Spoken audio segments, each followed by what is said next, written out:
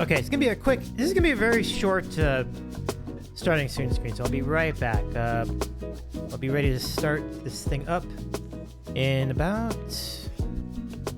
I don't know why everything sounds so different right now. Maybe I'm going deaf, I don't know. But I'll be right back.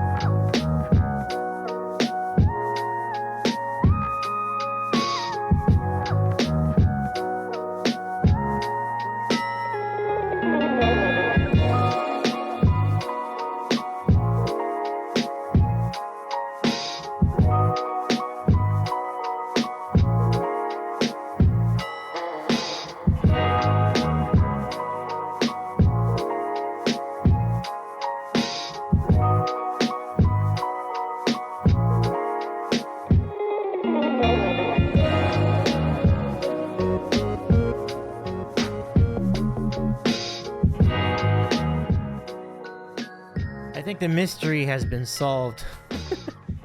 That track was just coming in really low. Hi everybody, and great to see you. Happy Taco Tuesday, as they say. But I always say, where I'm from, they call Taco Tuesday. But it's nice to have you here. Welcome. I'm gonna go adjust the volume of a few things to make sure we're in the right spot. I think we should be good to go. BC says can't stay long. That's alright. It's alright. We, as we always say, any amount of time you can spend here, we really appreciate you. But I want to say hi to Rothgar Aurora. I want to say hello to King Dambreaker. The music is a little loud compared to my mic volume. Let me check something. Hold on. Check. Oh, it's just a track. Yeah, I'll turn that down. Yeah. I go back and forth on it. Sometimes I have it a certain way and people say it's too low and it's too high, but I agree with you. Actually, it was pretty high this time. Pieces is about to go into a baseball stadium and on the side watch a hockey game. Oh, that's exciting.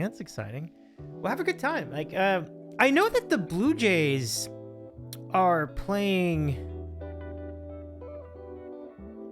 Oh, I'm blanking on this. Oh, they're playing in Anaheim. Yeah. So it's like, I could actually drive over there and watch them right now if I wanted to. But if I did that, I would be, then all of you would miss out on the stream. That would be unfair. So I can't anyway. There's so much going on in sports tonight. It's crazy. I have my iPad. You don't see it, but it's right in front of me. So my iPad can put 4 games on at the same time with the YouTube TV app, and that's exactly what I'm doing. I'm watching 4 games at once. 2 hockey games, 1 basketball game, and baseball. It's pretty unhinged. There's a lot going on tonight. BC says too many sports. Then the next week, FIFA Congress. It's like their AGM. 1,000 delegates and 200 media. Wow, that is a lot. That's a lot of people. But I wanted to comment on a couple of Rothgar's points before we start Watchalong night tonight. Rothgar says, so Rothgar had said earlier in the chat, remember last week or was the week before when we were talking about how big Ontario is to drive across? I did some math, and if you take the drive from Toronto to Vancouver and scaled the solar system to that drive, with the sun in Toronto and Neptune in Vancouver, there would be one other planet that was not in Ontario. Mercury to Saturn would all be in Ontario if you kept the spacing to scale. Now, what Rothergar is talking about is the space between each of the planets. Obviously, Jupiter is so much bigger than planet Earth, obviously, that you can't drive Jupiter. Although I think it might be almost as big as Ontario, so maybe you can drive Jupiter. But if you talk about the space between each planet, that's kind of nuts to think about that. All of that, and the majority of that can fit inside of Ontario. That's just crazy. Even if it is just the space between the planets, that's wild. Because there's a significant amount of space between planet Earth and the moon that we have, our moon. So imagine you accumulated the spaces between each of the planets in our solar system, and most of that space can fit within the width of Ontario. That's incredible stuff. Incredible stuff.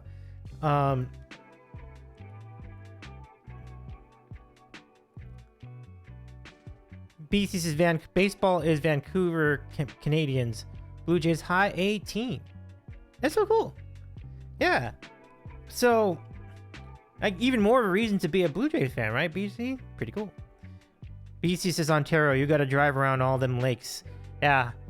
I think I drove around one or two when when I was over there. This is for Rothgar Aurora for a 20 stream streak. Thank you so much for redeeming that.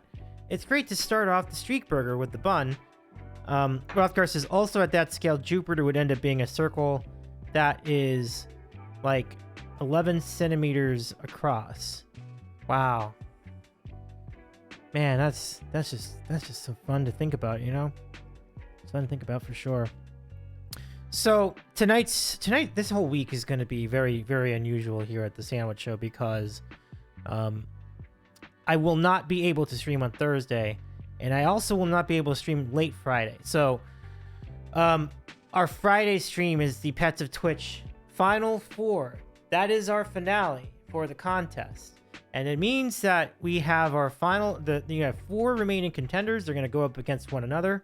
And then we will do the next round within the stream and settle the championship in that final match.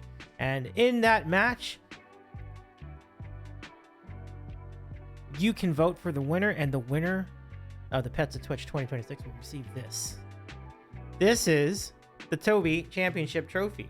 Now, we have a copy of it over here, but we're going to give this to whoever wins the contest on Friday.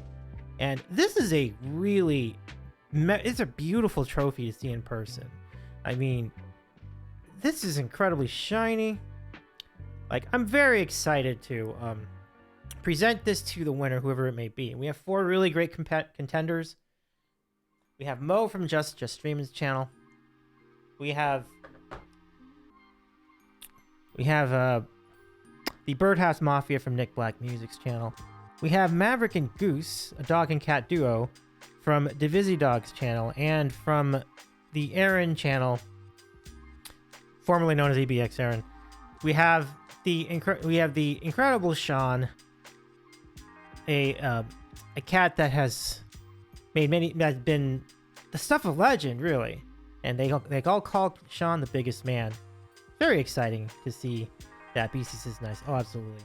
Very, very cool to see this going down. Have a good lurk. Enjoy the games. Enjoy your time tonight, BC. It sounds like you're gonna have a big night ahead of you.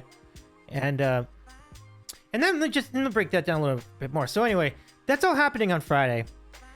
And I want to mention, I do need to replace the give me a second to do this, because like that's the promo for the Elite 8, but I'm going to replace that with the promo for this week's Final Four. It will be part of the Streamborn Music Showcase Raid Train. And because it is part of a raid train, we will have a hard ending, which means when we get to close to 10 o'clock Eastern time, we have to raid out to the next channel, Brian to O'Brien. And so it means we have to tighten up some of our schedule in order to accommodate that. It also means that we won't have no after party scenario. So what I'm going to do is, since we can't do Family Feud on Friday night on account of the raid train, we can instead do Family Feud tomorrow. And then you ask, well, why aren't we doing Wheel of Fortune on Thursday? Because I've got an IRL thing going. I have some of our family is going to be going to Universal Studios on Friday night, so I will be joining them, and that's then for that reason I won't be able to stream on Thursday night. But so tonight we can make up the difference by doing two things. We can do our normal watch along for the first 2 hours of stream, and it could even be 3 depending on how long these videos run. And then for the remainder of the stream, we'll play Wheel of Fortune, and we can play for a while, because I know we only have 3 streams, so we can stretch this one out a little more than normal. So I'll have to be quiet, obviously, past 1 a.m. East, 10 a.m. my time, but that's no big thing. I can do it. Should be fun. And that's the latest. Like, I think it'll be a really fun week. Busy certainly.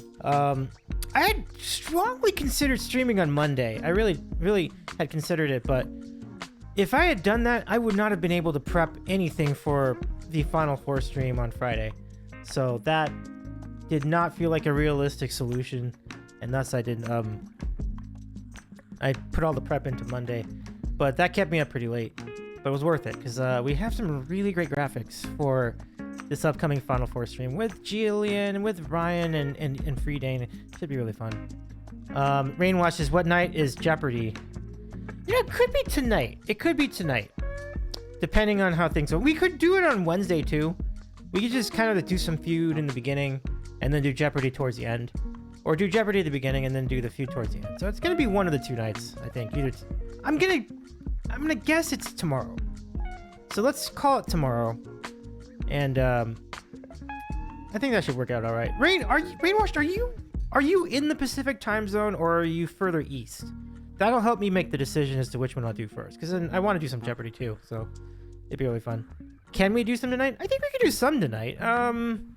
Let's go figure out where we're at the end of our watch along time, and then, which will be a couple hours from now, and then we'll figure out what to do with that, because I think we could do some. Yeah, we could definitely do some tonight.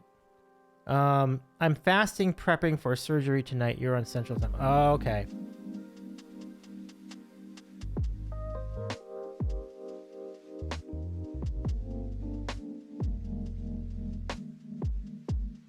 Well, I hope your surgery goes well, Rainwash. We'll be thinking of you. You're in Central Time. Okay. So I would guesstimate we'll be at 10 o'clock p.m. Eastern your time. We'll see if we can get the Jeopardy in at that point. Kiwi says, my streaks keep resetting. Oh, well. Oh, it's wild. Welcome, Kiwi. Don't worry. We still are so happy to have you. Don't worry about the streaks. We're just glad to have your presence. The tough thing with the streaks is because, when the last stream I did was on Friday, I didn't do anything between those 2 days. That is unusual. You would have your stream reset on that account. But good to see you. Welcome in. And let's see. We're gonna do some travel logs to start us off. Rainwash says, man, I can probably watch from hospital tomorrow night. Earlier would be better, but you do you. I can't wait for Final Four on Friday. Thank you, Rainwash. Well, we're excited to do that for you. Yeah, just running the numbers in my head. I've already started the stream like an hour later than I normally do for watch along night, so I think we have to get into the watch along stuff first. So Okay, no problem. Have a great surgery. And then, yeah, hopefully we'll see you tomorrow. And when we do, we can always pivot to some J. Jeopardy is very fun to play. I know a lot of people get into it. So we'll definitely give that a go. I mean, at some point tomorrow, I think. So, all right. So with that being said, let's go take a look at our first video. We're going to begin with Miles in Transit. And in this episode of Miles in Transit, we are going to Denmark, South Carolina. Which is the home of the least used Amtrak station in the state. Now, imagine the surprise to Miles' girlfriend, Alina, when it was revealed where they were going. Let's get into it and watch this episode and enjoy this one together.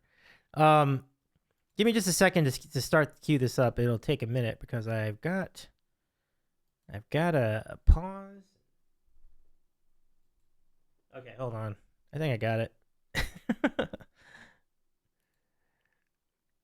It'll be fun to watch, everybody. So please enjoy this latest episode of Miles in Transit as we start our stream tonight. I think I got the stream title and everything ready to go.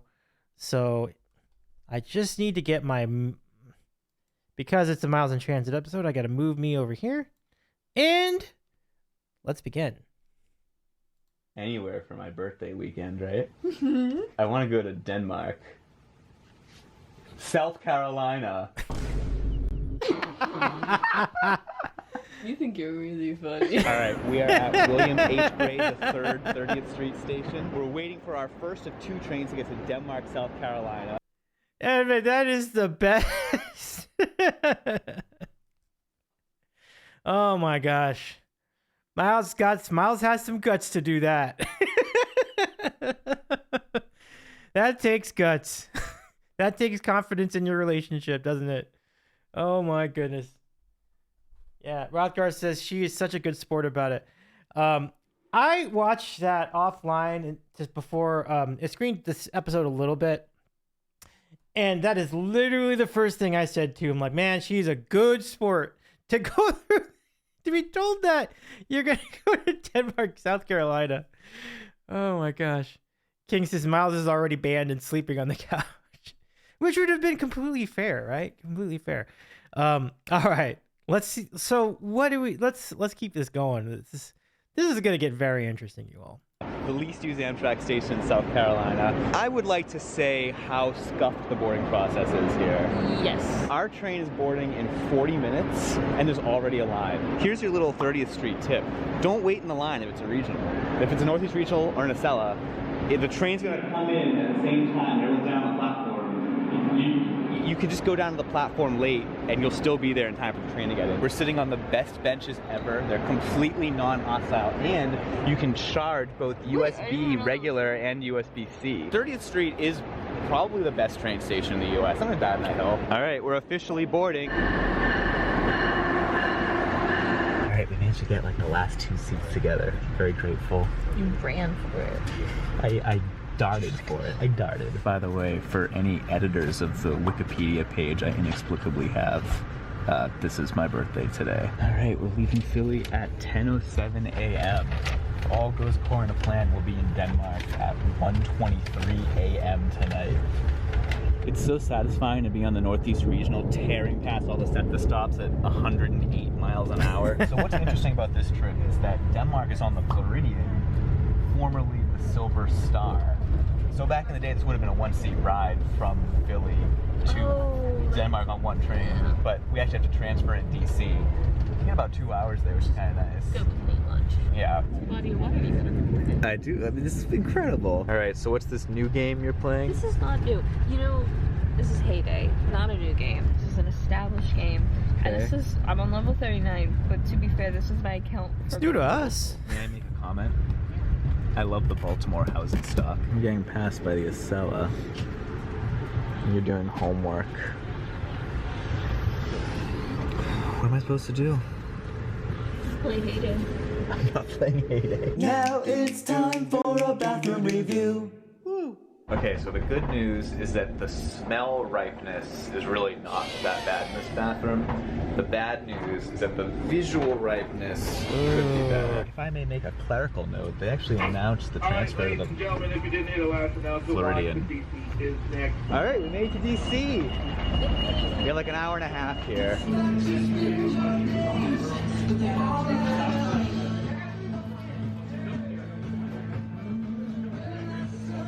So is that the guy's dog from the Megabus? You know.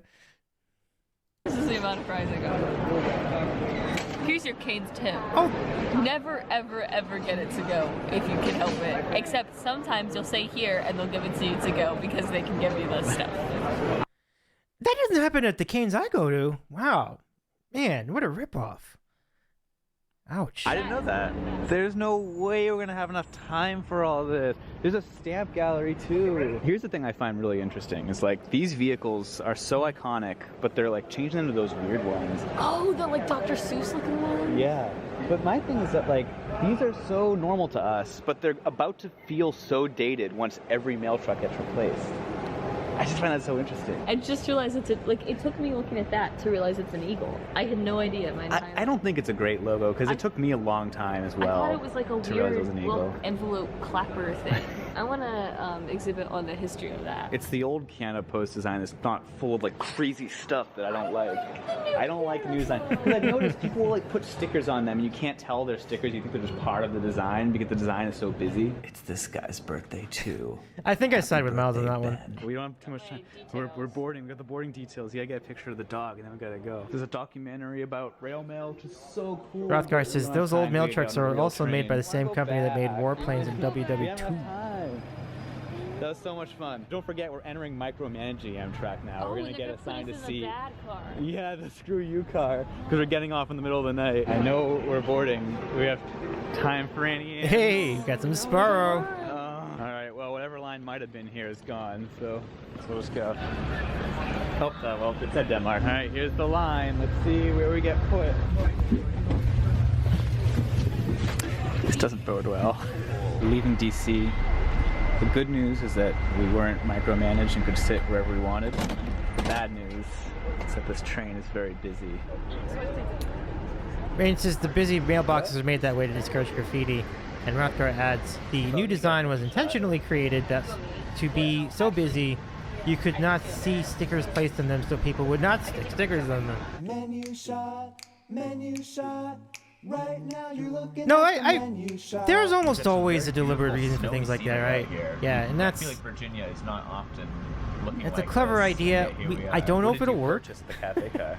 but it is a very clever idea. This train has the national menu, which means that we'll have an interesting time deciding what we're gonna have for dinner. So that was actually mysteriously built by aliens. Somebody mentioned recently that the Amtrak... I think it was this line, or maybe one of the Coast Starlight. Like they have like a really good steak in the street. I love this bit where it's just a residential neighborhood and we're just trundling through it. So we're here at Richmond, Virginia, Staples Mill. It must be tough to live in a house like that because the trains are passing by all the time. If she wanted, That's gotta be do wild. the stretch and smoke break. We did it last time and got yelled at. Rain says it mostly works, and Rothgar says I would say it mostly works because I cannot remember the last time I saw a sticker on the mail. What I love about the James River is that it's one of these like big narrow. I think that's just the greatest idea ever. Like, we're gonna make it look like we're gonna put a bunch of like things that look like stickers on it so that nobody could put a sticker on it. And even if they did, no one would see it. I mean, that is just such fantastic trollery, and I think so far so good. Rothgar says, I think all the trains west of Chicago have the sit-down dining that has a steak. I gotta try that steak. It might cost like $150, but I think I would try it. River is that it feels like you could just kind of like walk across, or in this case, kind of hop, skip, and jump across. Now it's time for Another one? bedroom review. You know, I'm honestly impressed. This is also smell-wise not right, visually more so, but really not as bad as it could be. Shout out to the guy who is sitting next to you, who volunteered to swap. Now we get to sit together. It's very nice. We swapped seat checks so they wouldn't yell at us because they did the very loud announcement. It was like, you must not change seats.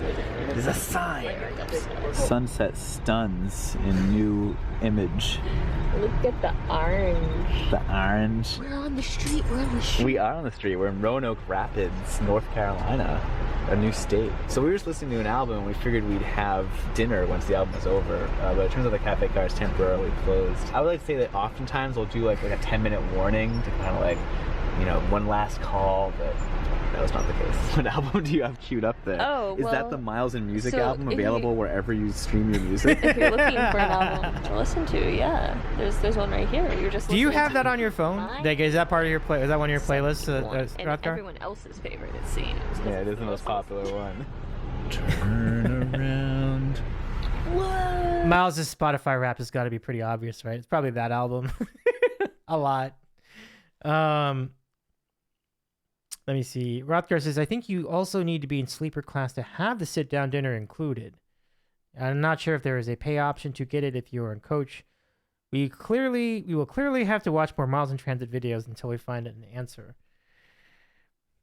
If you're taking a long haul route, you probably don't want coach for that anyway. Because like, if you're going to be on that train for 36 hours, obviously that doesn't stop Miles, but I think the you or I would probably want probably would want a sleeper car because it's truly the only way you can like be on a train for that long a period of time. Because it doesn't stop. I mean, it stops for the stops, but it doesn't actually, like, you can't get off and like hang around for a while. Like, the stops are not going to give you much time in between. So it's like you pretty much are on the train for like 3 or even 4 straight days, depending on where you're going. Oh yeah, I remember. That's right. Rothgar is not a music streamer. It's a little bit like EFUD actually. So no, respect to you on that. Hey Westsider, good to see you. Welcome. All right, so let's pick this up. I have to get some water, so let me go do that. I'll be right back. Yeah, no, that looks pretty cool. Welcome to the Raleigh Stretch and Smoke Break. Is that police? Every little thing he does is magic, which is their best song. So apparently the cafe car has actually been open for like quite a while, which is kind of classic to just close it and then not announce when it's open again. All right, here we are in the cafe car, the newly opened cafe car. Turkey cheddar. Yes. Yeah. Hoagie. Hoagie? Yeah. Hell yeah. And then I have been nervous to try the deluxe stromboli as opposed to the regular stromboli, which was very good.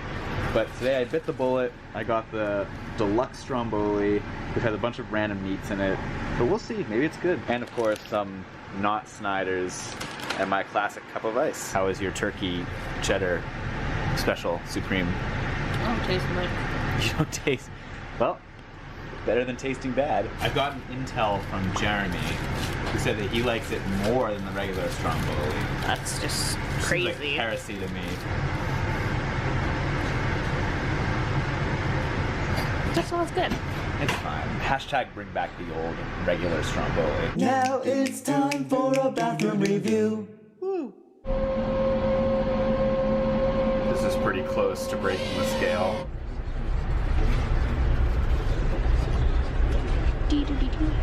Alright, it's 10:15. I thought that was funny. Let's see. Lights out.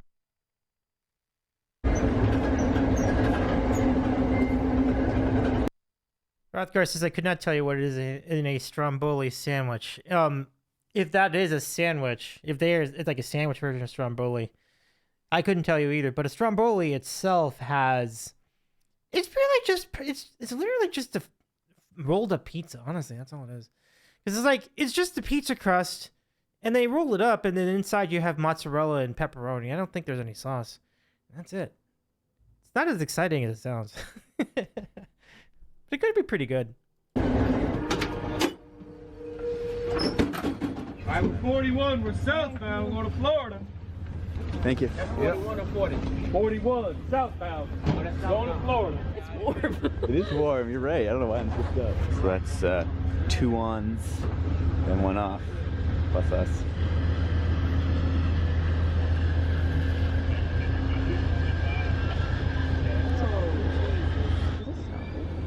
No. Alright. Oh, it is stopping. Oh, that's very odd. What is your sense of dread level? On this walk. Well, just of the train leaving, of being here now. Because 2:42 in the morning. It's like an hour and 20 minutes late. No, if you look that way, there's like. Yeah, there's stuff. ocean. Yeah, I gotta say, this platform is very nice. Very recently. So all we have over here is a wheelchair lift, and then there is some sort of exit over there that I think we should check out. I like how the train's just sitting here. Oh, is it the police?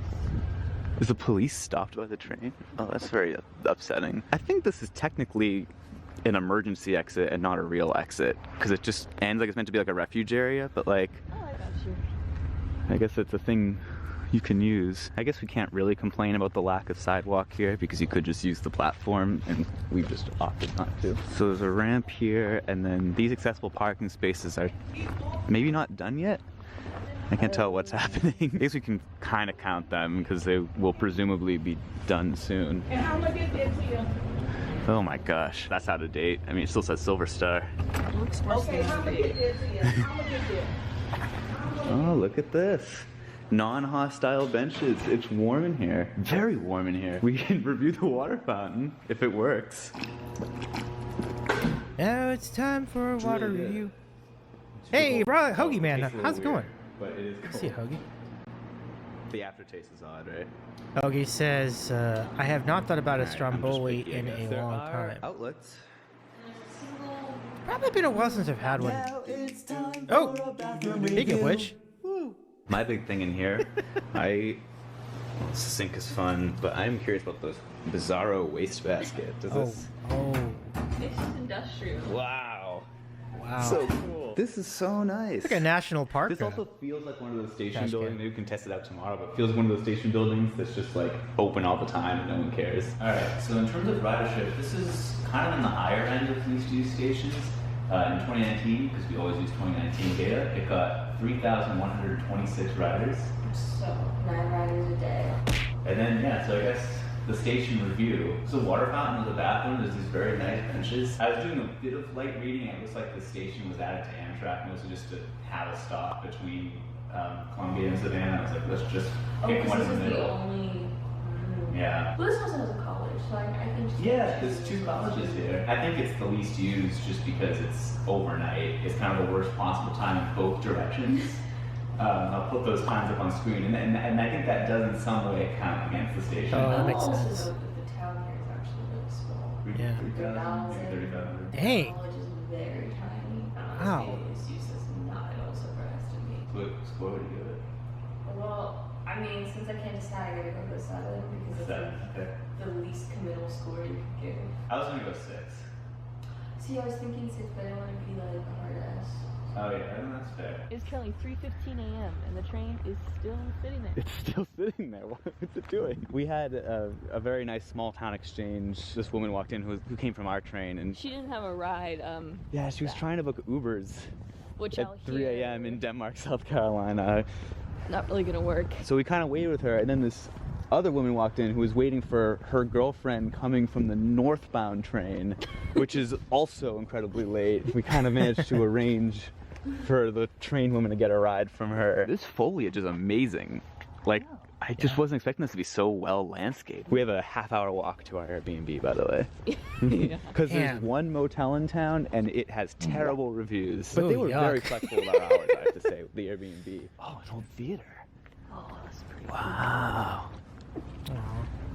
There is some really cool urbanity here. South Carolina has a statewide food grade rating system. Oh. That is so cool. So this Chinese restaurant we know is health and safety certified. I don't think this place is open, but I love how all the lights are still on. This is funny that we went from the Postal Museum in DC to the post office in Denmark, South Carolina. Question for the King says, wow, post she is office picky. though. Why are all post offices that same brick? That's a good Broadcar question. says, walk to the I mean, this one Airbnb feels at like very, 4 a.m. 50s That to must be me. The fun. post office back home. At least they're in a pretty safe area, though. Oh. Same color. Ooh, look at that little It's a doggy. dog. Oh, she's a dog. It's not like a evil wolf. Ooh. Ooh. Oh, sorry. She definitely has puppies. Oh, things are definitely getting more rural, but this street remains sidewalked. The Denmark Retreat. It's more sidewalk than you see in Connecticut. So nice. It's kind of funny. We have a whole house. Wow. But those are your options in Denmark. Yeah. South Carolina. Oh, this is awesome. Wait, Love it. is it time for a bathroom review? Washing machines in the bathroom is a choice. All right, this is the room we're picking. We also have what I believe is a Jim Harrison on the wall. We'll hopefully see his art tomorrow if the gallery's open. And just on a clerical note, there's our train finally leaving at some horrible time, 4:08 a.m. It's like over 2 hours late. It's like 2.5 hours late. That's rough. Glad we got off here. The next day. All right, good morning from Denmark. Oh, I mean, we're not surprised these are on the listing, but So wait, can we go over this again? Holy cow, these machines look like fun. But this is the station? I was waiting for them to get to the station, and this is it. emergency exit and not a real exit because it just ends like it's meant to be like a refuge area, but like Oh, I got you.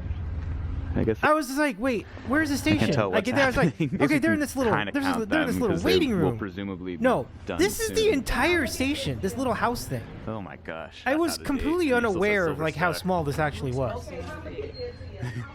Like, is there a ticket Oh, counter? look at this. Non-hostile benches. It's warm in here. Very warm in here. We can review the water fountain. If it were one of the station buildings, maybe we can test it out tomorrow. Overnight is kind of the worst possible time in both directions. Boy, that is crazy. It just didn't really hit me until right this very moment that like there was truly not much else. That whole thing, that was the whole thing. I'm like, yep, just that is the platform and the station. It is also not an Amtrak. Or wow. On a clerical note, there is our train finally leaving at some horrible time, 4:08 a.m. It's like Gosh. over 2 hours late. It's like 2.5 hours late. Glad we got off here. Yeah. The next day. All right, good morning from Denmark. Oh, I mean, we're not surprised these are on the listing, but oh. How are they ganging up on you? I'm so invasive. Oh, I missed the cherry, really? Mine told me to film him beating. I did! I beat the high score! Ah! The high score is like 18,000. I lost! I beat the high score! So we've structured this day around food because there's 3 restaurants in this town that look good that are open on a Saturday. Do you see that? There's chickens in there.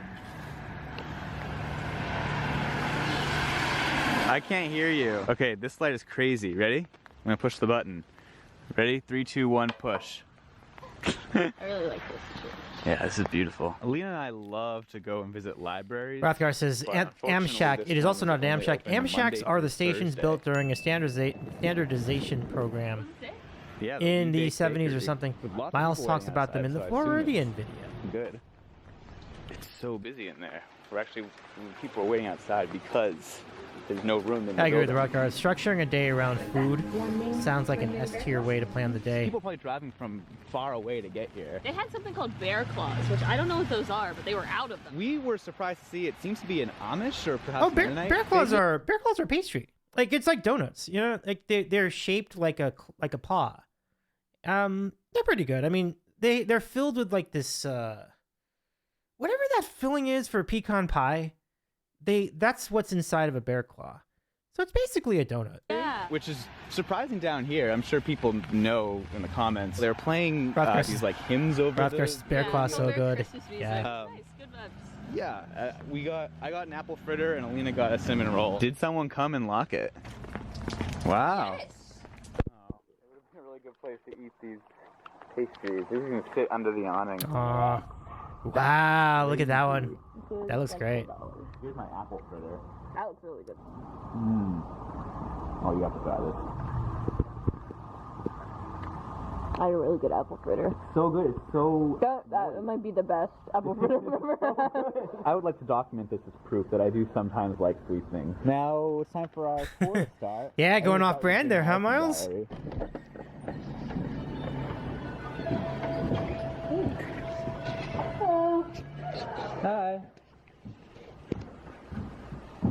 One thing he loved painting was these kind of advertisements that companies would do on barns. Something else I'm grateful for is that this place has a bathroom. Now it's time for a bathroom review. It's very nice. Apparently, when he was in high school, he was a Coca-Cola sign painter. This was one of the signs that he painted in high school. Wow. And it's like fading away at this point. And then he paints a painting of the sign that he painted. And that's why it's called Disappearing America. So there's the Jim Harrison Gallery. You got something, Alina. I don't know, I've never heard of him, but I really like his paintings. It's just really good rural Americana stuff. History about Denmark High School, which is this old building. I don't think That's it's actually a probably- high school anymore because it looks like it's condemned. The history continues on the other side. So just for the record, here's the other history. Why? Why are you after? He's. Don't get hit. What is wrong with that? I did not expect him to come out. That was a little scary. That was a little scary. He's in the house. Oh, the guy's watching us. Yeah, he's fine. Was he coming to say hi or was he coming to kill us? Sometimes you can't tell. How recent was this fire? Because this looks very like. Yeah, this is sad.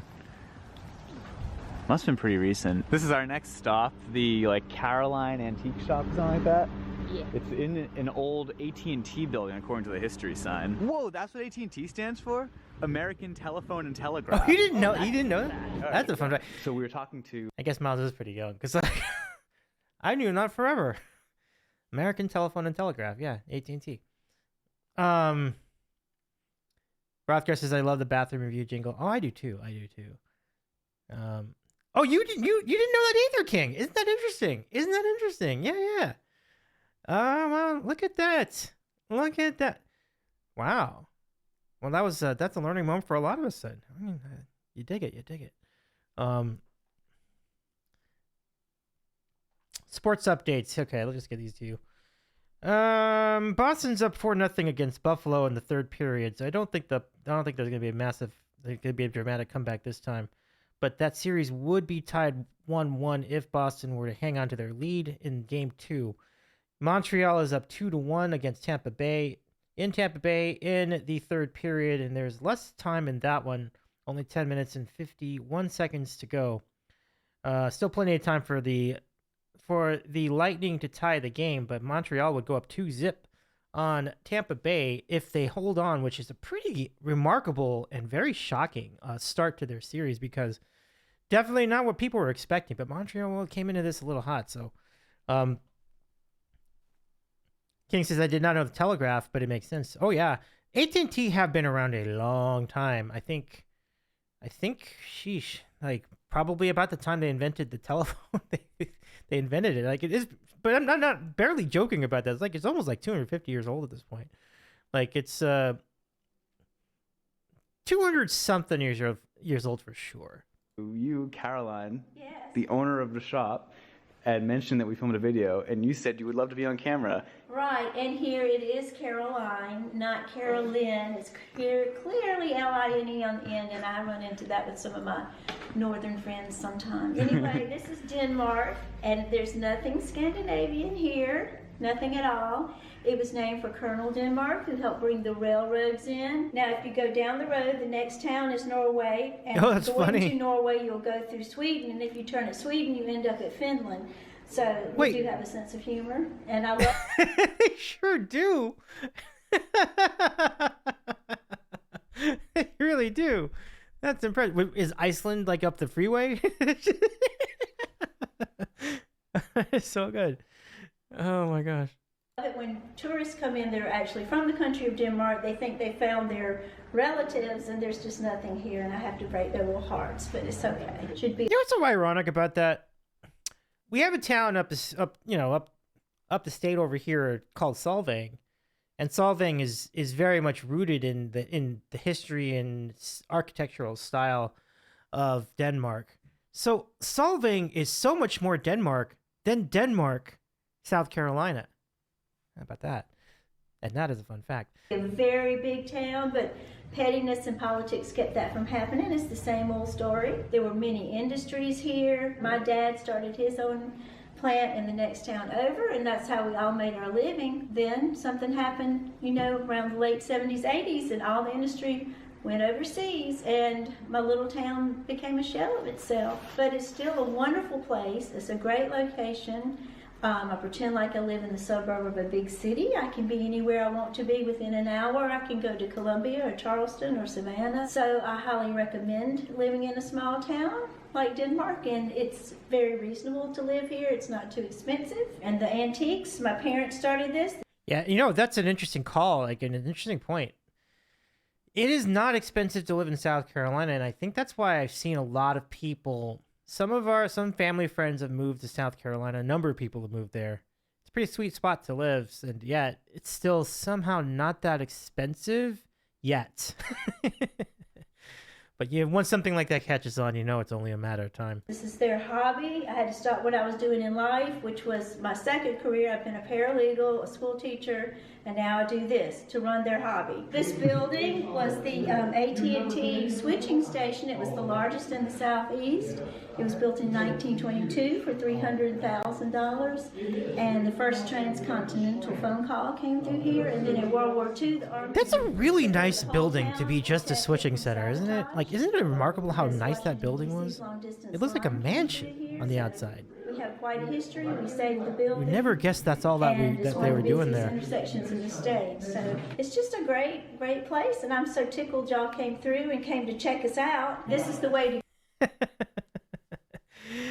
Yeah, Roth guys, did something happen? All right. Well, I got to put a capper on that. I don't want to get too political on this on the stream. Go if you're traveling through the state. Look at a map, come through Denmark, get where you're going safely. That was great. Thank you so much. Salem the cat, who's very mean. Oh, what a beautiful looking cat. To Satan real quick. How long have we spent in there? That was amazing. That was really cool. She said that this white building was the library when she was. Oh yeah, the old. Wow. Look how cool that I don't know is. what it is now. We found this cute squirrel. Aw. And Alina loves squirrels, so. I do love squirrels. And it was really nice because the price tag said 25, and Caroline was like, how about 10? And we're like, yeah. Gave us her Hell business yeah. card too. Yeah, we have to text her when the video comes out. So Caroline, if you're watching this, you should leave a comment, and everyone should go to her store because it was really amazing. Yeah. Oh, water. You know what's interesting about? I mean, they really had a lot of high hopes going into that museum, and I have to say, it looks like it even exceeded their expectations. They were blown away by how cool that was. That looked pretty cool. Hey, there's an actual 5 and dime store. I don't think that's what they do now, but do you know what a 5 and 10 is? It took a while for me to figure this out. A 5 and 10 just means that they would sell things that were 5 cents and 10 cents. So this is just gives you an idea how long ago this was. So basically, it would have been that era's version of the 99-cent store. So maybe even more than that. Maybe it would have been even more than that. But basically, it's like, okay, this is where we sell things for 5 cents and 10 cents. And they even had they added a quarter to that, which must have been really high priced stuff back then. But when you hear 5 and dime or 5 and 10 stores, that's what they're talking about. Like stores where they used to sell things for 5 cents and 10 cents. Yeah. Nickel, dime, quarter, says King. Yes. But Rothgar says telephone switching stations had so much technology developed to make them work. It is super cool how they operated. It is all digitized now, but it is amazing how it used to be done all manually. Yeah, and of course, many years ago, they had people like just plugging and unplugging the patch cables. And if you're wondering where the term patch, so King, you probably know, and you do too, Rothgar, like when you hear musicians on stream on various Twitch channels talk about patches are a colloquial term for different voices, different instruments on a synthesizer or keyboard or piano or whatever it is, or in Ableton. So what they're called patches because it's a reference to Moog synthesizers where you would create voices, you would create sound, you would create like instruments by using different connections with your patch cables on the Moog synthesizer board, which also looked like a switchboard in the old days. So like, that's why they call them patches, because they used to create sounds by using patch cables to like plug and unplug, different electric currents to create the sounds. Rothgar says it does not cost a lot. Is it good? It does not cost a lot. This 5, 10, 25 cent store. I assume it's not actually a 5, 10, 25 cent store anymore. Maybe it's a Goodwill store. Yeah. We got some postcards. Yeah. What was that? Carolina. And this one is Denmark Technical College. We were banking on going to this place, Fat Boy's Magic, for one of our meals. It was the one that was only open on Fridays and Saturdays, but it actually looks to be closed forever. So that's very unfortunate. Hopefully the other soul food place is open. Except this place has Google Maps reviews from quite recently, including after we were there, so I guess it's still open? I've been through that too. Like, I've been to some restaurants that I thought, oh man, they're done, they're closed forever. But then they were just closed for the day. And sometimes restaurants were closed on random days of the week that you don't expect them to. Like, oh, we're closed on Wednesdays. Like, oh, okay, well, I mean, people, maybe that just works better for the owner's schedule. What was the other thing I was going to say? Yes. For such a small town, I'm so surprised how many empty storefronts there are. It just seems like there are a lot of, like, businesses that are out of business and a lot of, like, defunct buildings and abandoned buildings. Like, it's crazy that a town can be that small and still have that much, like, that many, like, dead buildings. It's kind of unusual. Thankfully, there are a bunch of cars parked at Southern Seoul. There you go. Oh, look at those boots. Menu. Can we talk about the boots here? Like, you know, we're not gonna, including after we're we not were about there, to, we're not about I to guess it's still gloss open? past these boots. Look at these boots. Thankfully, there are a bunch of cars parked at Southern Seoul. Those boots are styling. My goodness. Yeah, Rothgar says those are some epic pink boots. Yeah.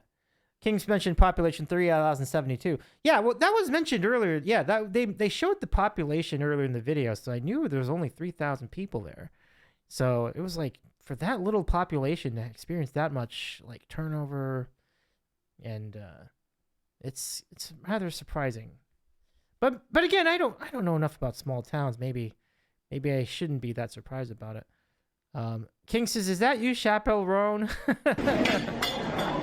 Menu shot. Menu shot. Oxtails. Right now you're looking at the Okay, how many of you would get an oxtail? One's in chat. Would you get an oxtail? I would get an oxtail. I would try it. I think I might have had one once time, and I think I liked it. It's actually not too bad. Actually, it could be chaperone. Would not surprise me. What is an oxtail? I mean, it's literally an oxtail. Like, it's just basically the meat of an oxtail. So it's like a long, think of it like a rib, but obviously it's longer, not as thick. That's kind of the idea. But since it's kind of tied into the bone, it's surprisingly good. King says, oh darn, no mac and cheese, just matzo sticks. Rothgar says, oh, I would too. I definitely would try it. The fried pork chops sound great. The pasta sound great. You could get close to mac and cheese, because you can choose 3 sides from white rice, plantains, cabbage, green beans, and mac and cheese. So you could get it as a side. I think you're good in that regard. So all is not lost, King. I think you might have your mac and cheese here. Yeah, mac and cheese is part of the sides here. Pretty good.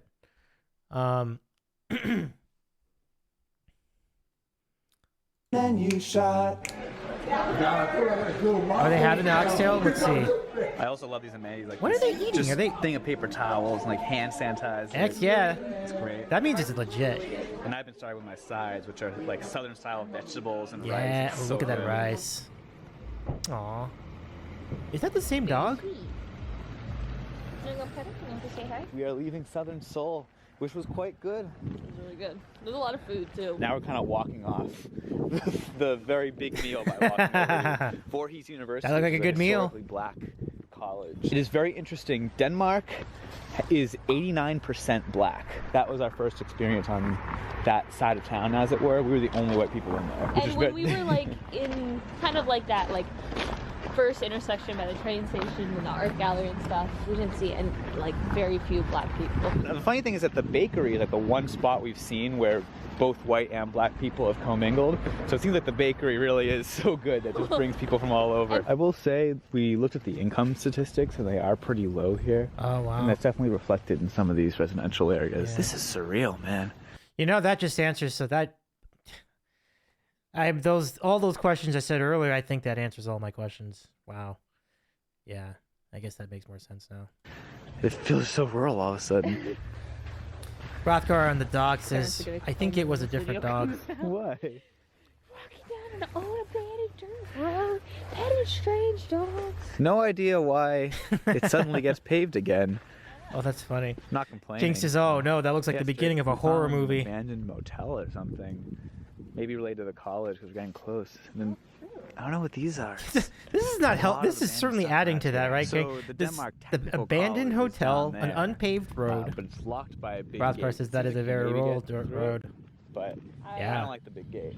All right, this is very nicely manicured as for Voorhees University, founded in 1897. Based on all these parked cars and these signs that say Voorhees basketball today, it seems like we missed the basketball game.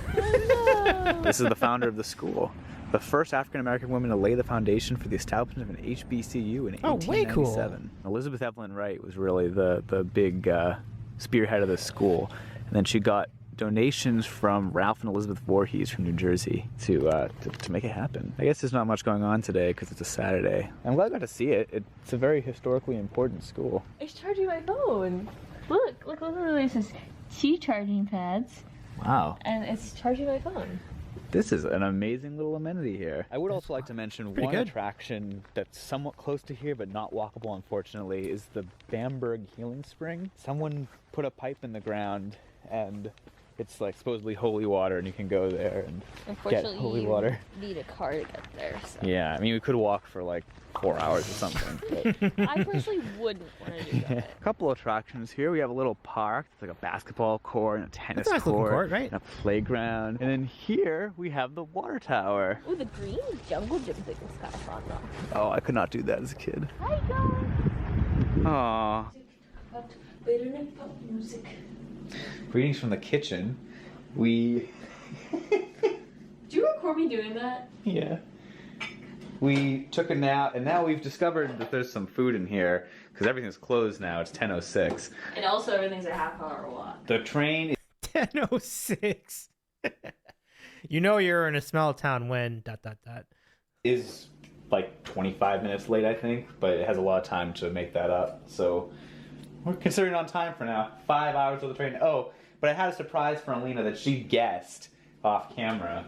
I ended up using some points to get us a roomette on the way back. Actually, I suppose if it's black tea, it wouldn't be the end of the world. Well, you can't get unsweet tea in South Carolina. That's what they this is told from us. New Orleans. So is it sweet tea? That is true. King, you probably can vouch for that, right? You're South-ish. Like, no, they're not gonna give you. They're not gonna give you unsweetened tea. I don't actually like sweet tea. I prefer the unsweetened tea, because when you drink sweet tea, you're pretty much just drinking sugar, and I don't really taste the tea, but I like the tea, so that's why I like the unsweet tea more, and it's healthier anyway. So. Time counting. You're gonna hate me when you watch this. Time check. It's 11:06. We're not Train gonna is go on to time. bed. It's fine.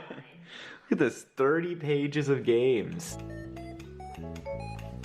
That's the game you picked, Alina. It's not quite a scale, is it? Playing Crystal Castles. I love Crystal Castles. Oh, that's a great game. There's no track. I think they were playing an Atari 2600 game with like that's like what the heck was that? I think that was that's an Atari game. But No he's track. not using There's it. a trackball This that is not. works. This is obviously more Or this advanced. elevator. I can control wherever it goes, so I give it a. This probably has a 9 out lot of of Do you gotta vintage make it to the games. bottom, or do you gotta get the really? highest score? I don't know. 10. Watch this. It's focused on us, not the game. Fine. This is Magic Girl. Oh no.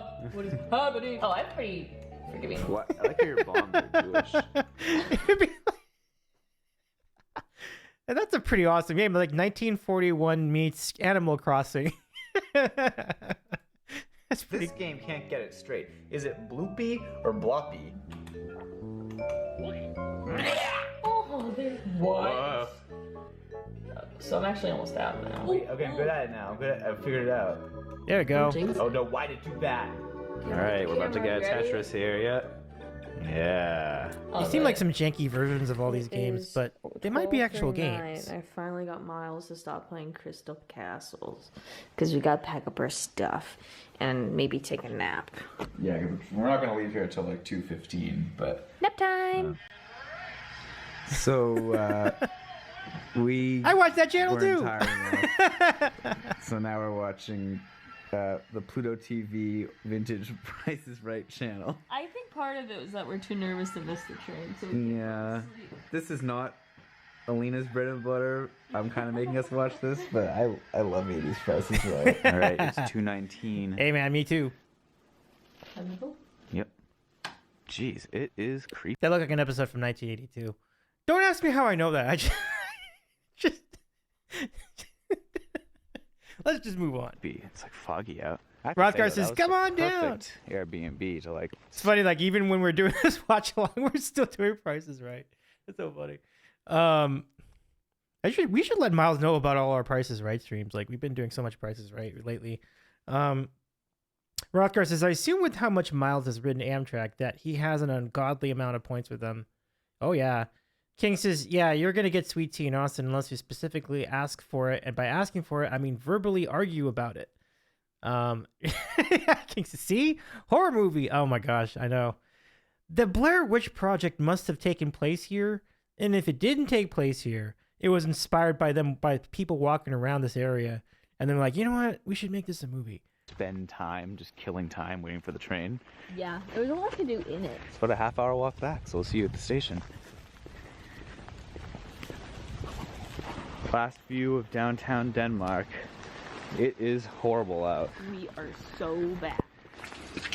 Is it open? Oh, it's not open!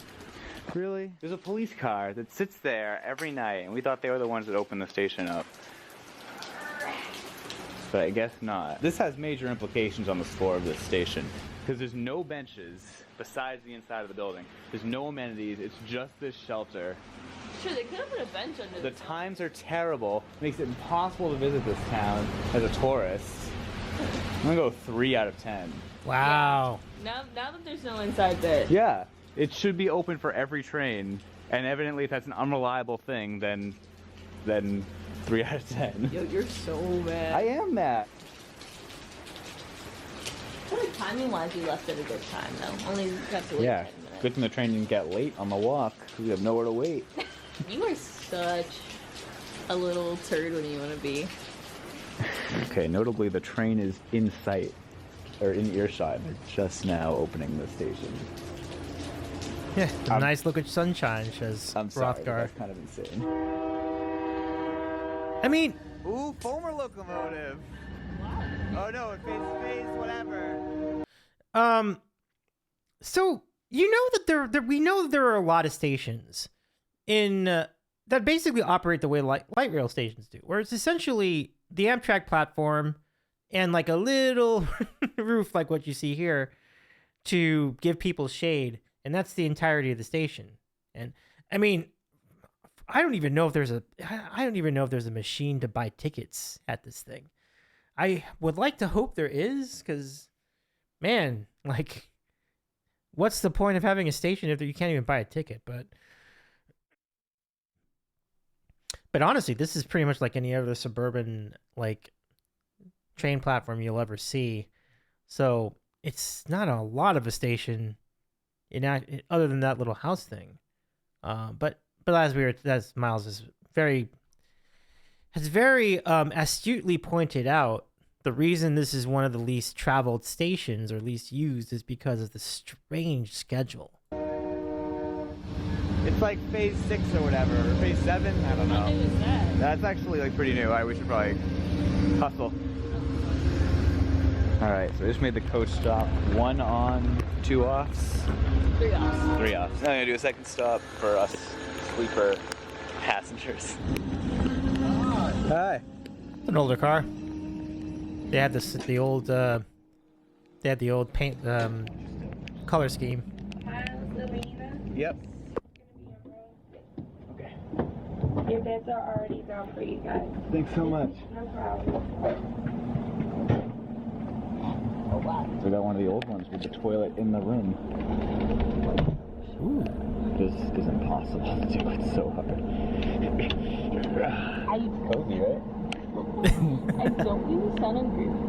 And $900 for this is actually Well, it's 35,000 points. Because notably, you can't do a Poor bid. on Amtrak trip involving 2 legs. Because you have to transfer in DC.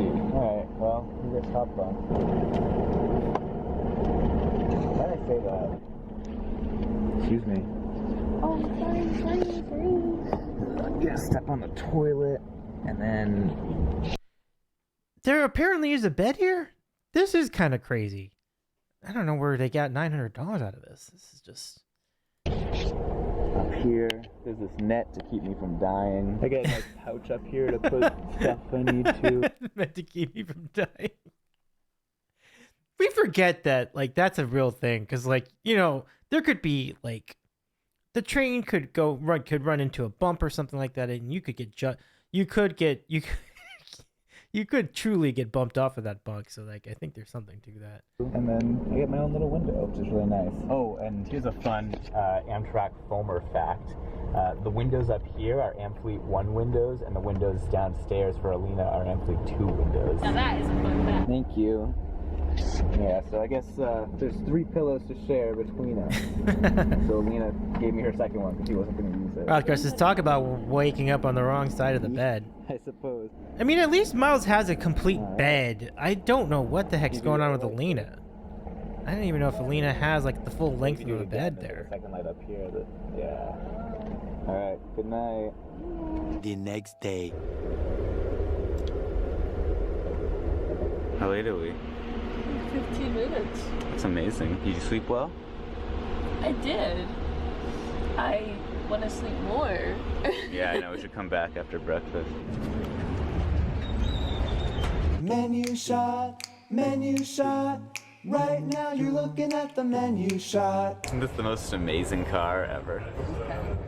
What do you think of the railroad? This does look really nice. Coast? That looks very good.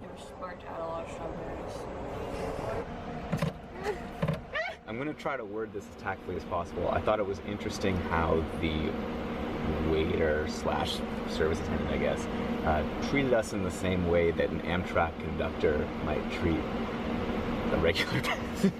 We walk in and we're not sure where to go, and he just takes one headphone out and he's like, sit down anywhere. Yeah. I don't know. I'm sorry. It was just like, I just... No, it wasn't.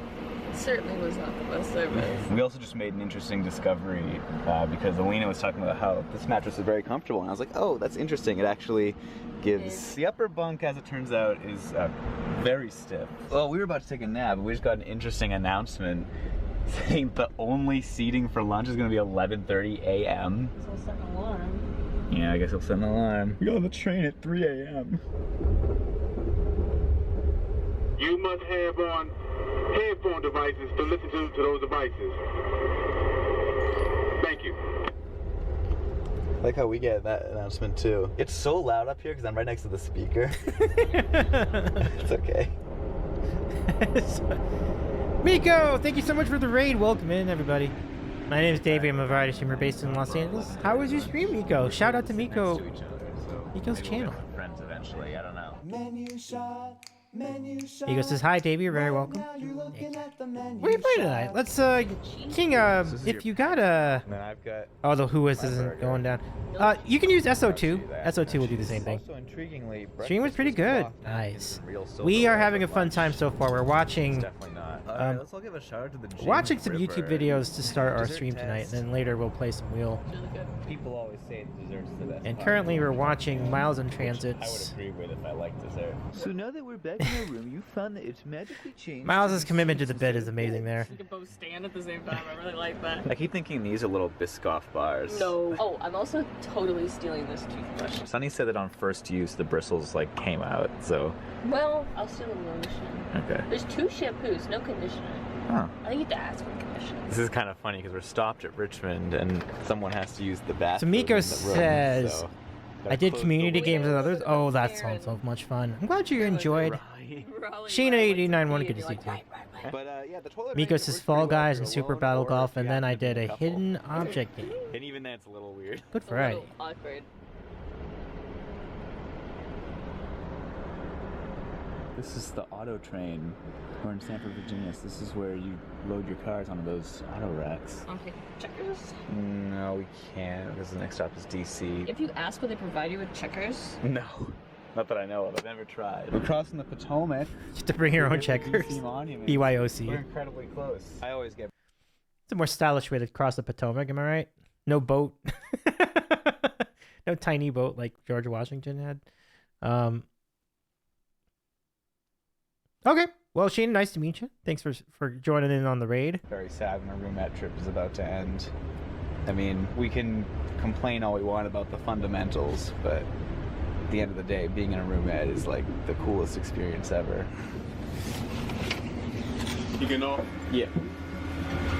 Rothgar says, I suppose if you had enough change, you could use coins as checkers. Oh, hey, this is a big benefit being a sleeper. We're right at the entrance. Also, we arrived like 5 minutes early. Let's go. Would you like one more surprise?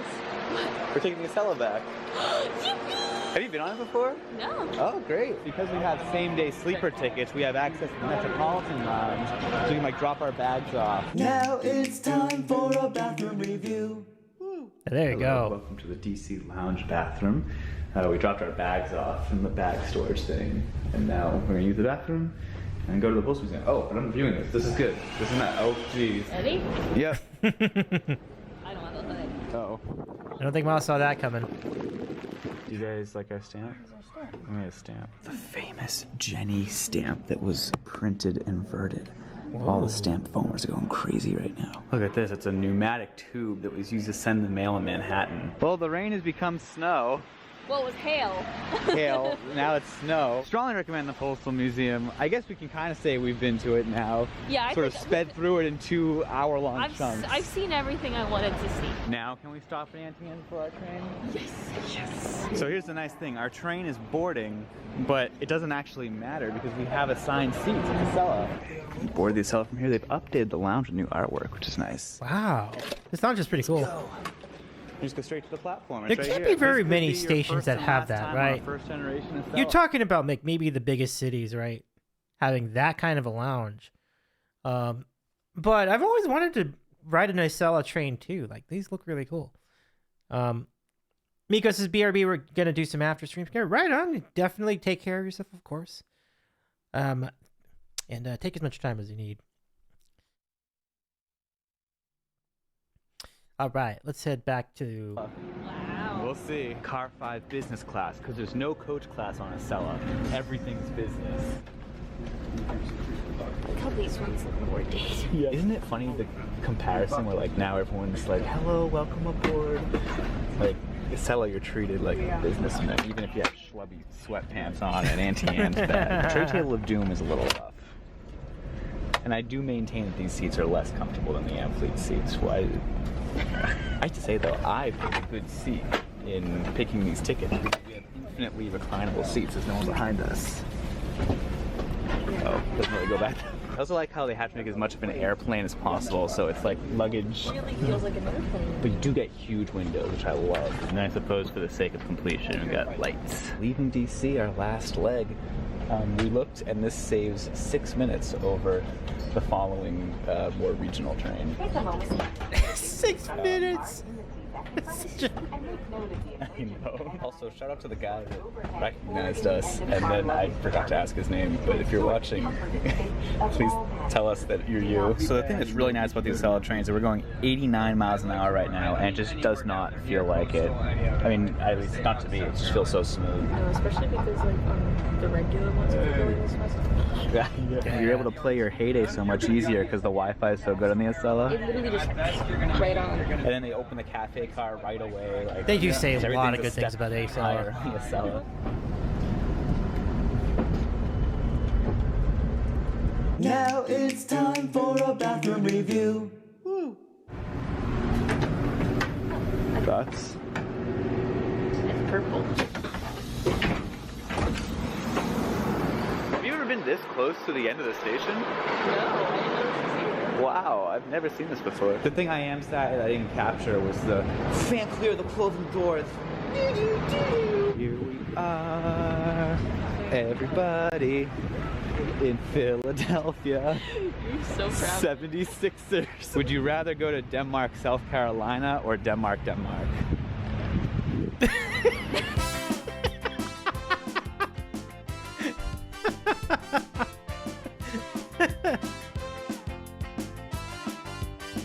That's amazing. All that extra money for 6 minutes.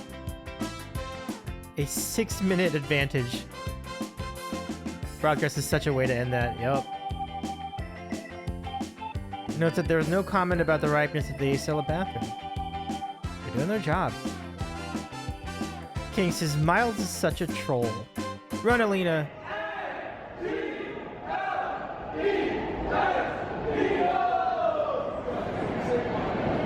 They're back in Philadelphia, all right, aren't they? But I was just thinking, Miles is such a troll. Run, Alina, run! That was fun. That was fun. One thing I wanted to kind of... No, I won't want... Maybe I'll do this on a different night, but...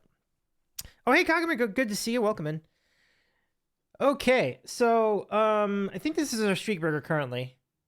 A, humble but solid beginning to the streak burger. And we're going to get right to our next video. Here we go. Next video, we're going to go to the Adventures of A plus K, and to now we're going to go from the East Coast to the West Coast, and we have this video of them going on a road trip to Southern Oregon. But before we get to that, you might have noticed the pianos have changed. This is actually the synthesizer down here. My regular piano is not in this room. And you're like, what happened? Well, I wanted a space to practice that was in a different room. So I took the fully weighted keyboard and moved it to my bedroom. Basically where the old stream room was, the old room. And I couldn't figure out what to do to replace it. So currently I'm not going to replace it at all. I'm just going to use this using the spring-loaded action keys on here. And for the purpose of the stream, I think it works out just fine because like playing the raid song is no big deal. Oh, by the way, I think Miko's out, but you can still do all the things. You can still do the Taco Bell. See, Taco Bell still works. But yeah, I kind of wanted to do that. I'm getting some pads to greatly reduce the vibrations on the floor, so that downstairs neighbors don't get as annoyed by the playing of the piano. And I tried with some of the packing foam from the Pelican case, because there was some left over. It worked rather well. So I think these new pads I get, which should be even better than that, and they're arriving tonight, so I'm very excited to try that out. Rothka says, ooh, switching it up. Yeah, definitely. And I think, knowing that I don't even play that much piano on this stream these days, it only made sense because I wanted to spend some time like practicing music, but I kind of wanted to try it in different rooms and I'll suss it out over in the other room because I've got extra walls here, got extra walls from the bathroom, so it's good isolation. So neighbors will not hear as much of me when I'm in that room playing compared to over here. But that's kind of where I will write music and compose music and practice music and learn music. And then if I want to do more loops and stuff, I can do that here. And then obviously when we are on stream, I can play whatever whenever we do end up doing piano requests on here again. So yeah, pretty cool. So that's the latest. And so that's why the keyboard looks completely different. I am probably taking this stand. You see this thing over here? This is what used to hold the smaller keyboard, and I'm probably going to remove that after stream. I don't need it anymore. So it's pretty much just gonna be I'm gonna get a regular music stand, and then I'll just put it right behind this keyboard, and then I'll put my iPad on that anytime we are going to play music on an extensive level. So pretty cool. But thanks. So we have 2 more videos to show you tonight. And we'll start with the Adventures of A plus K, where they are heading down the gorgeous southern Oregon coast. It's pretty good stuff. Some questions for Kagame if you are in as we start. Kagame, we had Welcome to the Oregon Coast. Oop, not yet. We had broached the topic of oxtails. Have you had oxtails? What do you think of them? We had asked what was the other one? Oh, bear claws. Yeah. What is your take on bear claws? Do you like those? Kagame has never had oxtails. Okay. Yeah. I have. And they're kind of like ribs, but they're a little different. I like them. I definitely liked what I tasted at the time.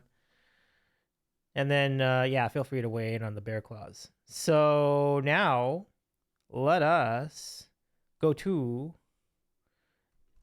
Southern Oregon and check out the latest not the latest chapter, but the next chapter in A plus K's trip to Alaska from 2022.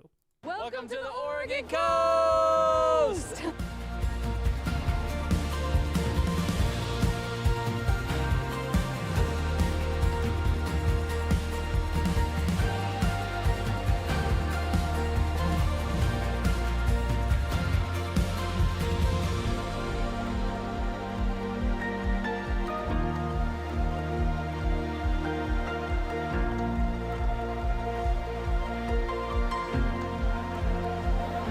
When we lived in Seattle, one of our favorite places to go on the weekends was the Oregon coast. In fact, our very first vlog ever is from the Oregon coast. With 363 miles of rugged coastline, small towns, unique rock formations, and no shortage of beaches and hikes, there is tons to see and do on the Oregon coast. And over the next couple days, we're road tripping up the southern part of the coast from Brookings to Bandon, which is a part of the coast that we haven't spent much time in. It's supposed to rain the entire time we're here, so we're going to do our best to see as much as we can, but we're kicking off our road trip at the famous Samuel H. Boardman State Scenic Corridor.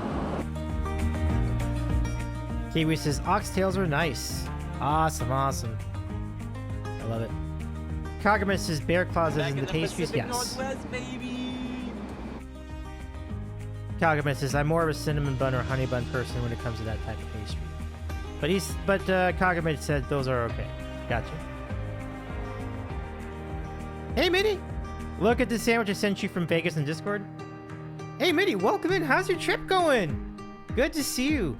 As you know, Mitty is in Vegas right now for the NAB convention. The Samuel H. Boardman Scenic Corridor is a 12-mile stretch of coastline that got its name from the first Oregon Park superintendent. Kagame says, I saw a doggy. It was probably Kona, yeah. And short hikes. Their doggy and first Kona. up, we're at Whales Head Beach. Okay, we'll pick this up in a second. Let's go take a look at the sandwich really quick. All right. So from Midi Moonstorm, and I do hope you're having a great time over there. I know it's not. Oh, you went to Earl a sandwich. Look at you. Oh, that's great. Let me go take one of these. I don't know what sandwich you got. Do you say? Hold on. I'm gonna go put these together. Hold on there, Mitty. I'm gonna go put this up on screen for everybody. Oh, I know exactly where that is. That's the same Earl's sandwich I go to when I'm in Vegas. It's so good. It's so good. Let me go do the video too, if you don't mind. Copy media link. So first, I want to show you the video. Oh, wait, what do we have here? Can you open it? Oh, I guess that works. Hold on. 1 second. I'm going to put this together. I think this is only 5 seconds, but let's go take a look at it anyway. This is Earl's sandwich. It's the full Montague. Oh, nice, nice, nice. Oh, this is bringing back good memories. There it is, everybody. Earl's sandwich at the Miracle Mile shops. So good, man. But you know, behind this, if you turn around, you will find the sports book at this casino here. And I enjoy the symmetry of getting to have a sandwich and enjoying some sports at the same place, basically. So that's pretty cool. Now we're going to take a look at the sandwich that Mitty had in a moment.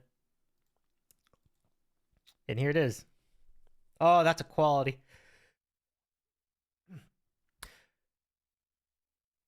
That is a quality roast beef Montague sandwich. I think it might have turkey in it too. Look at that. And then in the bun, and then the roll is obviously great. Like they always deliver that roll. Full Montague, that's awesome. Kagama says we had roast and mashed potatoes tonight at the devotional I usually go to on Tuesdays. Solid meals all the way around, everybody. Okay, let's get back to let us get back to the video and show you more of the Oregon coast. I'll be back. I'm going to take a restroom break while we see this, but I'll pick it up with you in just a minute.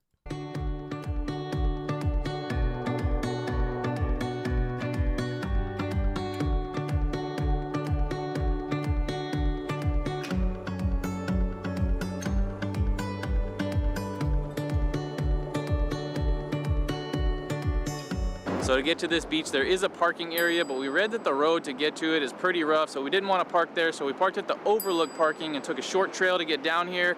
It's pretty steep, and after it's been raining the last couple days, it's pretty slick, but looks like it's about to start downpouring on us, so we're gonna head back up.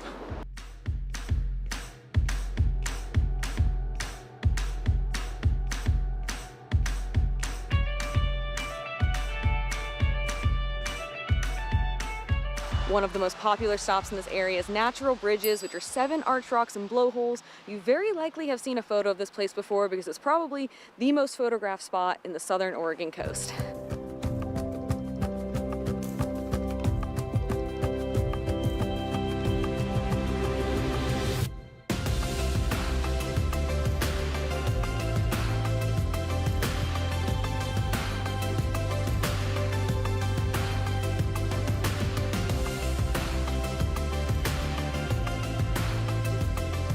The safest way to view the bridges is from an overlook that's just steps from the parking lot.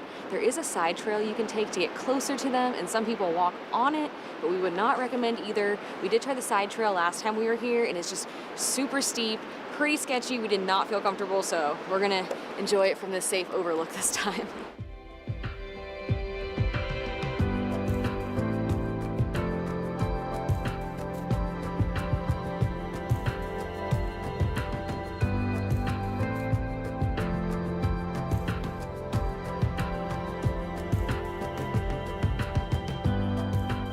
All right, we're gonna let you in on a little secret here at Samuel H. Boardman Secret Beach.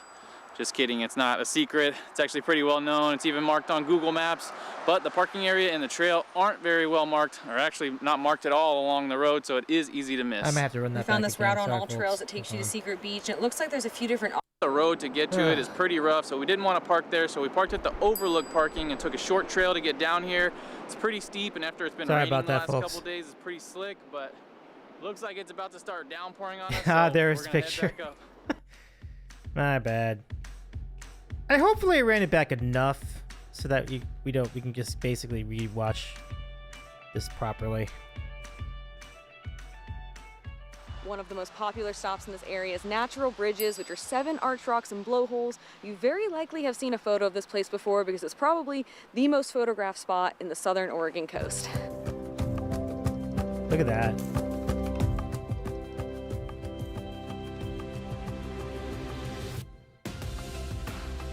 Mitty says, and with that, I say goodbye from Vegas. Have a good rest of your night, Mitty. Enjoy the rest of your trip. Thanks for checking in. Kiwi says, look, a talking chair. Hate that for me. The safest But way to hopefully view the we bridges is from an overlook that's just steps from the parking should be lot. better now, There though. is a side trail you can take to get closer to them, and some people walk on it, but we would not recommend either. We did try the side trail last time we were here, and it's just super steep, pretty sketchy. We did not feel comfortable, so we're gonna enjoy it from this safe overlook this time. Solid. These views are great. Look at this.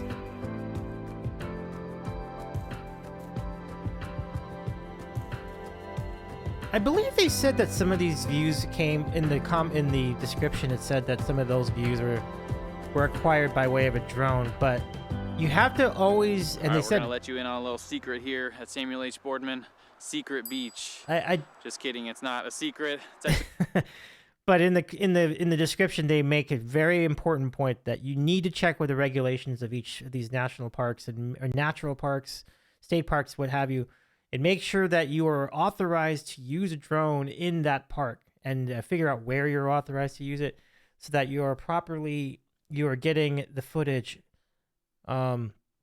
legally and within the boundaries of what you can do, because you definitely don't want to step on the toes of the hardworking people that keep these parks in operation. pretty well known. It's even marked on Google Maps, but the parking area and the trail aren't very well marked, or actually not marked at all along the road, so it is easy to miss. We found this route on All Trails that takes you to Secret Beach, and it looks like there's a few different offshoots, but I think Secret Beach is actually right there.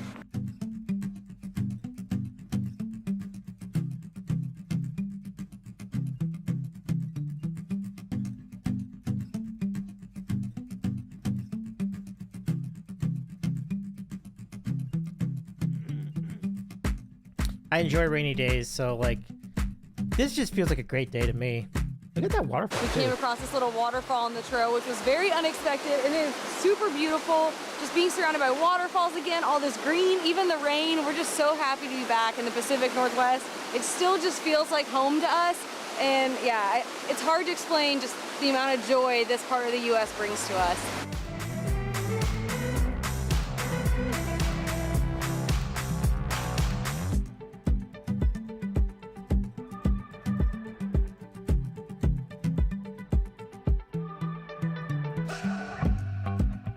I think this is the most stunning beach we've been to in a while. Not only are all these rocks cool, but there's also a waterfall just going down onto the beach right here. Kiwi says that's every mountainside in New Zealand. Yeah.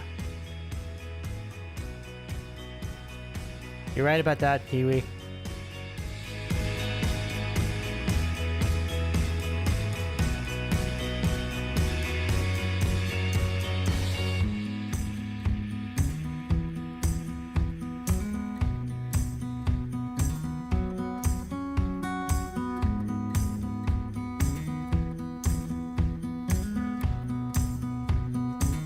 I'm glad Kona gets to explore this beach and There's everything. actually 4 beaches that you can get to down here. It's best to come at low tide so that you can get to each of them safely.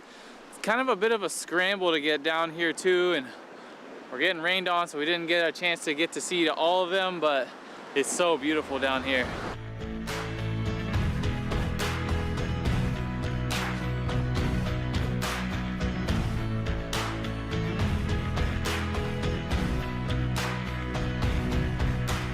All right, we've got one more quick stop we want to check out here at Samuel H. Boardman, our truck. Look at that.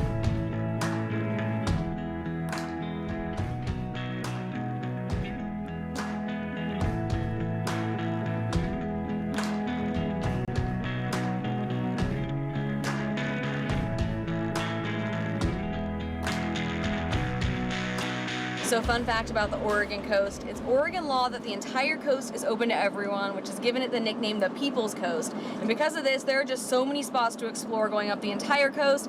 It's hard to decide what to do when you're road tripping the Oregon coast. From our experience, you can't really go wrong with anything, but it's always nice to have a reason to come back. And oh yeah, we'll be back again and again and again. It's funny, when my trip to Oregon, I did not end up going on the coastline at all. Not as far as I can remember.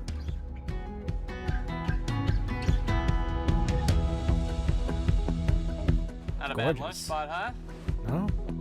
What are you making? Oh, butternut squash? Is that soup? Oh, sandwich time. Here we go. Interesting.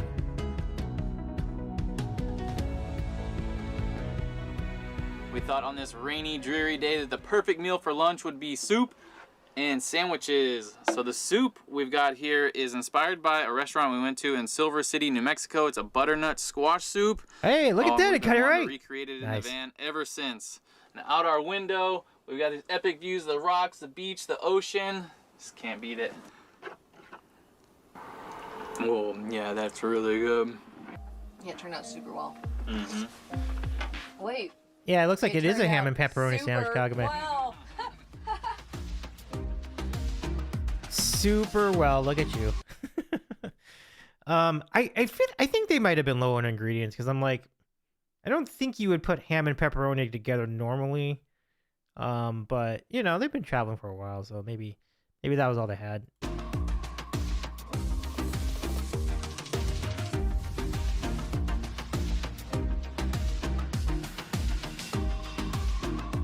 Super well. Gotta love it.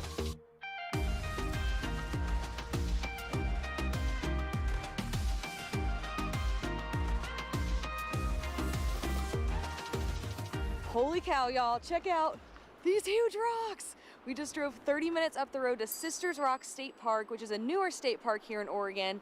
And it gets its name from these two Wait, up what? the road to Sisters Rock State Park. How 30 minutes? Wait. These huge rocks. Show me that again. We just drove 30 minutes up the road to Okay, so 30 minutes gets you from this to this in Oregon.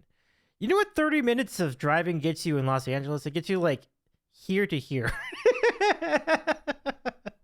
when it's rush hour. So in Oregon, you can move your car a lot more. Sisters Rock State Park, which is a newer state park here in Oregon. And it gets its name from these two monoliths that are attached to the mainland, as well as one offshore named Sisters Rocks. Similar to Secret Beach, it's not marked on the road. 2 It doesn't blocks. say turn If here we're for lucky. Sisters Rocks, so you have to kind of know where to go. But it's really hard to. Cogman miss says when ham and driving. pepperoni These sounds good to things me. are Massive. And I they would have a do bunch it. of I would do grass it for on them, sure. And they Yeah, I look would do very it for sure. different than the other rocks we've seen today. And they're giving us just like major Scotland vibes or something. I don't know. I didn't see any cheese in it. That's why I was a little confused because, like, I think ham and pepperoni with cheese would be great. Well, ham and pepperoni with no cheese. I mean, it still could be good, but you know, I like them both, so I would not complain with that sandwich. It's just such a neat spot.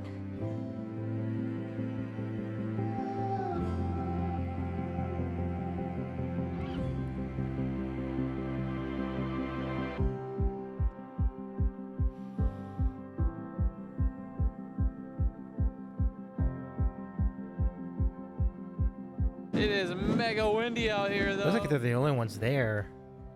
I know they're not, but you know, these visuals make it seem like they're alone in the wilderness.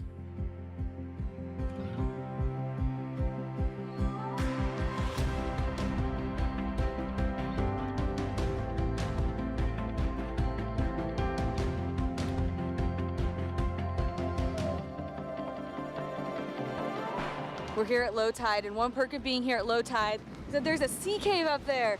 So we're gonna go up there and check it out. Careful, careful. We saw it the last time we tried a cave. Whoa! That's pretty cool. Ooh, that is nice. Very nice.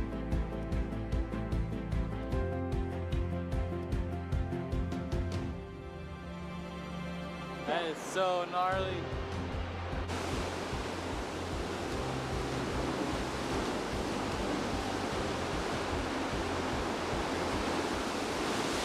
Wow, we almost didn't even stop here because we're just kind of running out of time, got a late start, we have a lot to do, getting kind of tired.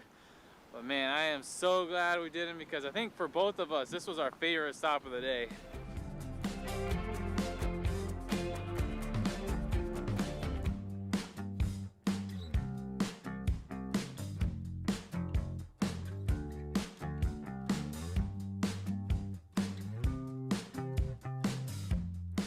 We've been in rainy weather for about 3 days now, and rain and van life just do not mix everything in the van just gets so wet, so muddy, especially when you have a dog. And also when there's no sun, we don't really get any solar, which means our power is really low. But thankfully tonight we're camping at Cape Blanco State Park, and this is a gorgeous campground. It was $41 a night for a non-resident and with the reservation fee. And the best part is we get power. So we can plug up the van tonight, so we're gonna recharge, we're gonna maybe try to clean up a little bit, and then we'll finish our road trip tomorrow. That's so cool. Oh, they do pour-overs? Wow. Look at that. They know their coffee. Doing a pour-over.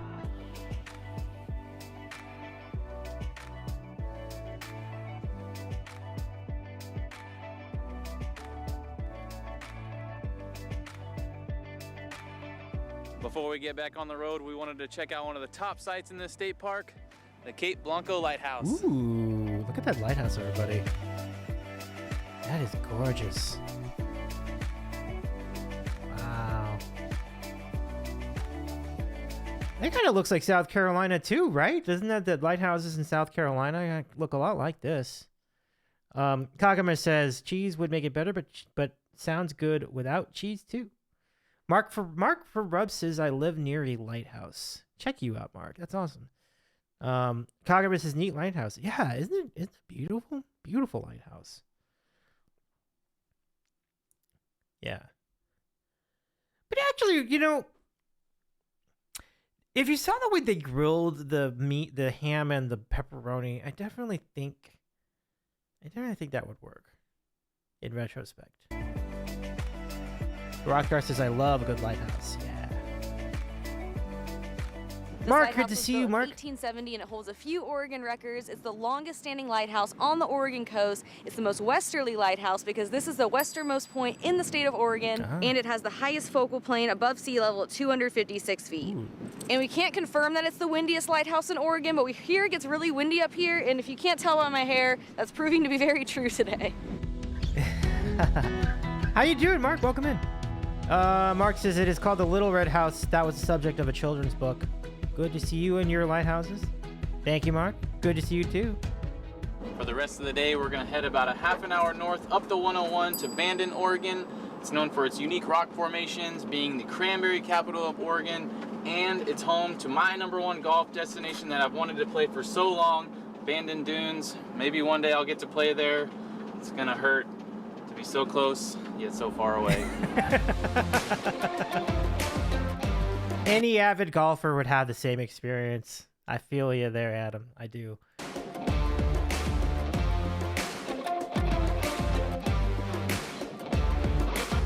That's really cool. Check that out. Check it out. Check this out. You know, it's always when you're in a you know, like a seaport town. It just, I think this is, they do this on purpose, but you notice how they put the little roof shingles on the wall like that? And if you want to make your town look more like a, even more like a seaport town, put like roof shingles on your wall. But I think there's an actual reason for that. I think there's like a purpose for that. Maybe just to protect against erosion or something. It's really interesting.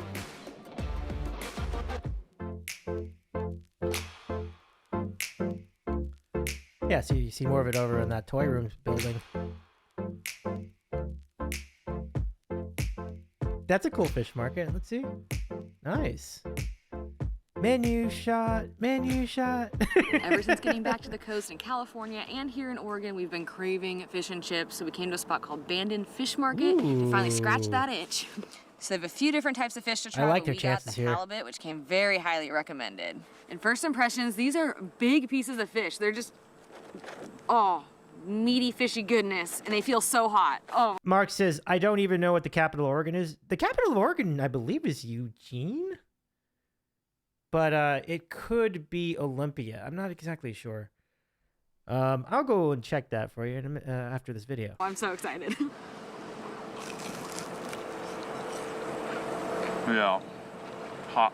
Oh, yeah, Salem. That yeah, is some Kaga's meaty, right. hearty... It's Salem, Oregon.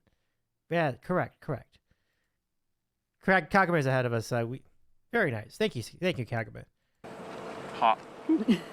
That is some meaty, hearty fish there. You can see how thick that is. But then on the outside, there is a good amount of breading, but it's not too much, you know. Just get just enough good mix of fish and breading. Oh yeah, it's so hot, it's so fresh. The fish is so flaky. That is solid. And these fries look so good too. They look so crunchy. A fried feast.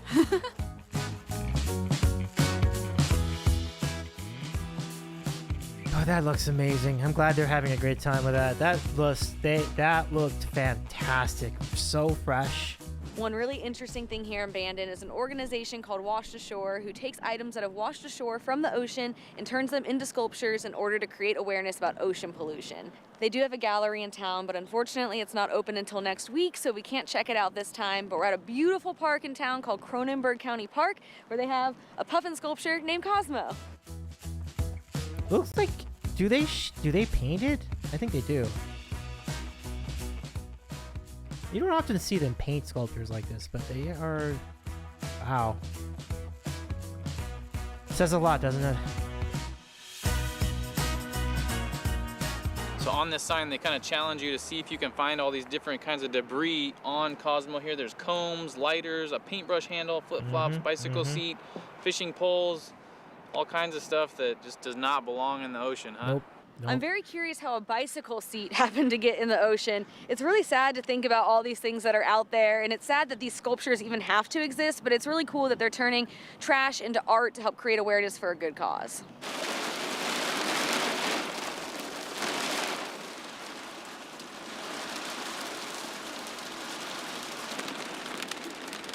Well, the sky opened up on us. It is just absolutely pouring now. We came back in the van to hunker down to try to wait for it to pass through.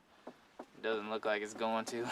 When we lived in Seattle, we had a philosophy that we would never let the rain stop us from exploring. We'd go on hikes no matter what the weather was, but with all this camera gear, we can't really get it wet, so we're just gonna sit here. And this is the first time in a couple days that there's no like clear sky off in the distance to give us hope that it will clear up soon. That's a long time to spend in the van. Oh gosh, it's windy. All right, it's been about an hour and the rain has stopped. So we're gonna try to show you all some of this beautiful park. Catherine didn't even wait for the seatbelts to go in the car. She's like, I cannot wait to I am getting out of the van. Just let the belts just close at the door. Let them stick out. Oh, that is funny. Yeah. Mark says Oregon and Washington are known for its rainy days. No, most certainly. But it's also why it looks so beautiful, you know? So I think you'll trade that off.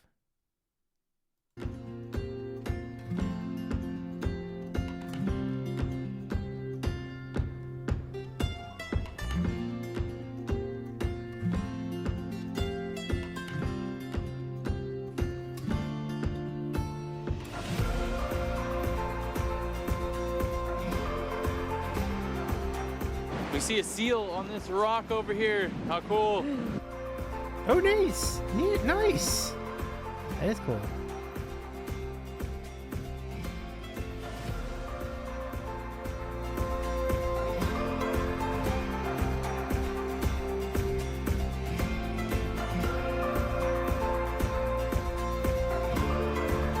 Mark is asking, seal monk? I believe it is a seal.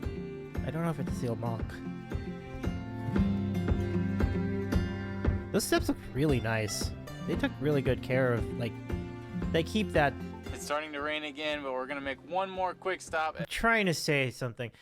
Their upkeep of that stairwell is really good. Like, that looks really nice. At Face Rock State Scenic Viewpoint.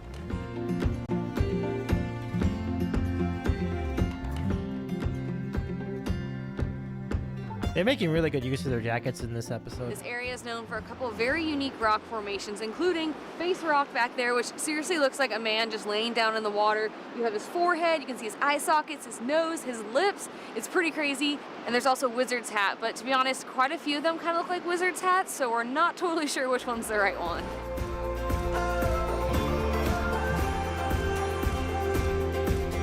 Check that out. While we would love to continue up the entire Oregon coast, we have plans more inland, so our Oregon coast road trip is going to stop here. However, we are thinking about coming back to the Oregon coast after Alaska, so stay tuned. Originally, we were supposed to be going to Crater Lake next, but they've been getting snowstorms the last few days, and the road into the park is closed, so it's going to be a no-go on Crater Lake this time. Thankfully, we have been once before, so... Look how cool that is. Do you know, I did go to Crater Lake, and when I went, it was September, it was in, it was in 2015. And when I went, the year I went, Oregon was going through a drought.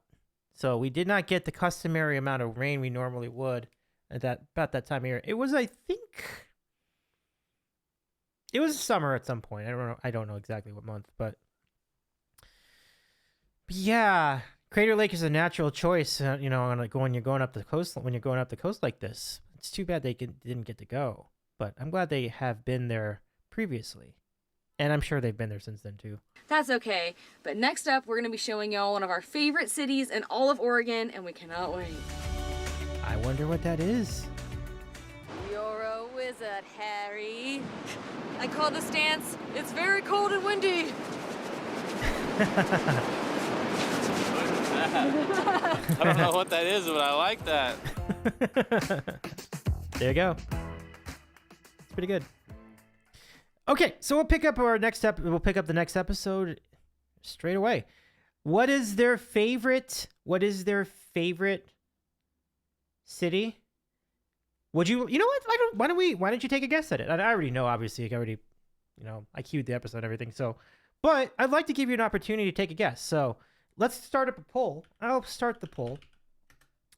What is A plus K's favorite Oregon city? And I'm going to give you 3 choices. The choices are Portland, Bend, and Eugene. I'm going to give you a minute to vote. See which one do you think it is? Let us know. Mark says, was it hot at Crater Lake? I don't think so. It was warm. I don't think it was hot. But I don't remember exactly.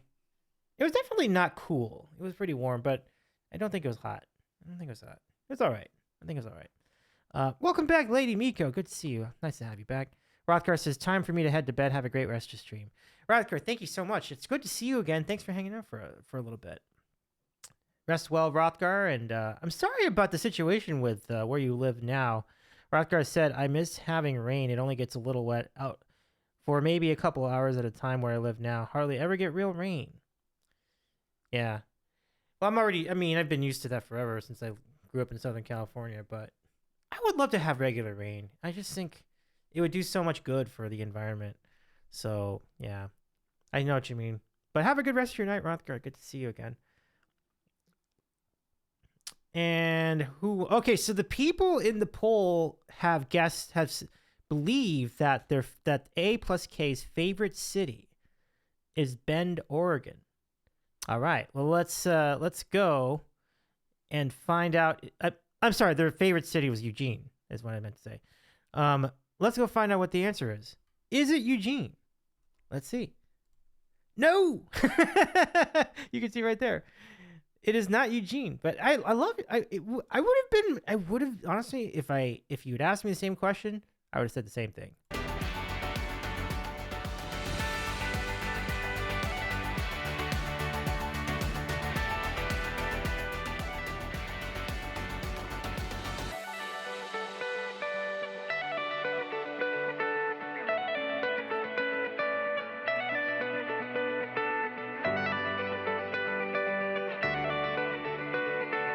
We have made it to one of our favorite cities in the Pacific Northwest, Bend, Oregon. Bend is located in Central Oregon and is a year-round outdoor playground with the Deschutes River right in town.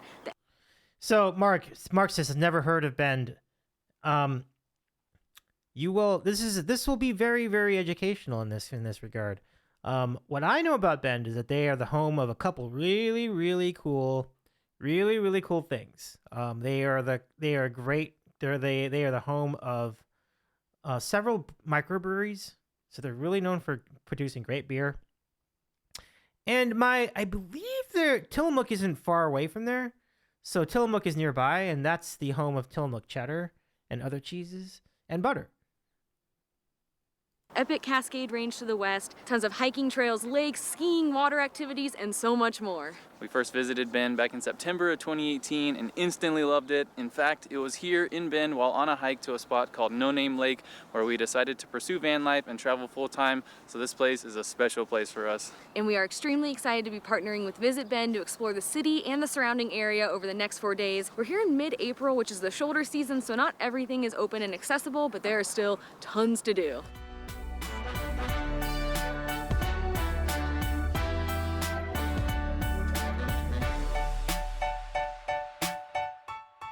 King says, I went there for a wedding once.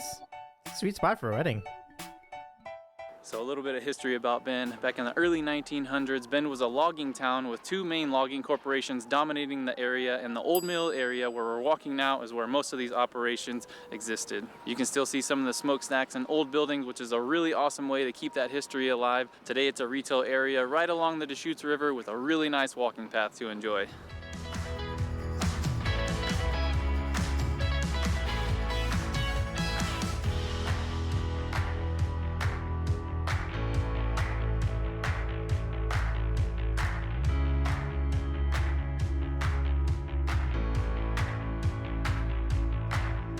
Oh, that little duckling? Yeah, yeah. Future Twitch pet, says Mark.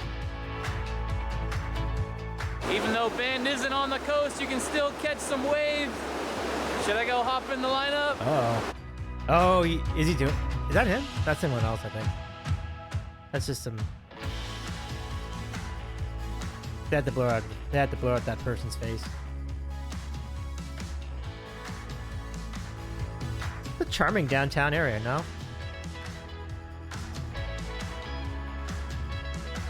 Boy, what a cool live performance theater that is.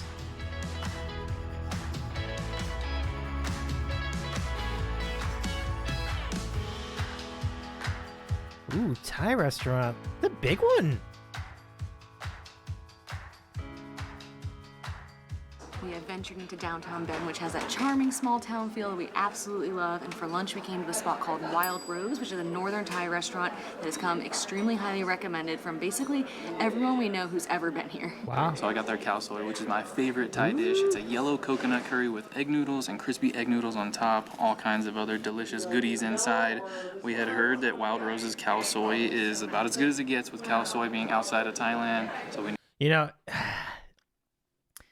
I wish I had... I need to be more adventurous with my choices at Thai restaurants. I'm frequently getting pad Thai or cashew chicken. This is something I need to try. Like, what do they call that? crispy egg noodles on top, all kinds of other delicious goodies inside. We had heard that Wild Rose's khao soi is about as good as it gets. Khao soi. I need to try some khao soi. We have a lot of good Thai restaurants in LA too, so khao soi. I need to remember that. With khao soi being outside of Thailand, so we knew we had to get it.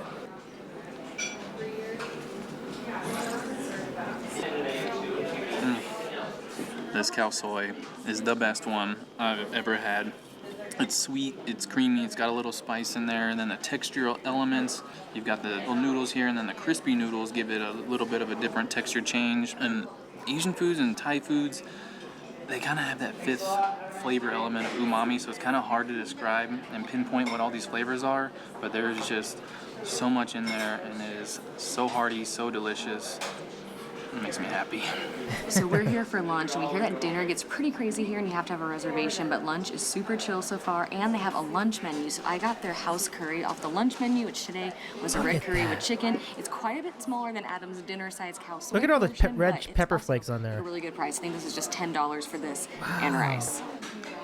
Well, That is so good. now look, that just to clarify, like just to add to that, like that's probably this video was from 2022, so it might be $15 now. But even $15 for that, like that's pretty good. That's pretty good value. Like that's a pretty hearty meal for that price.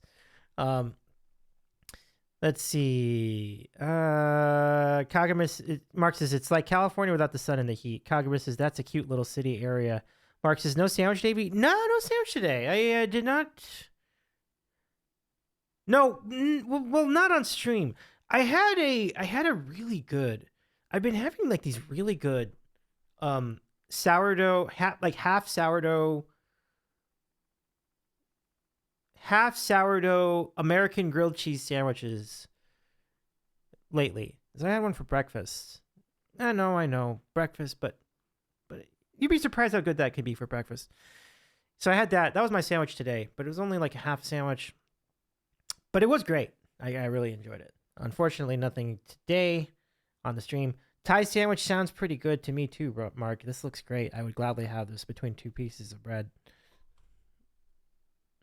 And yeah, Kagama says that's a cute little city area. It really is. It's like, I definitely want to visit there someday. You know, spend a week there, tour their breweries, tour their cheese, and it would be a very chill trip. Like that's pretty much it. Like there's not a lot else in terms of touristy things to do, but there's quite a bit of natural beauty that you can explore, much like these two do.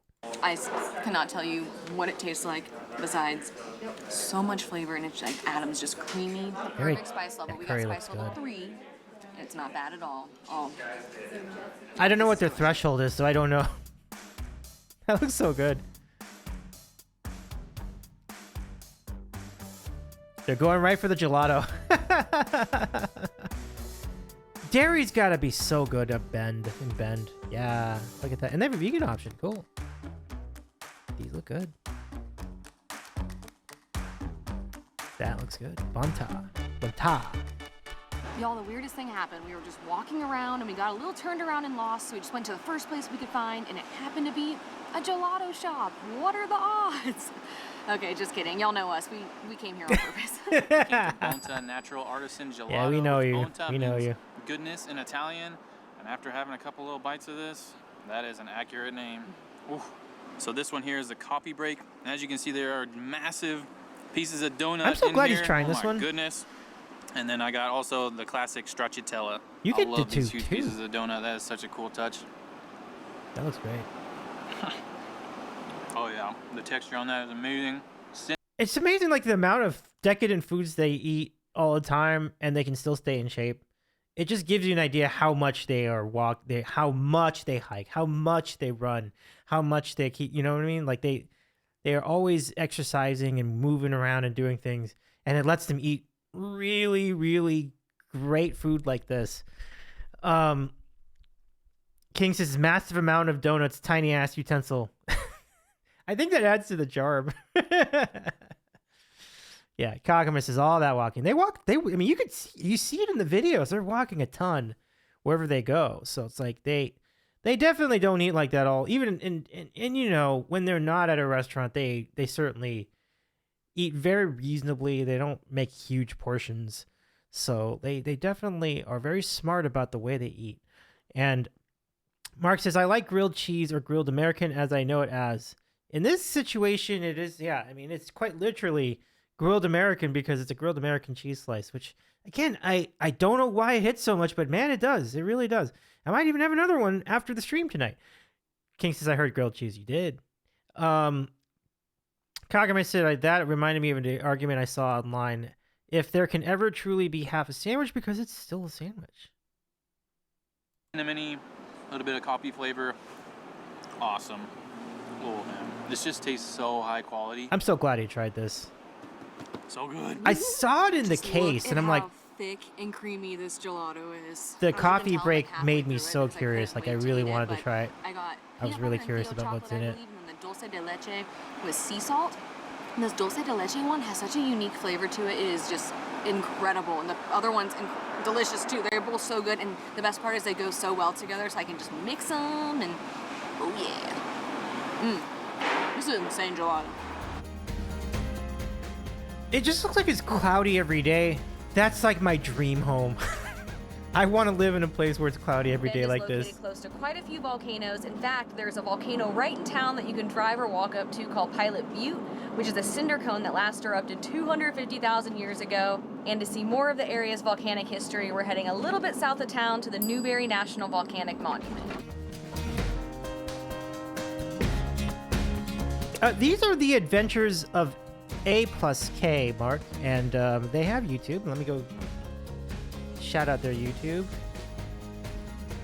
I don't, wait, will this still work? Hold on. The Newberry volcano is an active Oh, it shield does? Okay, volcano, great. which That's good lasted enough, roughly like, about 1,300 years second ago link. and is the largest volcano in the Cascade Range. When you include all of its lava flow, it covers an area of about 1,200 square miles, which is about the same size as Rhode Island.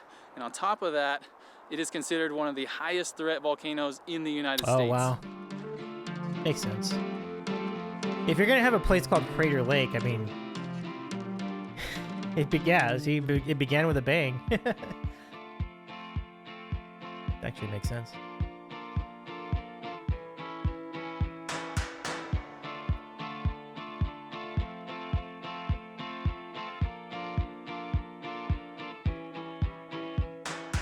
Most of the park is still closed for the winter, but we're walking on the Trail of Molten Land, which is a 1-mile paved trail that takes you through all of this lava, and it feels like we're walking on another planet right now. And funny enough, from 1964 to 1966, astronauts trained here to walk on the moon. So we're basically walking in the footsteps of astronauts, which is crazy cool. That is cool. Super cool. I don't think they had that convenient sidewalk, though. Did they? Maybe they did. I don't think they had sidewalks like that on the moon, though.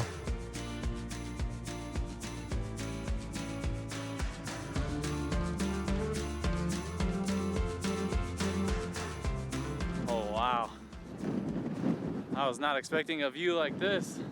Wow. There's lava for miles.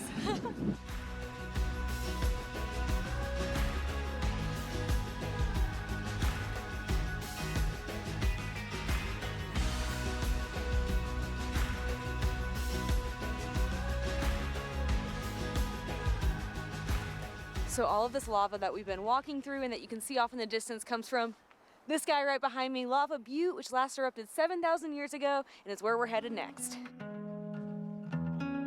Does make you think, like, what if the lava erupted while they were traveling? I mean, obviously that wouldn't, the odds are really low of that, but it's gnarly. Normally you can drive to the top of Lava Butte, but it's closed because it's winter. Also, our van is too long to drive on this road, so we're hiking up instead, and it is getting steep. It's a lot. Again, it's a lot of walking. It's a lot of walking. Look how high up they are, everybody. I really like these videos because they give you me spaces to just like soak in the visuals without having to really talk a lot, you know? This is great. Oh my gosh. This wind is insane. They're up they're almost a mile above sea level here, folks.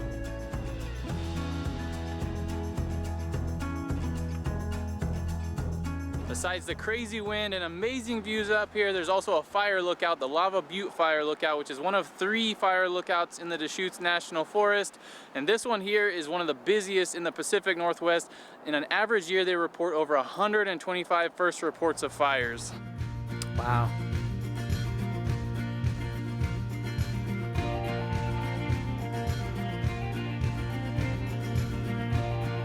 Migo, welcome back, by the way. Ooh, they have an indoor section of the fire lookout. The door, Oh. I don't know, I just turned the handle and you can just come in, but there's no lock on it anyways. But man, this gives us a nice break from the wind and we can enjoy these views. Oh, that's Yeah, smart. it's getting rough out there. It's a strong enough wind that it was pushing us over. It was intense. Wow.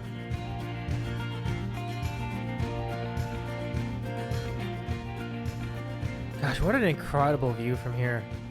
Just All right. wide, And now wide it's raining. views. Woo. So we're gonna book it back down. Oh shoot! Oh. Oh my gosh. Well, that was fun.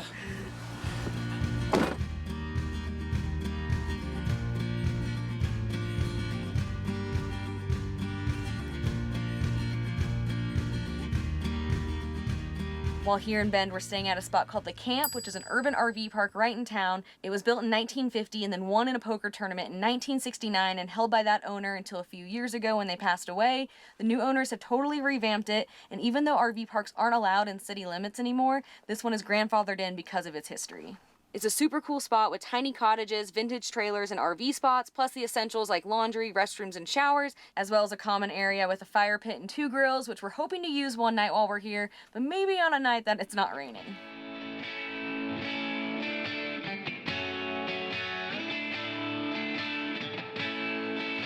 Yeah, they came during a very cold part of the year.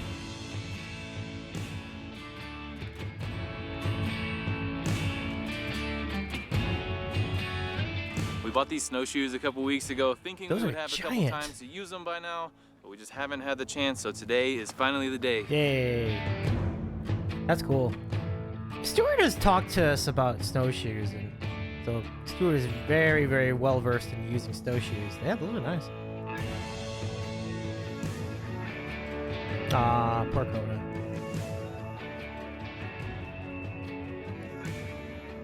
We are on the trail and we are officially snowshoeing. And a few important things to know about snowshoeing here in Bend is that between November 1st and May 1st, you need a snow park permit to park at any of the trailheads.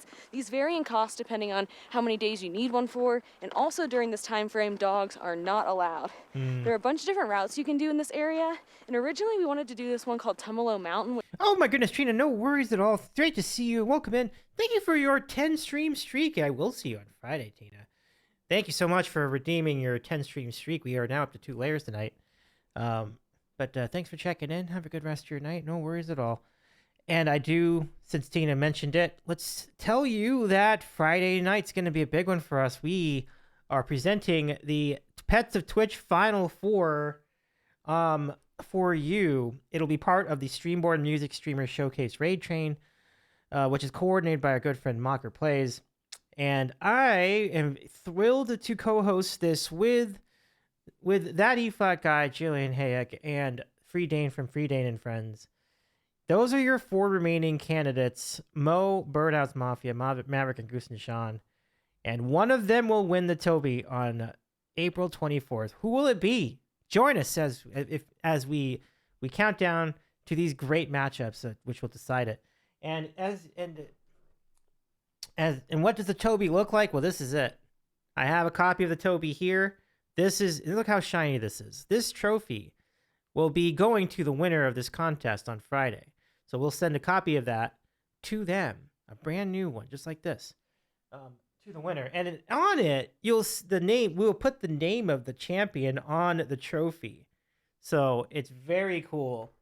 If you go to Justin and Evelyn's channel, they do occasionally show their trophy for Indy, and same thing for Ella when with regard to with Ella's championship trophy for Pippin. It was really cool. And Tina's so excited about Friday. Yes, me too. It's gonna be great. So yeah, and we're gonna be part of the raid train, so we're gonna have an additional audience joining us in the middle of that stream. So that'll be really exciting. But it does mean we have to raid out on time too. So we'll be very tidy with our post game after we've decided the winner. But it's going to be worth it because we're going to have a really great time. It should be really great. And now I have for Lady Miko Velveeta. Ready? Are you sitting down?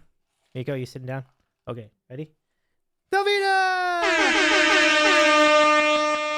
That's it. That's a redeem. Thank you, Miko! Hope you enjoyed that.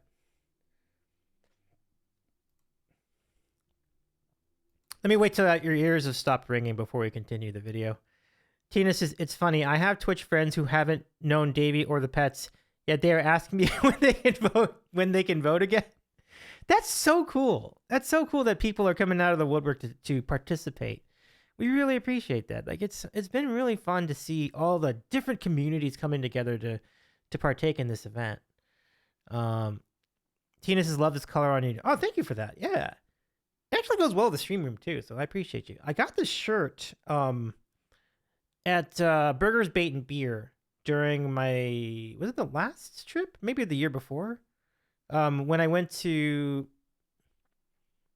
I don't know what year that was. I don't know if that was if it was last year or the year before that, but when I went to the venue during TwitchCon weekend that year, whatever year it was, Kona Brewing Company was doing like promotional stuff, so they were giving away t-shirts. So I got one of these. It's beautiful. It's very comfortable too. King says, neighbor heard the Velveeta and through the wall. I heard, what the fuck was that? You must have your stream on loud, King. That's so funny. Oh my gosh, Kagum has redeemed Bamboozled. I don't think that's happened. I don't think Kagum has actually redeemed it before. Or if you did, I forgot. but it's the first time I remember Kagame specifically redeeming this in a while.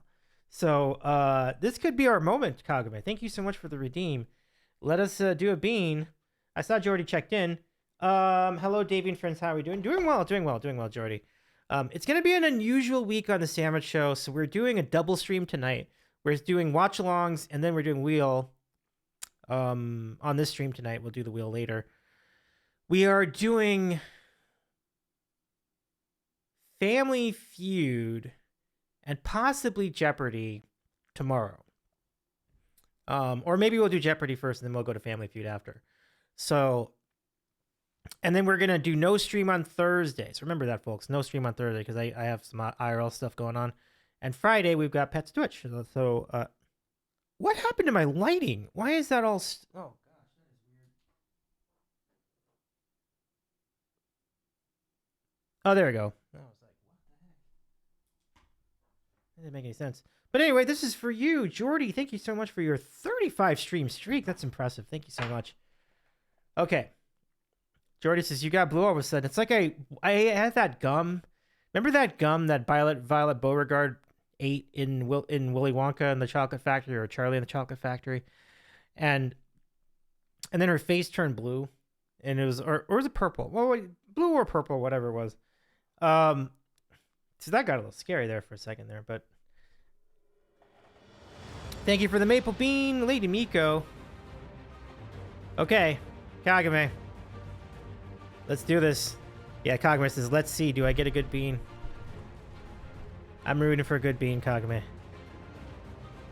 We want the streak to be over for you. This is strawberry banana smoothie or dead fish.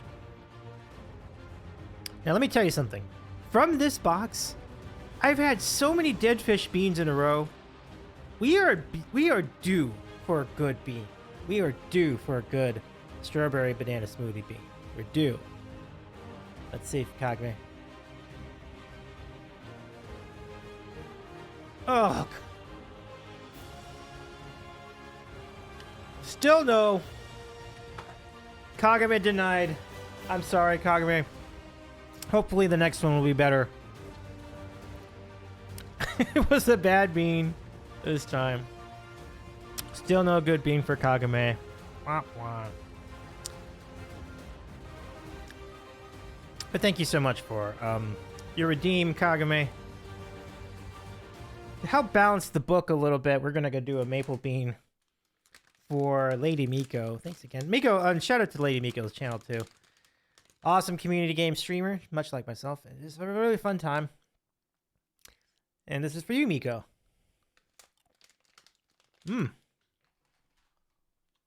Is the hydrate redeem active? Because I'm honestly surprised it hasn't been redeemed yet. I couldn't tell. Super Battle Golf. Miko, how is that distinguished from golf with your friends? Like, is it like even more intense? Like, that must be interesting. I'll check too, actually, Tina. I'm gonna go check that right now. Give me a sec here.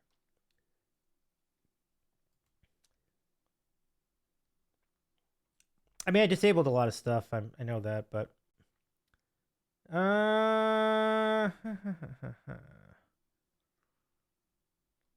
now hydrate's a pretty low point. No, it's still up, still going. Okay. Miko says you can run around and troll players with power-ups and then hit them with your glove. I want to play that so bad, and I want to play that so bad against Penguin. Like, oh, I get 200 par now, Penguin.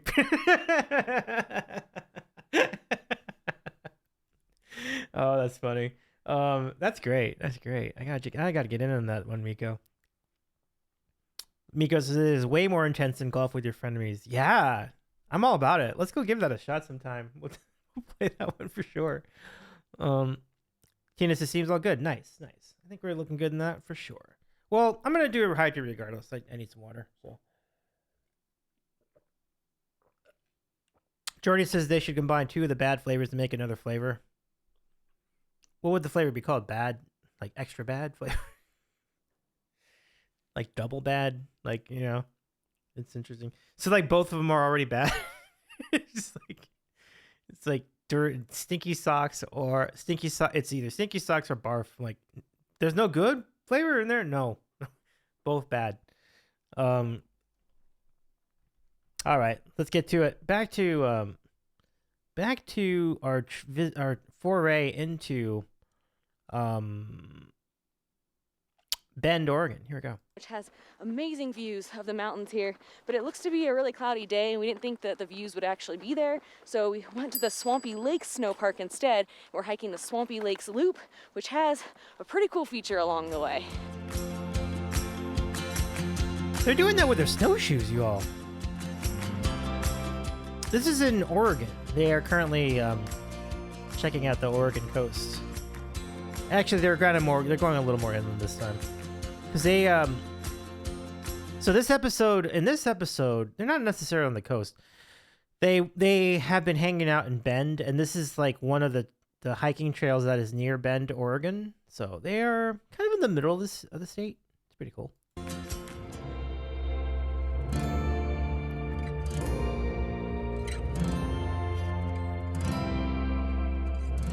It is a winter wonderland out here. Our whole goal with our journey to Alaska was to see as much different scenery as we could, which is why we didn't go up the coast the entire way. And this is really the first time we're seeing snow this year. We got lucky coming here that they got kind of blanketed with snow and we were able to come out here and snowshoe because it is so fun and it's peaceful and magical.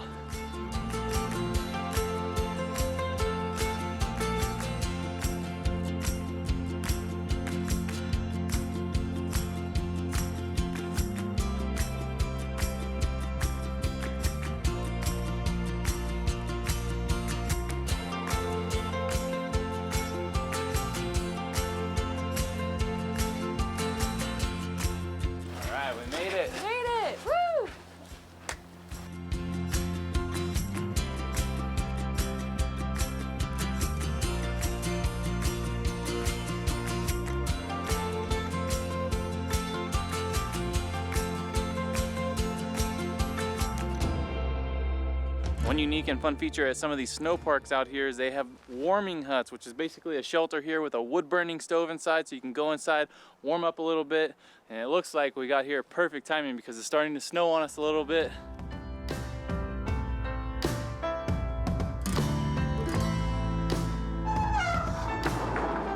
Mark says they must use drones. They do. I mentioned that a few minutes ago. And they've made some comments to that effect in their description. All right, first things first, in the warming hut, naturally, got to get the fire started. They just get to just use this on their without any like reservations or anything. Wow. I mean, it must get really cold over there. This is the best thing ever. This feels so good. Fascinating. So we brought some backpacking meals so we could have a warm lunch while we're hanging out in the warming hut. And why not use this free water out here, this snow right here. Is that clean enough, you think? I'm always so curious about that. But it's a good idea. It's a clever idea, right? That's so cool. Does the work for you.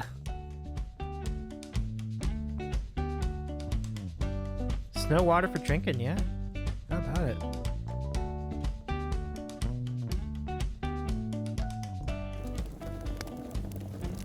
I really don't want to leave the warming hut.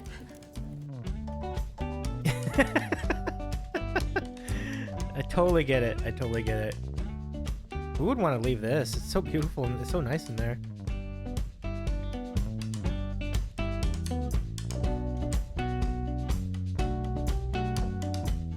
We are walking in a snow globe right now. This is so gorgeous. Nah, for real. This is totally a snow globe. Check it out.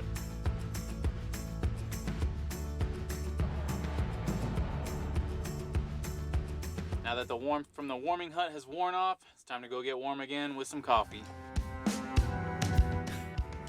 These folks love coffee. And gelato. That looks amazing. It's like a brewery, but instead of beer, they brew coffee. Yeah. Yeah. We came to Spokenmoto, which is one of the coolest coffee shops here in Bend. It's a coffee shop plus motorcycle shop. It has food trucks outside, sometimes has live music, and just overall has the coolest vibe. They also serve beer here, and one thing to know about Bend is they have an amazing beer scene. They even That's have right. an ale trail You know to it. enjoy. We don't drink, so we're gonna stick with the coffee, but thankfully Bend has tons of delicious coffee shops to enjoy also. I got a dirty chai, and it just smells like spicy heaven. Oh. Oh yes, that is so good.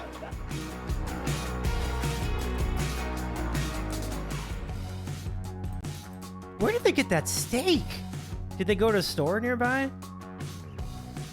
Wow. I envy their creativity with cooking. Like, they are so good at cooking. My gosh. Or maybe it's just, I don't know. All right, we're back at the camp. We're grilling up some steak and veggies. Got a little nice little fire going here, just chilling and Gosh, that grilling. looks so good. These flames are very ferocious, but cannot think of a better way to end this super fun, but also very, very chilly day.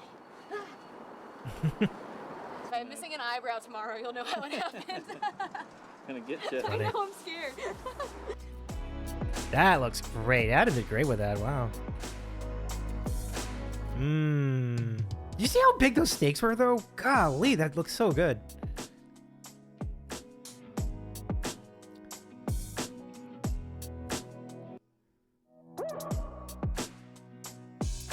Starting Yeah. our morning here in Bend with what we hear is an iconic Bend treat, an ocean roll from Sparrow Bakery. An ocean roll is made with croissant dough and vanilla, sugar, and cardamom. Kind of looks like a cinnamon roll, but deceptively it is not, but it looks so delicious. Doesn't it look Look at all amazing? the spices in there. I'm Yeah, it guessing looks that's the so good. cardamom. Ooh, that's gonna be tasty. This just looks so fluffy and this ocean roll is dynamite. It's not overly sweet, but you get the definite taste of vanilla and the cardamom in there, and then the texture of this croissant here is just, oh man, it's just got a little bit of a Cogman chew says that looks to good. it. Oh, yeah. You can just smell the spices.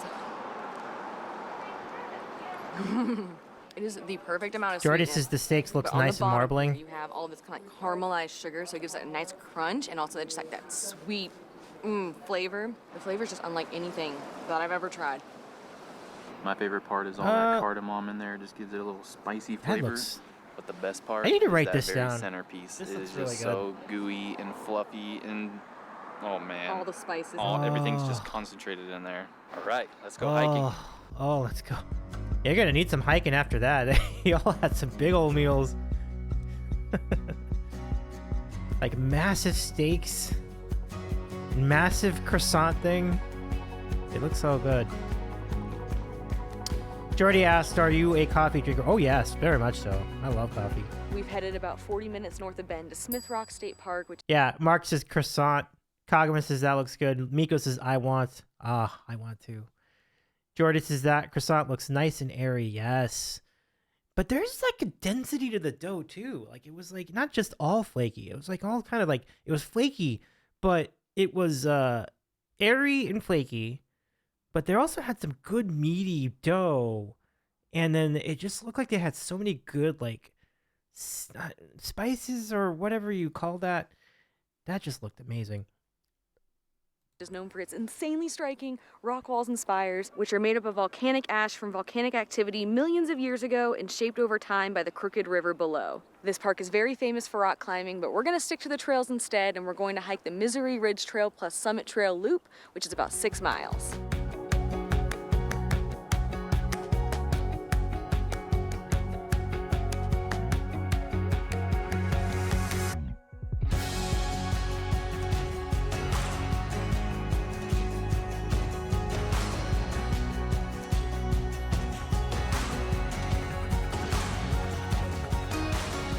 All right, we're about to head up all these switchbacks here. I'm pretty sure this is why they call it Misery Ridge.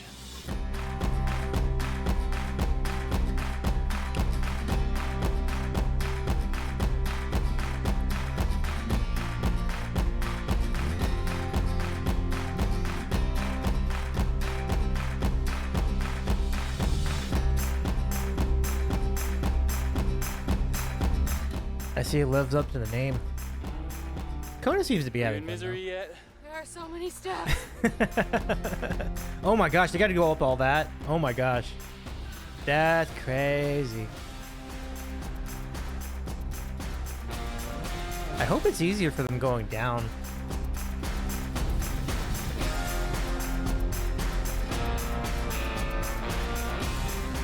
This part of Oregon is known as the high desert because of its higher elevation, drier climate, and normally sunnier weather than other parts of the state. It is just so diverse out here. Yesterday we were basically in a snow globe in the forest, and now we're just in this desert-like landscape.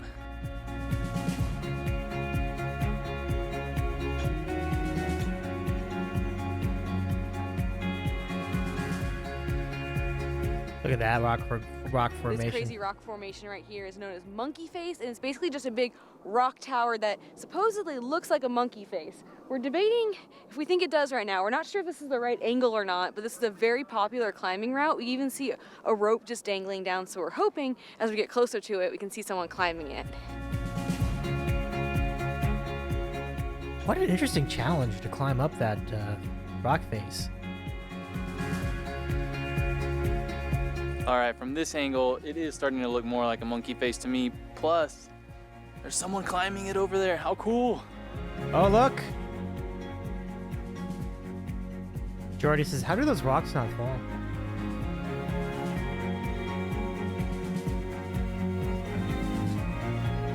We are officially on the summit trail, and we've actually been to Smith Rock before many years ago, and last time we did the Misery Ridge Trail plus the River Trail Loop, which is about 3.5 miles and is definitely the most popular hike here in the park.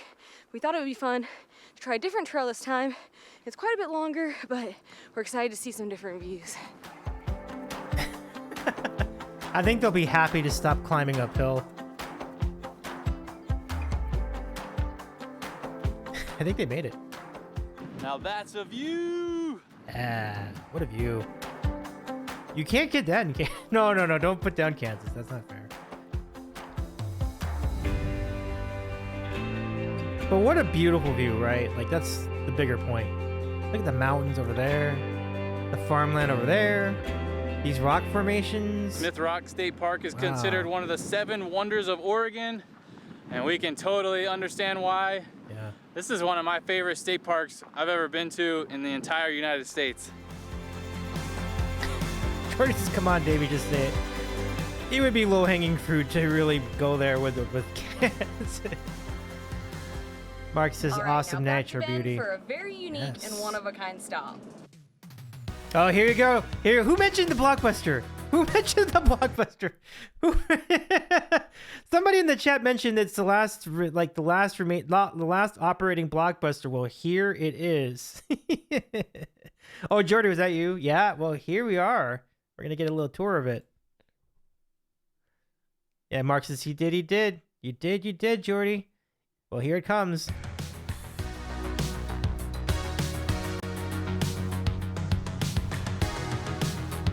We're at the last Blockbuster in the entire world.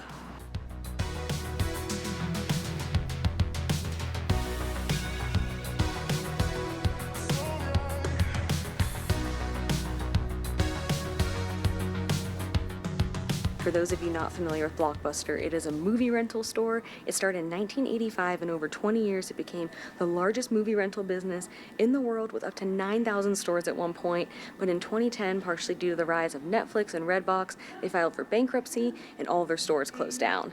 However, there's still one left in the entire world, and it's here in Bend, Oregon, and it's still a working Blockbuster. They have all of these movies you can rent, plus some cool memorabilia for sale.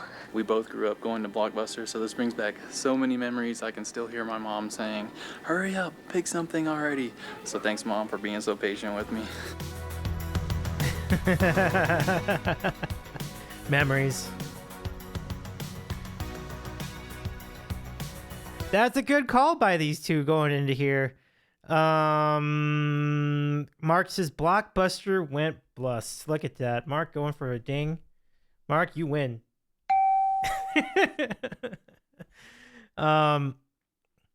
It's independently owned though, still really cool for nostalgia. Sure, absolutely. I mean, the fact that they let them continue to use the branding and everything, I think that is really cool. Like that, the fact that the company itself, like whoever owns the, whatever, the what am I trying to say? The likeness of Blockbuster, the logo, whatever. Like the holding company that retains the rights to the logo and the name allows them to run the store. That actually makes this a better store because it's run independently. I'm honestly curious as to what the business is like here. Does it get good business? Are those VHS tapes the same VHS tapes that had been sitting around Blockbuster for 35 years? I don't know. This is so interesting to me.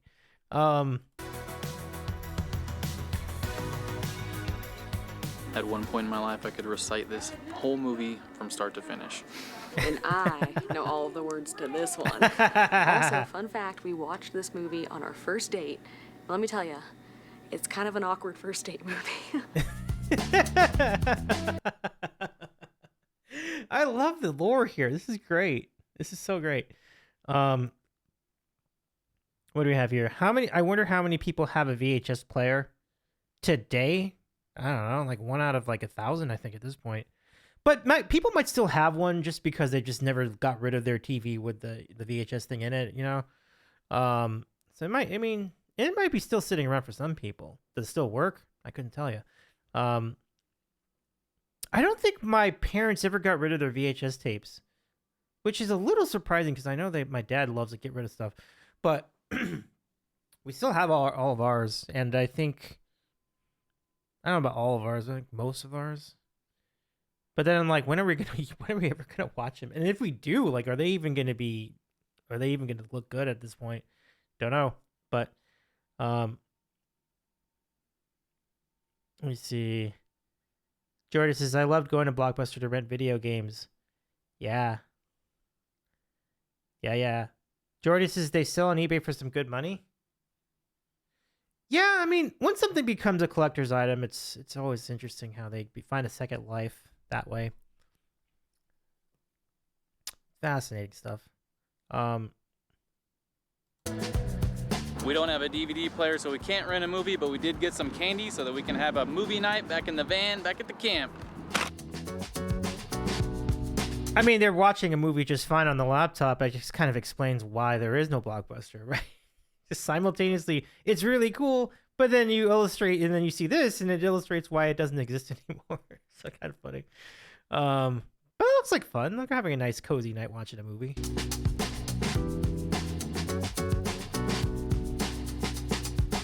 Yeah, that looked like a fun day. They have free coffee here in the mornings. Not a bad way to start our day. Oh hell yeah! Let's go. Kagama says before Hurricane Laura, I still had a VCR.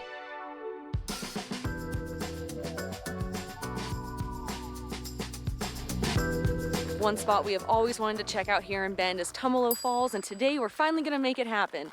Normally in the summertime, you can just drive up to the falls and then walk to a couple overlooks, but in the winter, they close the roads, so we just parked outside of the gate and we're walking 2.5 miles to the falls.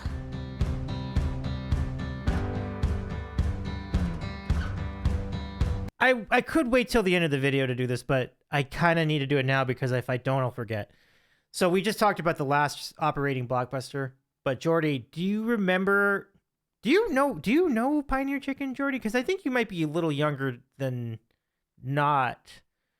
I barely know Pioneer Chicken. In LA, they used to have Pioneer Chicken. Pioneer Chicken was a fried chicken restaurant chain that was probably at its biggest in the 70s and maybe some of the 80s, but by the time I was like going to school and everything, like Pioneer Chicken was already on its way out, so I don't really remember a lot about it. But there are still 2 of them that are still in operation. They used to have thousands of them all throughout California. And so the Blockbuster store reminds me of that too, because it's like, this is the last of its kind. It's an endangered species, and all you got left are 2 Pioneer Chickens in LA somewhere. And I think now, I never actually went to one as an adult, so I don't know if I would necessarily have any nostalgic memories, but I know my parents would, because they loved Pioneer Chicken in its day. Jordy says, I've never heard of them, but I might have to go and try them. Yeah, and actually, they say it's pretty good, so I think I might try them too. I'd have to be around the area, I think. And maybe once on occasion I might be.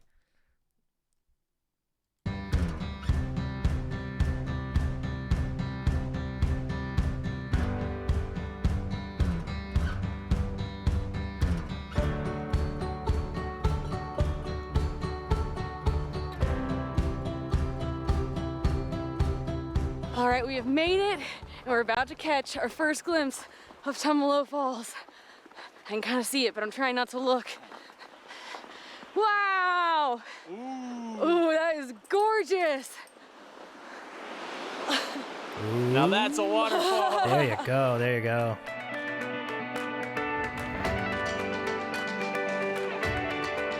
That was great.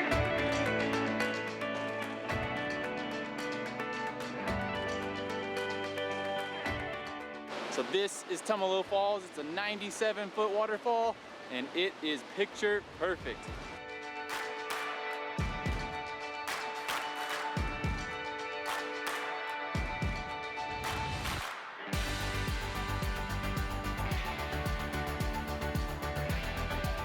We love waterfalls any time of the year, but there's something about a snowy waterfall that's just extra magical. All the icicles that are behind it are just so cool. Oh jeez, snowball fight.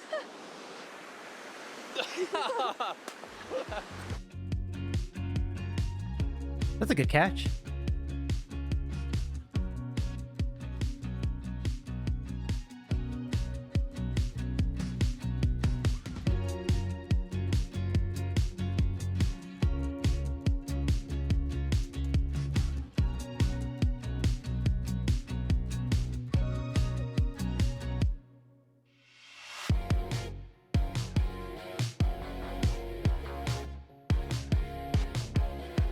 Ooh, look at that. For our final stop here in Bend, we're at Bo's Falafel Bar, which is a place we have been so pumped to eat at. They have falafel, as the name implies, and also shawarma, and we hear amazing bagels if you get here early enough in the morning. So we both got the Bo's Spice Chicken Bowl, which comes with That looks pretty tons good. of chicken, greens and rice in the bottom, and then there's like at least 15 toppings that you can add into. I don't even remember what all I got, but I just loaded it up. This looks so Solid, delicious. Look at solid. this chicken with all these spices on here. Tender, juicy. Ooh. This chicken is outstanding.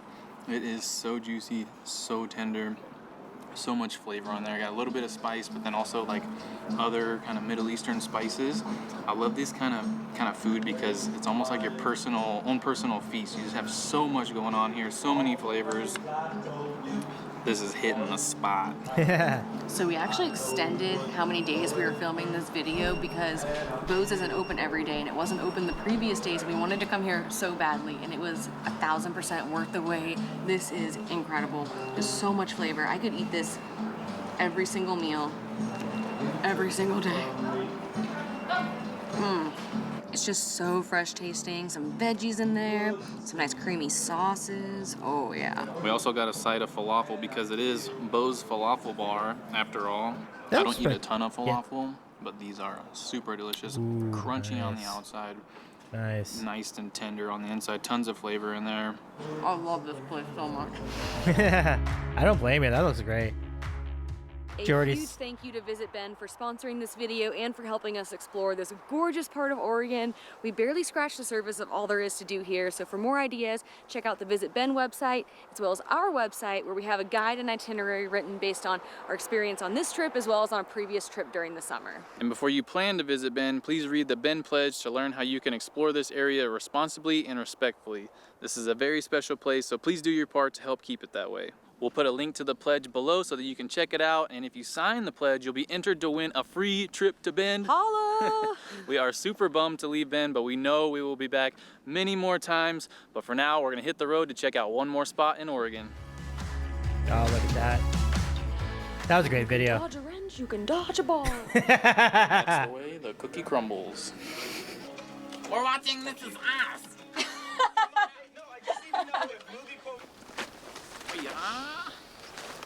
Oh no.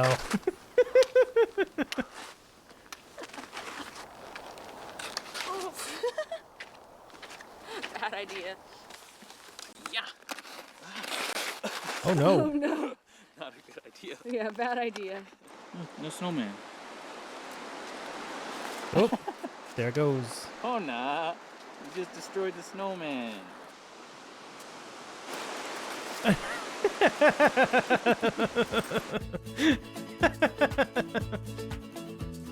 That's so funny. Oh, that was great. That was great.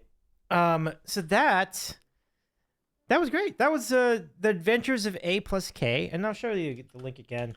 If you want to follow more of their adventures, you want to see the rest of that series, you can at their YouTube page. We'll keep checking in on that series each week as we go. But that's it for our watch-alongs tonight. It is I would say it's an abbreviated watch-along night, but we did end up going close to 3 hours with it. So what I'd like to do then is let's segue over to Wheel of Fortune and play some wheel as we go. We have so much sports action I am keeping track of as we do this. Jordy says the dog did not like the snowman. The dog did not like the snowman at all. Okay, I think I got the screens in a decent spot, so we'll go ahead and get this going here.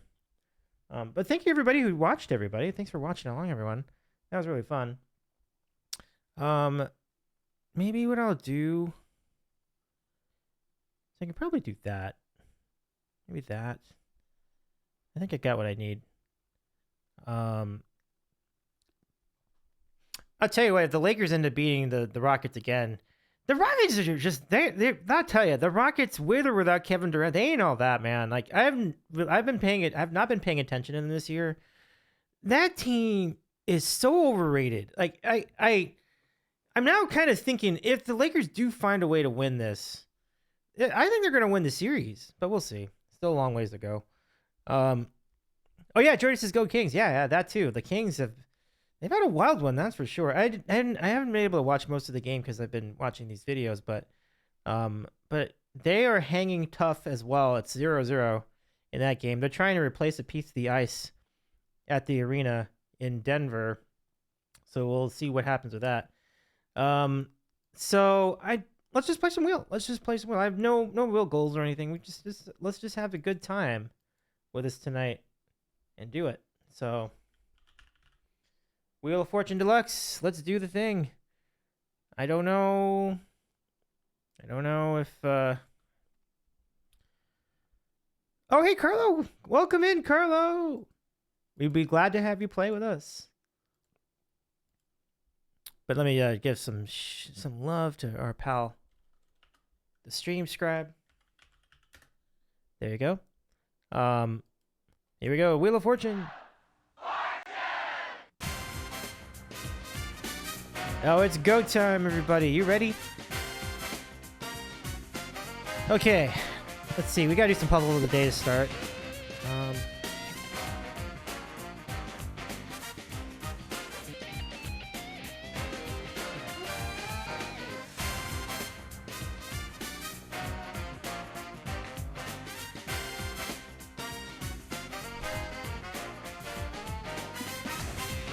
So what do we have now? It is the 21st. Wait, what?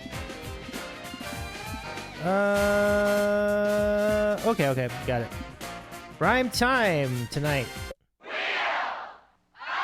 Let's do it. Carlos says, "How goes it in the warm weather there, Davey?" I'd have to be honest, it's not that warm, but it's been fantastic. Actually been fantastic weather. It's been great. Like I don't know what to say. Like definitely, it definitely is a step up over like 20 degrees, right? And we're doing. It's going all right. It's going all right. We have the Pets of Twitch. We have the Pets of Twitch Final Four round on Friday, which is basically our finals. And I want to show you the trophy that they will win. That the winning pet will take on Friday. This is it.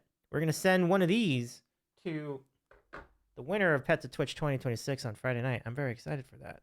And if you want to join in on that, of course, and if you want to vote, we will be on Friday night, 7 to 10 o'clock Eastern time. right here on Twitch. Those are your beautiful remaining contenders. And what a Final Four we're going to have. That should be great. Jillian will be there. Ryan will be there. Freedane will be there. I'll be there. It should be really fun. Stream subscriber says nice. Oh, by the way, the other thing, Carlo, I have a tentative plan to go to the dorm because I am staff for a university. I can go to the university dorm, and they have like a world-renowned dorm food camp. They have a world-renowned dorm food situation. Like it wins awards. Like it's really good. So tomorrow they're featuring all sorts of really good food, but my personal favorite pick is the pepperoni Detroit style pizza, which last time I had it was really good. So I'm gonna think about it a little bit, and if there's a gap in the schedule, I think I'll go over there and just have some lunch. I'll see if I can find someone on campus I can have the lunch with, like just another former coworker or somebody, and then it'll be good. It'll be good, rocking good time. Cogmus is all yeah, it's gonna be good times. It's gonna be good times. Really excited about it. By the way, you want to know, Kagame, this you might appreciate this. Do you know what the theme for the dorm menu was today? So tomorrow it'll be different, but today, do you want to know what the theme was? The theme for the dorm today was Delta inspired foods. So food basically based around Louisiana and maybe Georgia, that area. So maybe a theme that might be close to your heart. Maybe.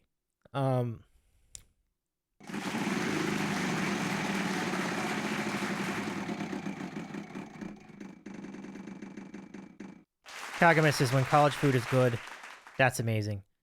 Yeah, and it really is. It's really great. It's like I've been there a handful of times. I built up such a ridiculous amount of money on my staff, like university, like pay card, because you can withdraw money to just have on account, and then you can spend it, at various restaurants or the bookstore or anything like that on campus.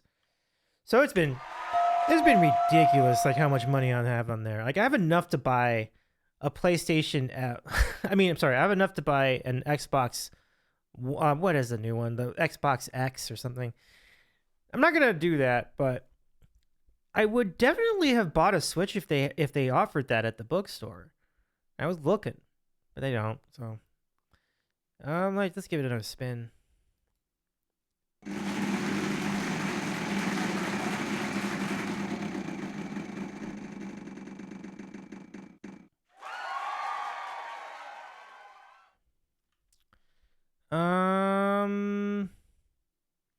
What are we going with here? R? Got lucky with that.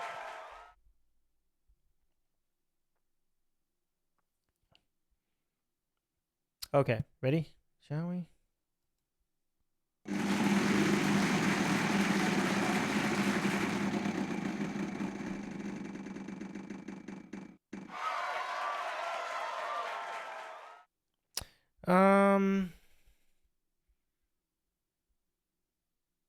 I guess I'll try it H. When you could play the newer Wheel of Fortune Family Feud on the Switch. Yeah. Is the new Family Feud good though? Because like it, I don't remember what I.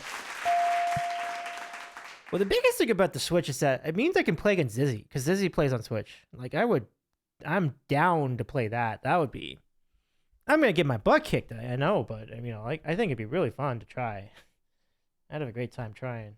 So, give me a sec here.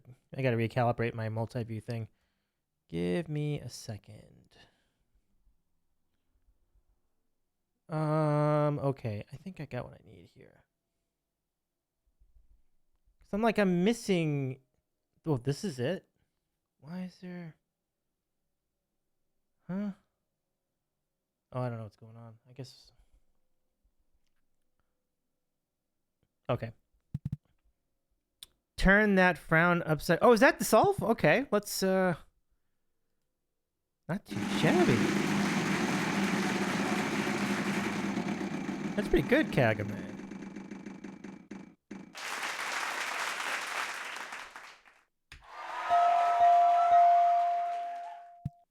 Three ends. Keep going.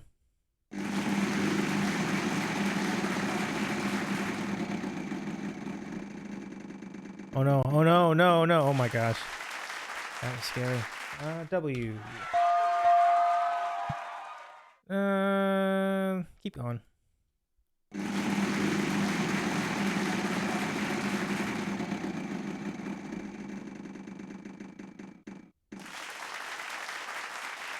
F. Okay.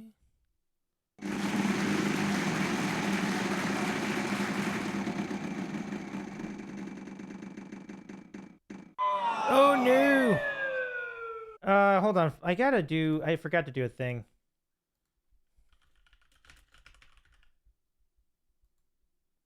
Okay. I had to update the stream title. I forgot to update the stream title. So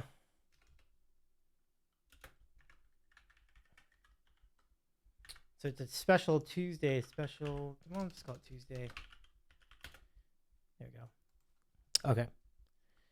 But since I still have 4 turns left, I can still solve this thing fine. So I'll just solve.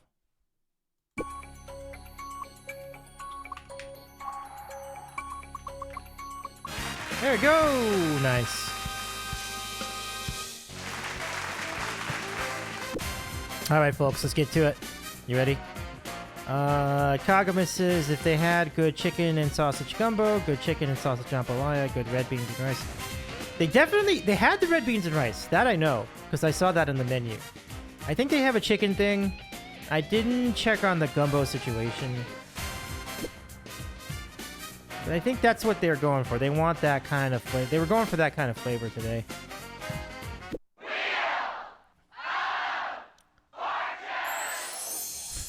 You know, it's funny, Kagami. I could have read your comment. I might have read your comment as an actual instruction, like, oh no, I'm sorry, I didn't mean to look so angry. But that was the solve, and it's very well done. Honey smoked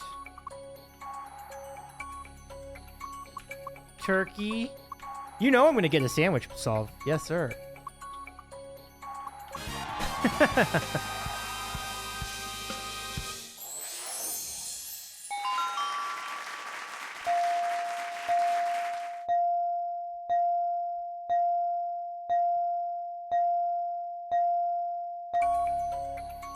Fraternity pledge.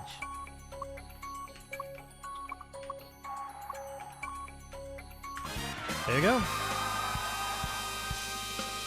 Okay. Good start. And we spin. Here we go.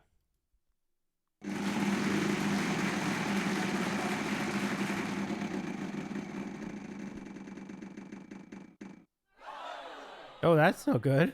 Wow.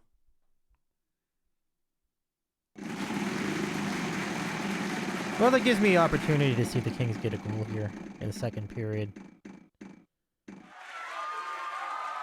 There's no score in that game. And we're almost halfway through the game.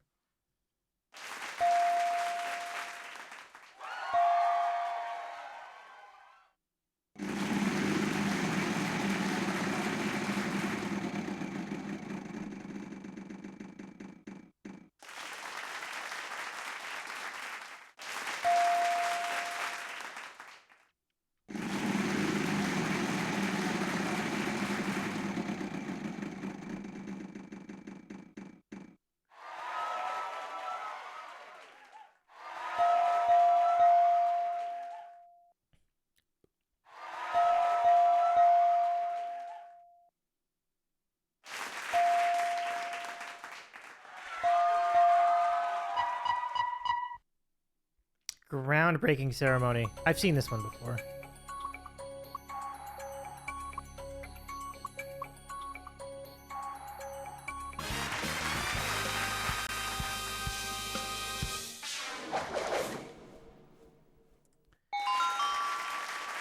Let's do it.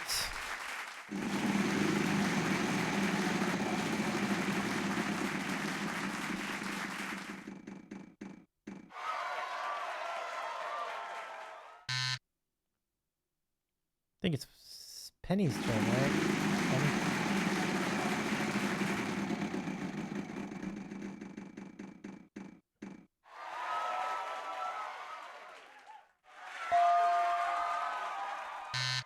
Oh, no vowel for you, Penny. Too bad.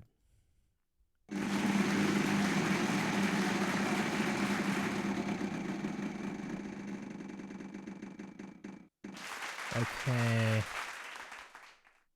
I thought there'd be a N. Okay.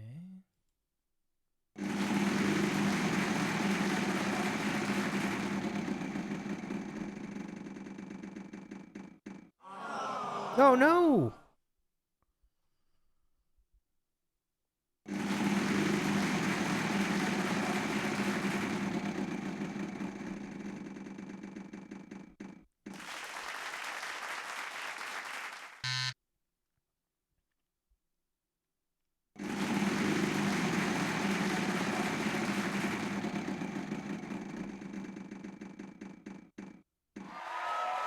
Jackpot, jackpot.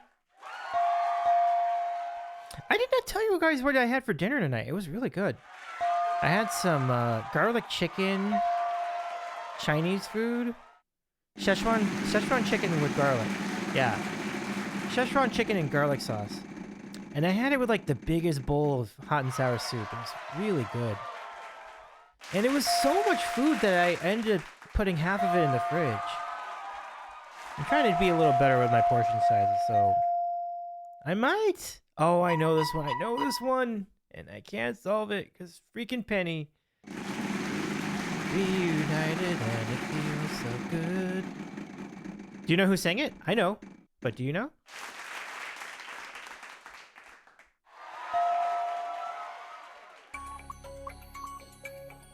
Peaches and Herb.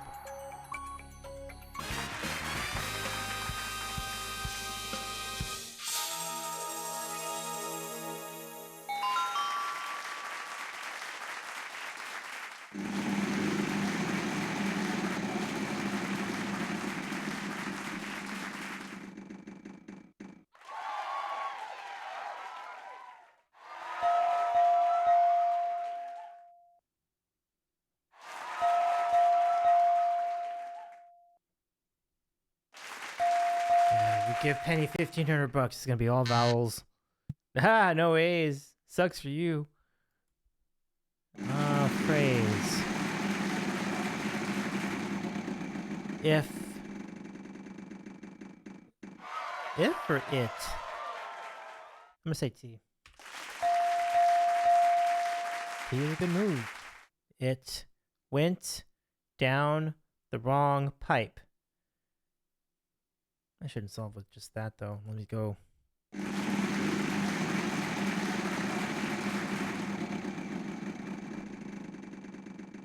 Oh, this is good. Oh, this is good. W went down the wrong pipe. It went down. W the wrong. It W.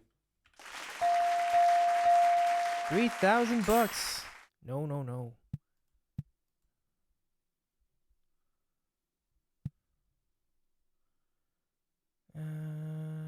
Can I can I guess another consonant with that number?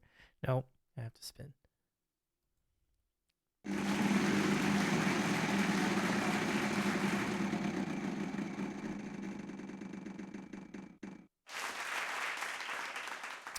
D.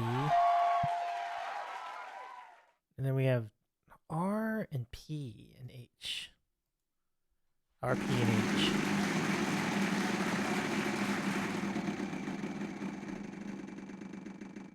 Oh, do it again. Oh, ho, ho, ho. P. No, no. Down the wrong pipe. I think we're gonna solve.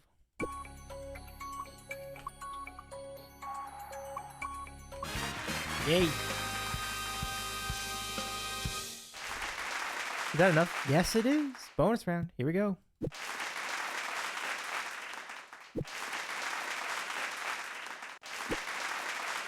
Let's do it.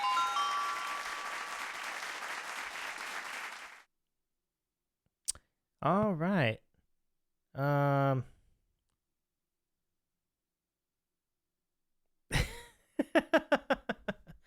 Gagamus says, a long time ago, there was a streamer I watched that thought that having two pipes in your throat was a myth. I kept wondering if he ever took high school biology.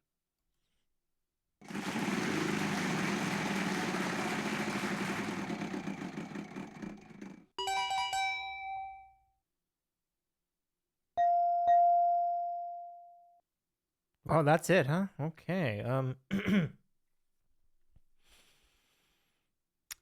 Well, they've exhausted a lot of these. I guess I'm gonna go C, D, M. I don't know, and then what do you think there? Like I or O or U? Maybe I.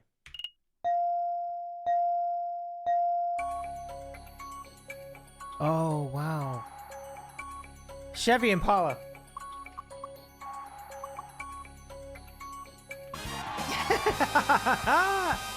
All right. Let's go. That felt good. That felt good.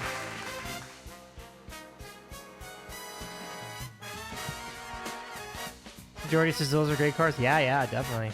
Definitely. I've always wanted to drive one. Like, I've wanted to drive a 60s Impala for sure. But even a 70s one would have been pretty cool.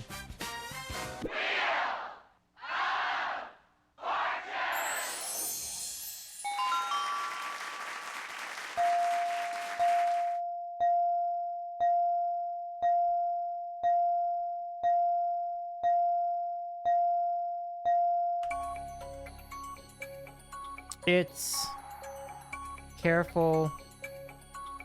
It's me out there. It's shoot. No. Be careful. Yeah, I couldn't figure out that first word.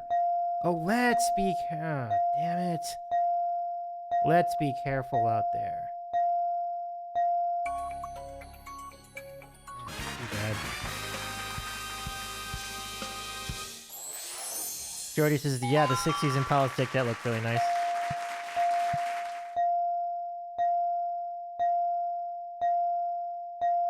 Deep dish. Damn it. Apple pie? Okay. We'll take it.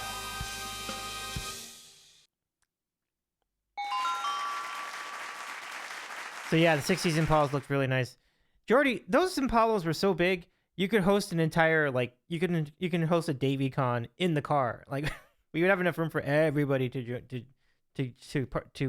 go in and participate. That's a good time.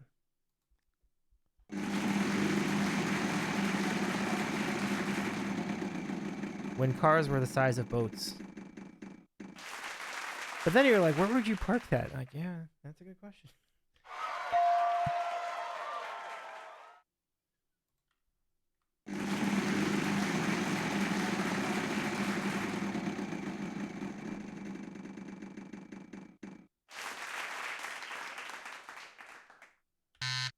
No S.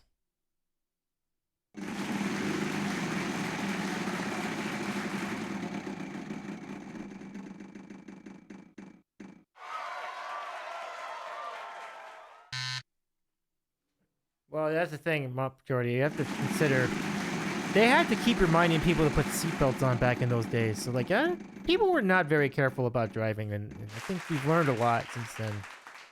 Cogman says, it took me a while to remember there was a car called an Impala when I heard that song that a guy wants a 6-foot Impala, that he did not want a 6-foot African antelope. Maybe he wanted that too. I don't know.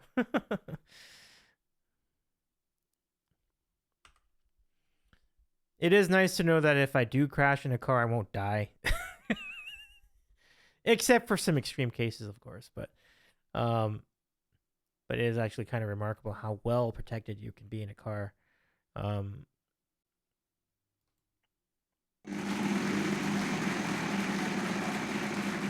Oh, hey, Chip, what's up? Good? Welcome in.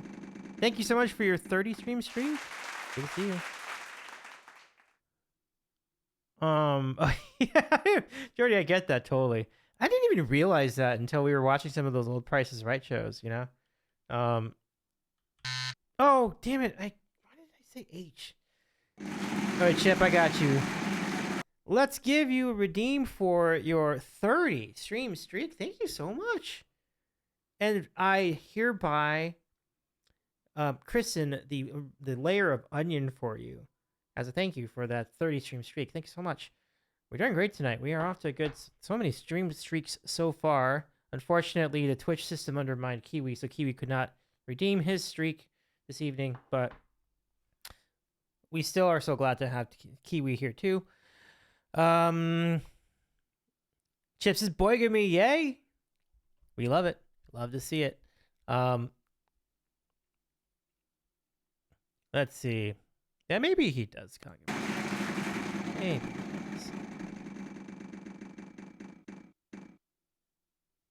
Chip says, I'm an excellent lurker. We are so grateful for the lurkers out there, so we appreciate all your lurks. We appreciate your lurks, Chip. I'm so grateful for you.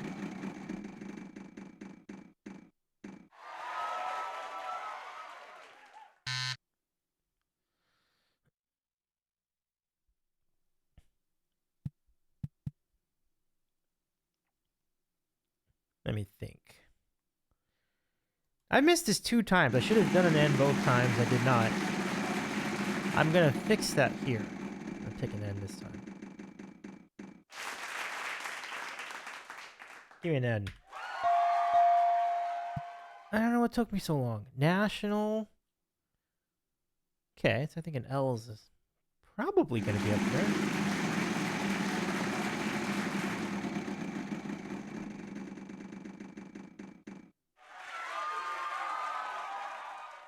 L.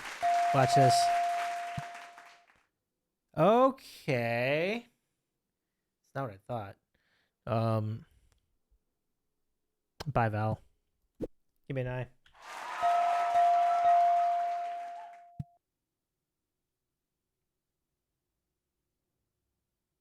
Oh, I got it.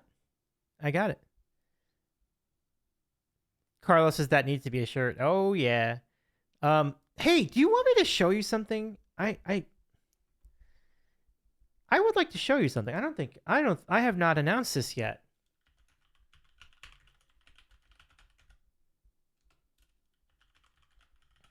Hold on. Let me see if I can find this. I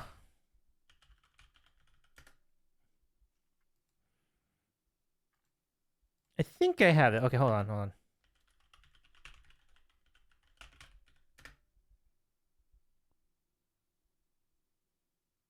Hold it. Let me see. Okay. Yeah, I got it. I will unofficially introduce to you, the soft rollout of the sandwich merch shop. There it is. And in this merch shop, you can get official Pets of Twitch 2026 merch, including stickers, t-shirts, an embroidered hoodie, and then like a soft t-shirt too. There's 2 different types of t-shirts. So if you would like to commemorate the Pets of Twitch, you can now by going to the Fourth Wall shop. I don't have an official command for it yet or anything because I was planning to introduce this on Friday, but that is it. It's just Davies Eating a Sandwich shop-fourthwall.com. It's that simple. So check it out if you would like to have in on some merch.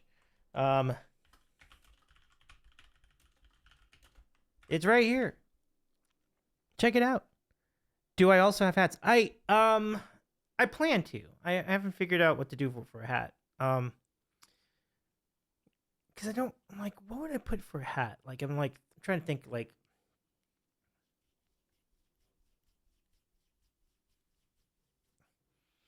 I need to request a higher quality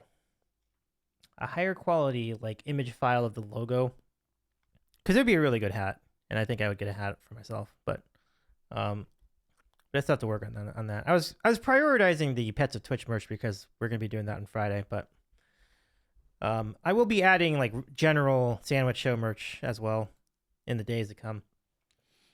But enjoy. That's the merch shop. If you would like to purchase some merch for the show or for the channel, you can do it right there at the link. And $3 of every purchase will fund this channel and future projects and other things that we do here on the Sandwich Show. So I would really appreciate that.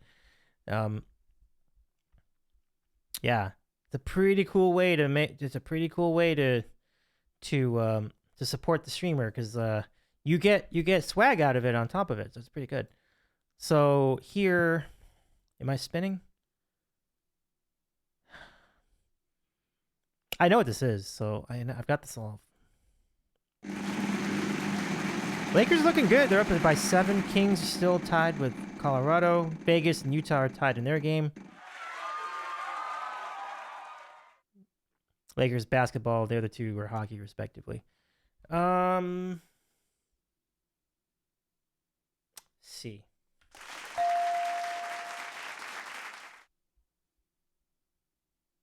Okay, I'll try one more spin.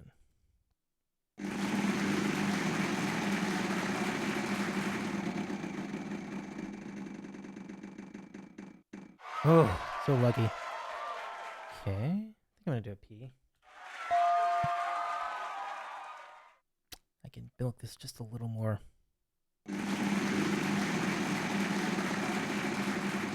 Yeah, I got this.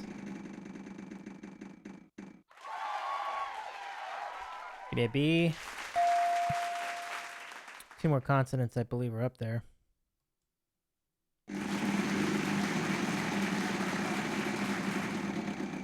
Now I have to do a bean for commercial. Yeah, I don't think so. Okay, one more vowel consonant. Nah, let's just solve.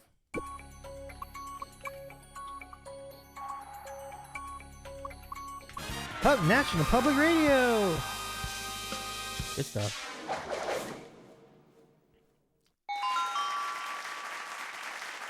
Those of you who have been following along this the NHL playoff, the Stanley Cup playoffs, do you think they're going to score in the final 2 minutes of this period in Colorado? Doesn't seem that way. It's been a real bruiser of a game. A lot of banging around, tight checking, and this is exactly the game the Kings want to play. So that keeps them in it, and it's exciting for fans of the Kings like myself. NPR.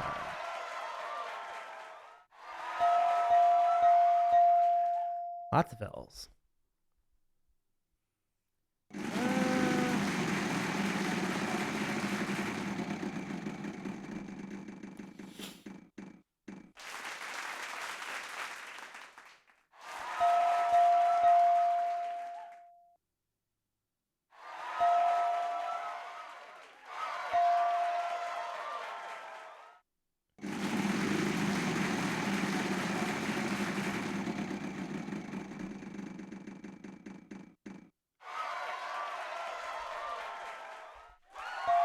What is this? Kagami says I used to listen to Car Talk on NPR with my daddy when I was in high school. That was always funny. Yeah, those guys are very, really funny. Yeah, what a great run they had. And you know, by all accounts, they knew their stuff too. It's such a remarkable triumph. Like you wouldn't think a show about 2 people just talking about cars would be something that would endure for so many years on such a highbrow network like NPR, but they really made it work, and it was really fun. Italian sculptor Donatello. Now the question is, this isn't looking good. I don't think I ever had a turn in this particular round, did I? No. I've not touched the wheel yet. It's over.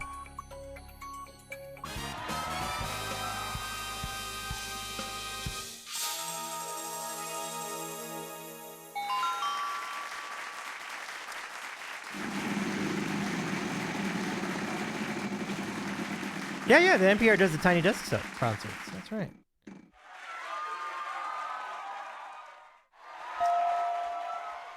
A lot of big names have been part of that. A lot of small names have been part of that. Have you seen some of our friends from Twitch submit videos for NPR Tiny Desk, and you see those on Insta? That's been pretty cool. Hey, Kiwi's back. What's up, Kiwi? What's up, Kiwi? Penny. Yeah, Penny's back.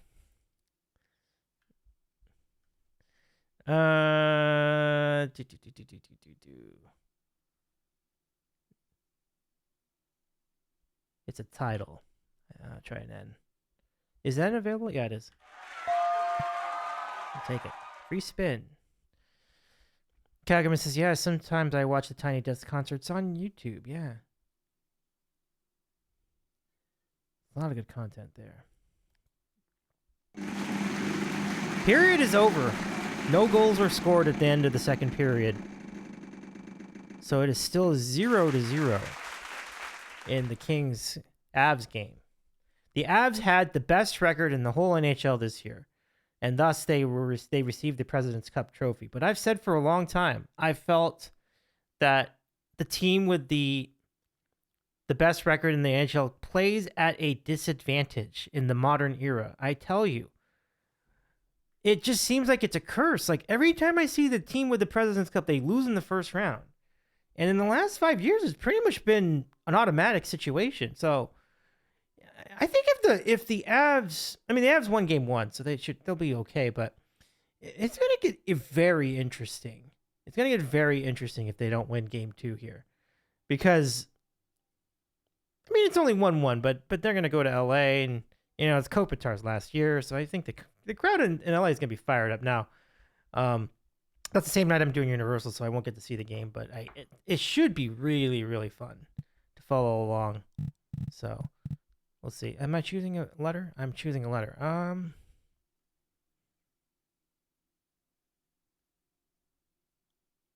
What could that be? L? Dope. Who are the Abs? Oh, Avs. It's short for Avalanche. AVS. Short for Avalanche. So that's the team in Denver. So they're called the Colorado Avalanche. They have a great uniform. It's really nice.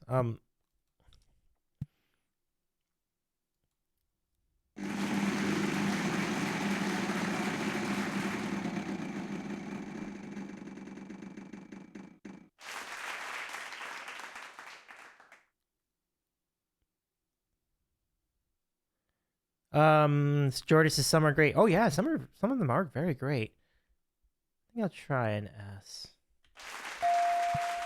That's good. That's good. Oh, I'm gonna buy a vowel. Buy an I. Dang it! Seriously.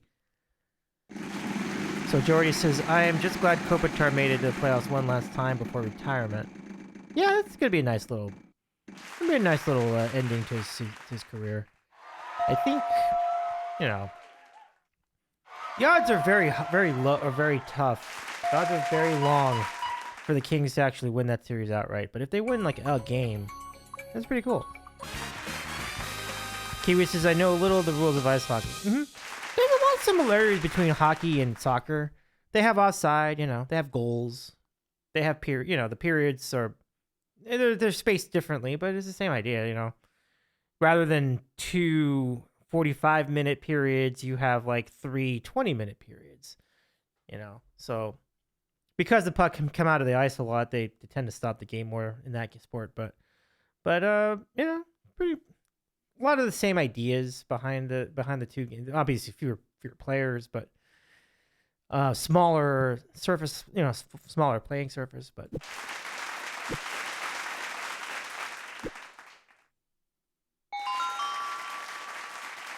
And then Cogmas has agreed. I first found out about them from the Sesame Street Tiny Desk concert. Pretty cool. We call it a half. Well, no, I know it's a half, but I'm just saying, like, we call it... I had to be more generic for describing... It's an allotment of time. But since they don't have halves in hockey, that's why I call them... Yeah, correct. They are halves in soccer. Nobody calls them periods in soccer, of course, but I'm just I had to simplify it. I had to generalize that somewhat, but I already know what this is. Okay. I don't need any more vowels. Sri Lanka! Yay!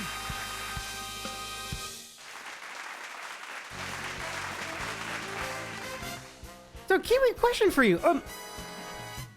What is the soccer like? What is soccer like in your neck of the woods? Like, do they have a league in New Zealand? Like, what's it like? I'm actually really. But why have only 3 periods and not 4? That's a good question. I don't know. But they decided that because of the way the hockey is structured, they need a certain amount of time for the ice to last, and it only lasts a certain amount of time. But then you ask the question, then why don't they make them 4 like 15-minute periods rather than like 3 20-minute periods? I don't know. I never actually figured that out. But that's how they've done it for a very long time. Because it's the same math, right? Like 15 times 4 is 60, and 3 times 20 is also 60. So, that is a very good question. They have a league in New Zealand? Okay. Jordan says hockey only plays 3 periods compared to other sports. Yeah. But it is the same amount of time though. Like in football, you have 4 quarters of 15 minutes each. But that adds up to 60. In hockey, you have 3 periods of 20 minutes each. And that still adds up to 60. So, yeah, I don't know. I mean, you can start questioning why any sports are divided the way they are. Yeah, it's very, very true. It's very, very true. Like, why does baseball have 9 innings and bowling has 10? 10 frames, right? I don't know. And why does bowling have like 3 like mini frame things at the end, whereas the rest of them have 2? Like, I don't know. I don't know how that works either.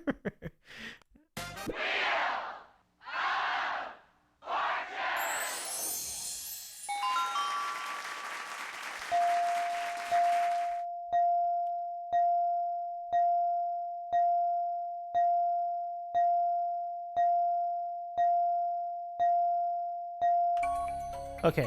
No runs, no hits, no errors. No runs. No. Uh-oh. Crap.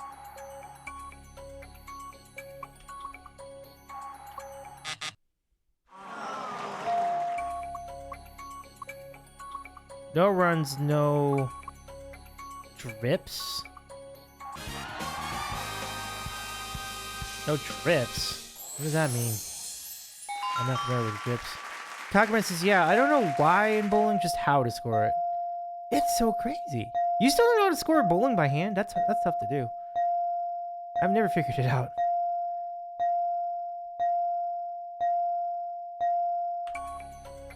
Okay. Joan Crawford?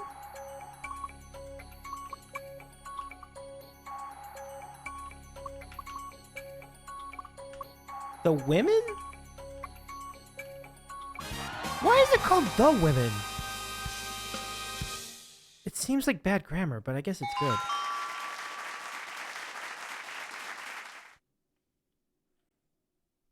That's pretty good. Yeah, that's pretty good, Cogmic. I was like, I've never figured out like how like you can do like 2 spares and 3 spares, and then at the end of it, like how does that multiply? But we don't have to get into that on the stream, but I think it's really cool that you can do that, though. It seems like a tough thing to do.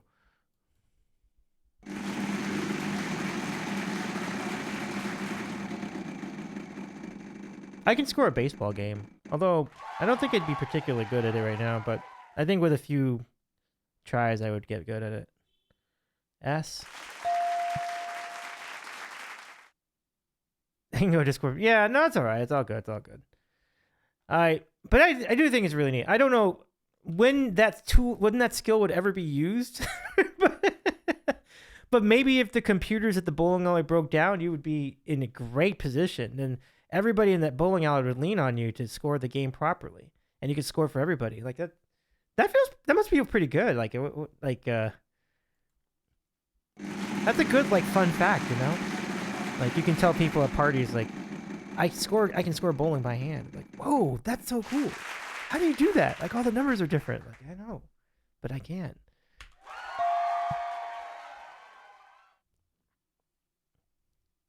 Jordy says, at least it's not cricket because those games last days compared to baseball. Yeah. They have that reputation.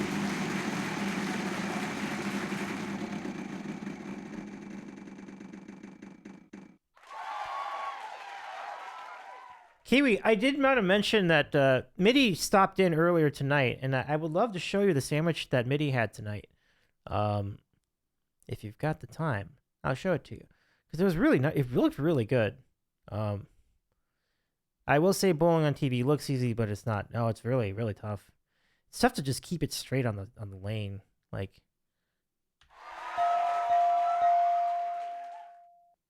national something.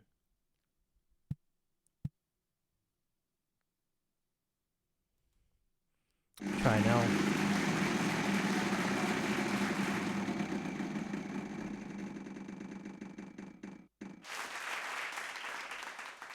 Yeah, give me that L.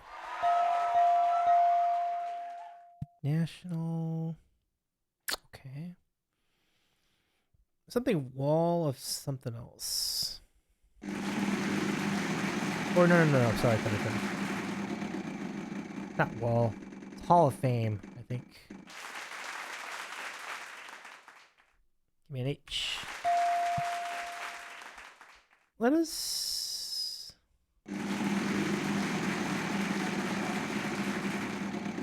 Some kind of Hall of Fame, right? Ooh! Close. Give me an M. Yeah. Is it Women's Hall of Fame? It's leaning that way.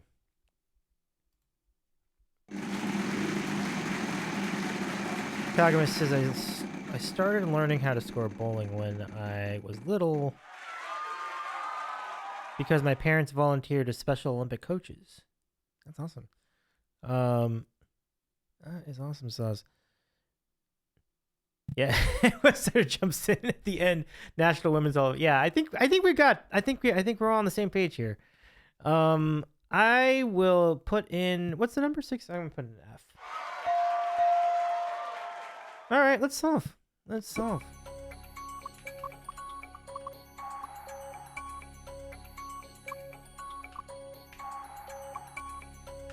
There you go.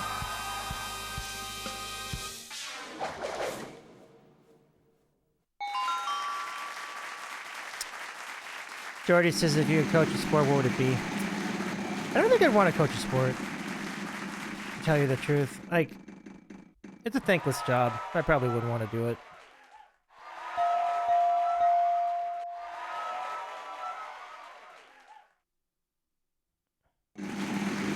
How about you?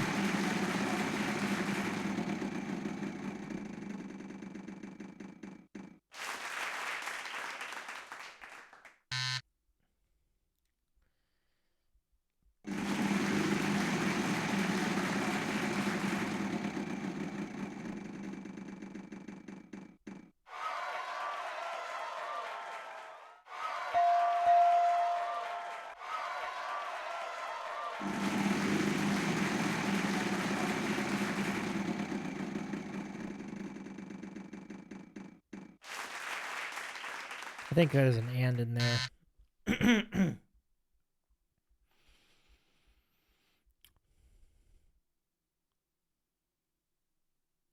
Of the available choices, I'm probably saying baseball. Because you don't have to coach. You don't have to be a head coach, right? It was like, so I guess baseball then. I would be like maybe a swing instructor for baseball. I think that's what I do.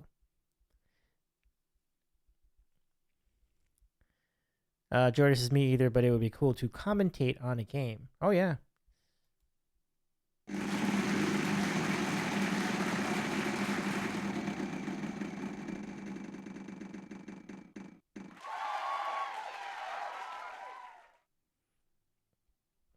seems like we'd have a good opportunity to do some Tiny Desk concerts next week. What do y'all think about it? What do y'all think?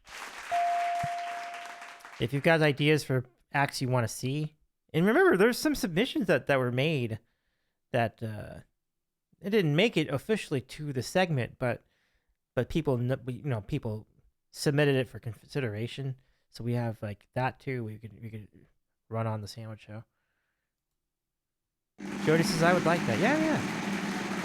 Let's figure out. We'll have to determine which ones we could go with.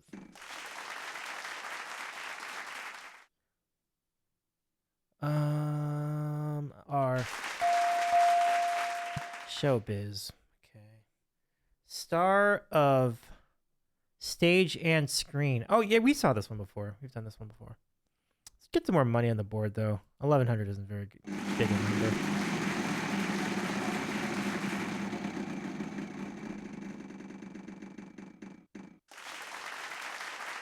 Okay. How much is that? Give me a T. Okay.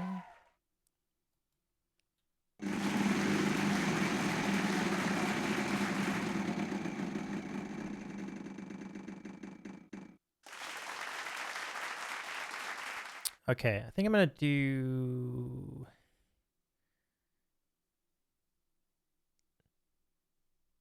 Is it?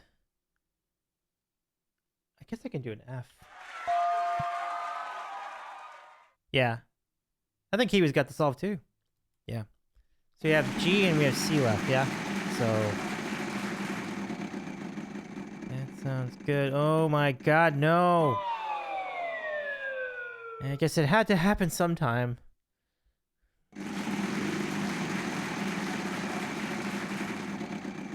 Do we just send you who we want to see on Discord?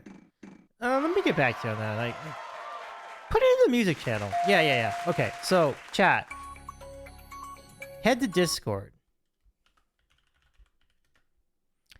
And if there are any Tiny Desk performances you want to see next week on our watch along stream, you can put them in the you can nominate them in the music channel on Discord. Music and movies and TV. I think it's just called music. So, and then I'll take whatever was nominated there. It would be hysterical though if more of those were nominated than submissions for the halftime show. We had exactly 0 of those. So if I get even one, I feel like this recruitment is a triumph. All right, so let's keep going.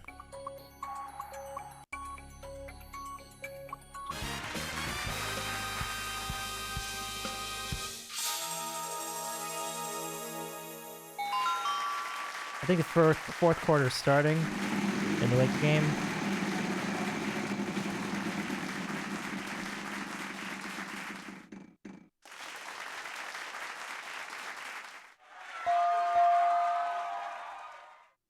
Living thing? I think it's a bug, right?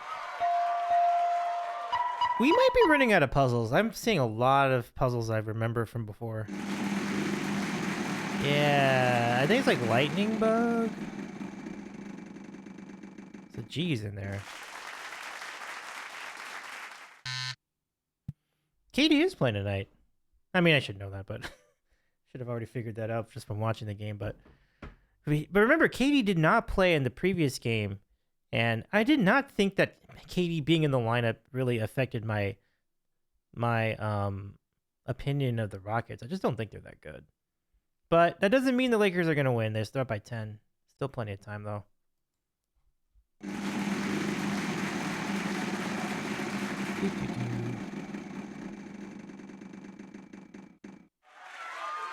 going to go with a G.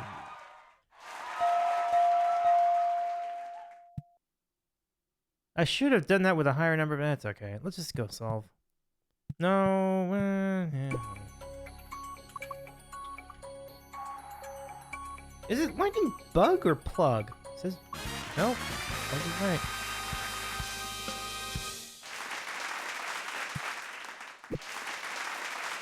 All right. Bonus round. Let's go.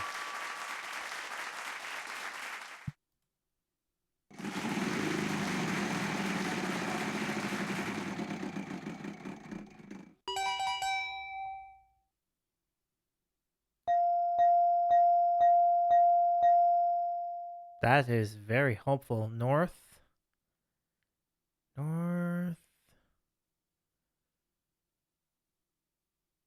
North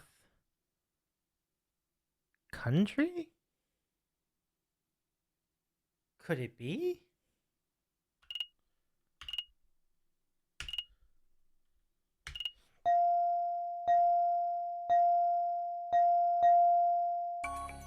Interesting. I guess it's the title of a book or something.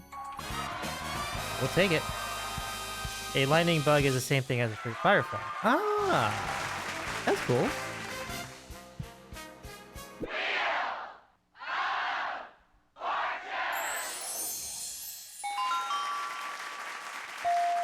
Before and after is your puzzle category.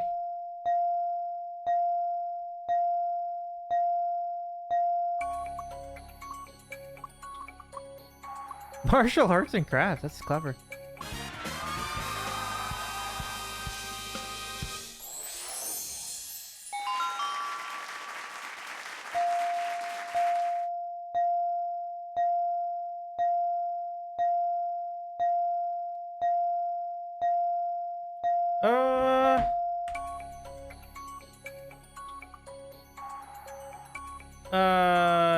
Too old in the...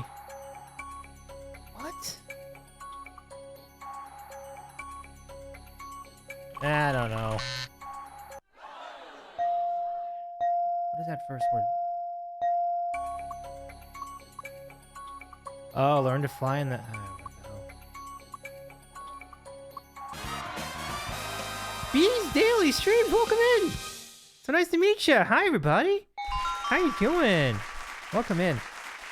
Great to see you here. Hey, look who's joined us. Shane has joined us. What is good? And Christy's joined us, and Jay Beignet has joined us, and Bees and Belen. Welcome, friends. The swarm has arrived, honey in hand. It's so nice to see you all. I hope you're doing well. Let me go give you a nice big sandwich show welcome right here with the raid song. Here we go.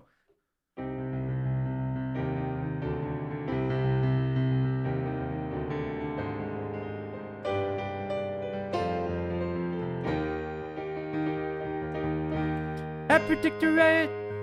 I predict a riot.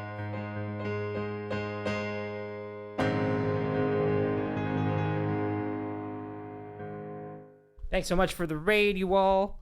Did I not push the button? Oh my gosh.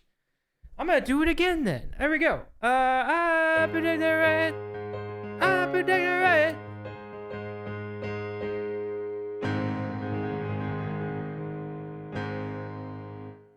There you go. That should be better.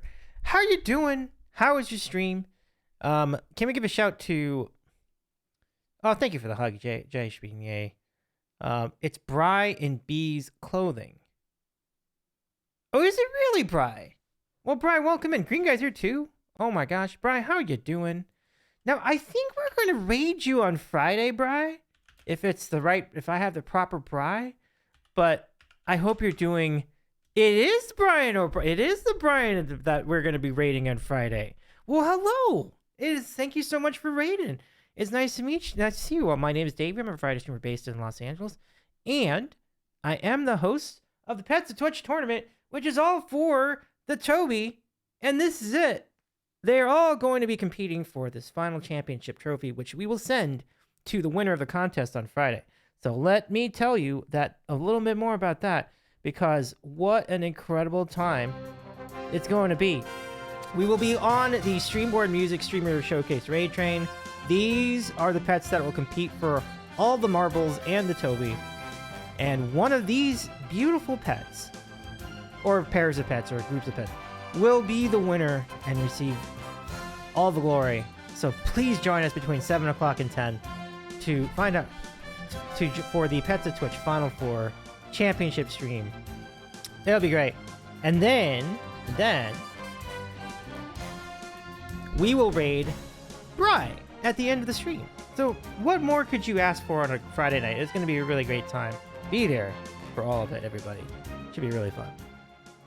But thanks again for the raid, Bry. It's lovely to catch up with you again. I do need to give you a shout. I don't see anybody I don't see any mods currently present as we speak, so let me go give you a shout right now. Bees, not just that channel, but also your regular channel. Good times. We're honored to raid over to you. We are honored to participate in the Streamborn Music Streamer Showcase Raid Train. Brian, aren't you the one that inspired the whole thing too? Like, I know that Mocker tells a story about how he was having lunch with I think it was yourself, wasn't it? And then it was like, and then the idea spawned, you know, why don't we make a whole showcase of Twitch streamers? And then bam, it happened one year.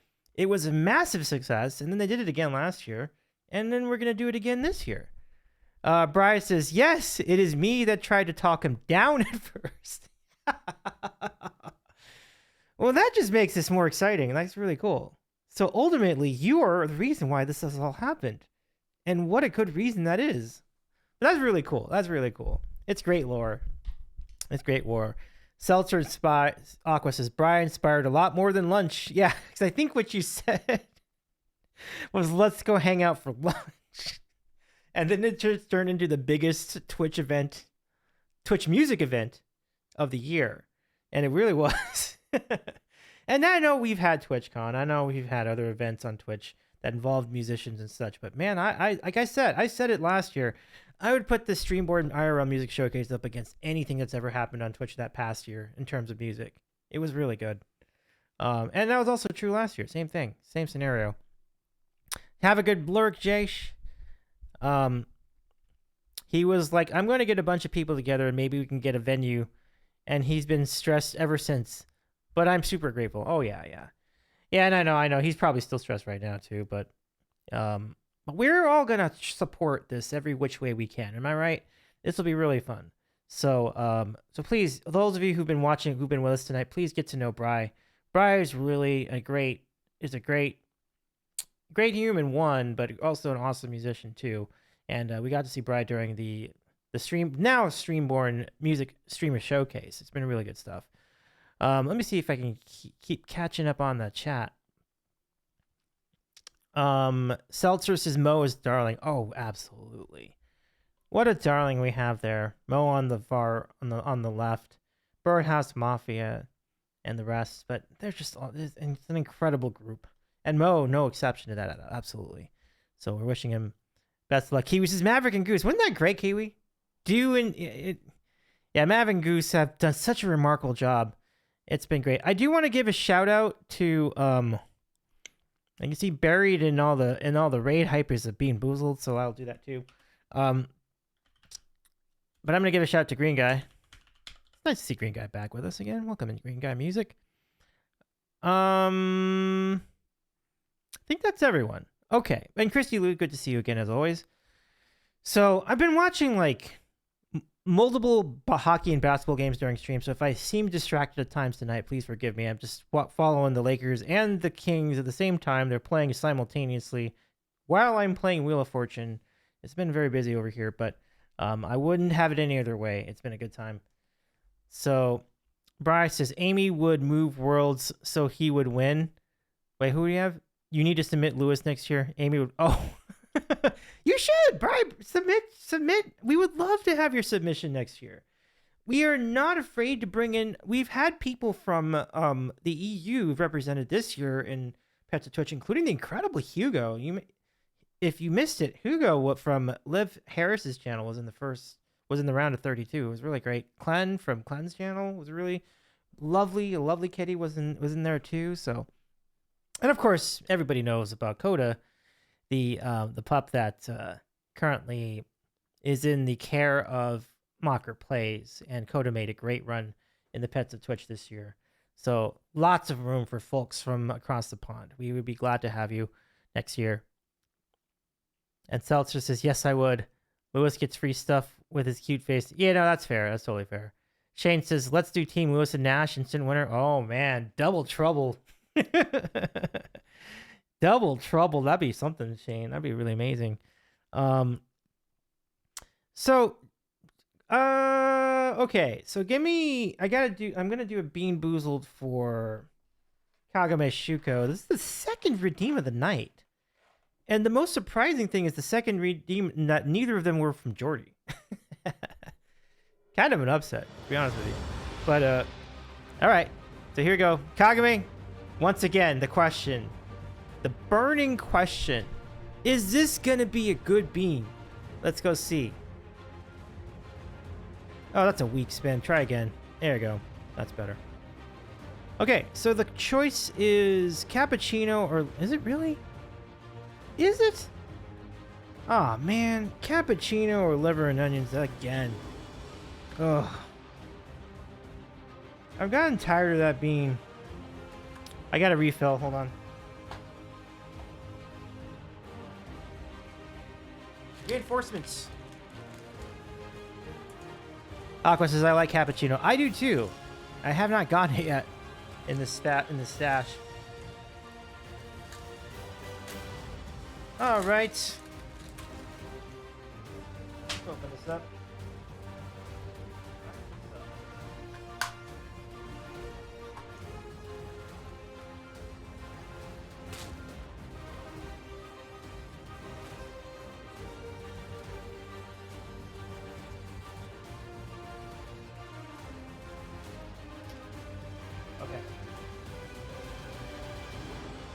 Okay, here we go. Finally, get the bean in place. Here it is.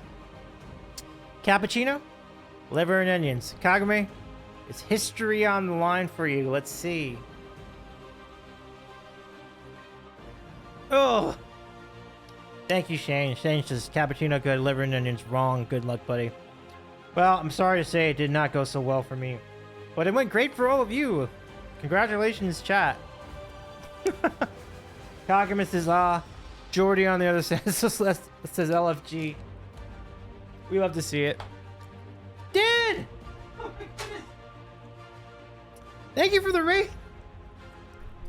You caught me in the middle of a bean. How you doing? Candle White, IU, Dan.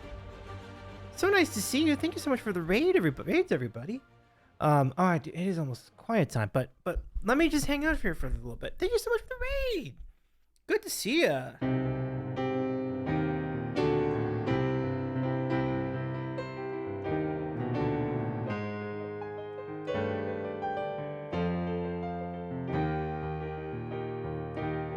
I predict you're right. Yeah, I predict you're right. Thanks again for the raid, Dan. How are you doing? Brendan's here too. What's up, Brendan? How was your stream? Let's go find out a little bit more about your stream, Daniel Wayne. Great to see you again. And it doesn't hurt to remind everybody that we are about to have the final chapter in this year's Pets of Twitch tournament. But before I get into that, I just want to say, my name is Davey. I am a variety streamer based in Los Angeles. I do eat sandwiches.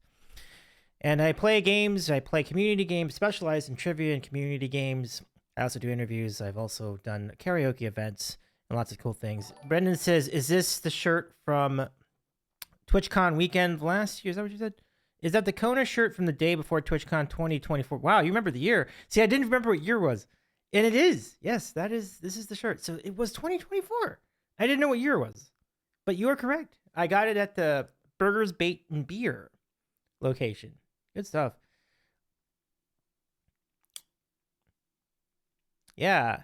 And I do remember hanging out with C-Dub and Jerry and Catalytic and yourself. It was like the night before TwitchCon, right? Yeah, it was great times. Good times. Triple B, yeah. Truly black flavor, the liver and onions. Oh my gosh. Yeah, I'm sorry I couldn't come through for you, Kagame, again. But I know one of these days we're gonna get you a good bean. I promise. Daniel says great chill gaming tonight. We love it. Oh, Ghost of Yotel. Nice. We're doing the same thing basically. We got some chill gaming going on our end. But before we get back to that chill gaming, I want to remind everybody that we have the finals in our season long Pets of Twitch contest, and it's going to come, and we are going to finish it off with a bang on Friday. So join us starting at 7 o'clock Eastern time. with these beautiful, beautiful fur babies will go for the championship? Will it be Mo from Just Stream It? Will it be Birdhouse Mafia from Nick Black Music? Will it be Maverick and Goose from Divisi Dog? Or will it be Sean from Aaron's channel of the band LC Binks? Check it out, our channel. We will be part of the Streamborn Music Streamer Showcase Raid Train. And after we crown our champion and award the trophy, we will raid Bryant O'Brien. And Bry just raided here via the Bees Dailies channel earlier tonight. It was great. Now, we mentioned who will win the Toby. What is the Toby? This is the Toby Championship Trophy.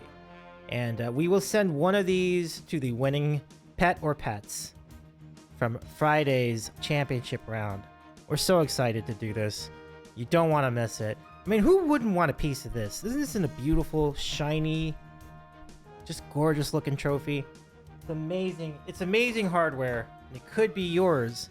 Well, your baby's pet if they win on Friday. So, and you all, every one of you who joined the stream on Friday could have a say in the results because your votes matter. As you saw in the previous few rounds, like those rounds were decided by 1 vote, 2 votes, maybe 3. So every vote counts in this contest. Celtius' gorgeous trophy. Oh, for sure. So beautiful. Thank you. It's technically 1-4-2-1. Yeah, well, because they compete in different regions. Like, some of them are groups, some of them aren't groups. So it's... I don't necessarily think that factors into the decision. You know, like, if you have 2 pets, yeah, sure. But but going against 1, but what if the 1 was incredibly adorable, right? So... a lot of different ways you can win this contest. It's always a fun time. Where can we vote? We will vote in the chat on Friday. So just be here on Friday between 7 and 10 Eastern. And then we'll put up a poll for each matchup. And then, you know, single elimination tournament. And we've got a couple rounds left. And so your votes, that's when you can vote. And so we do it all on Twitch. It's really, really fun.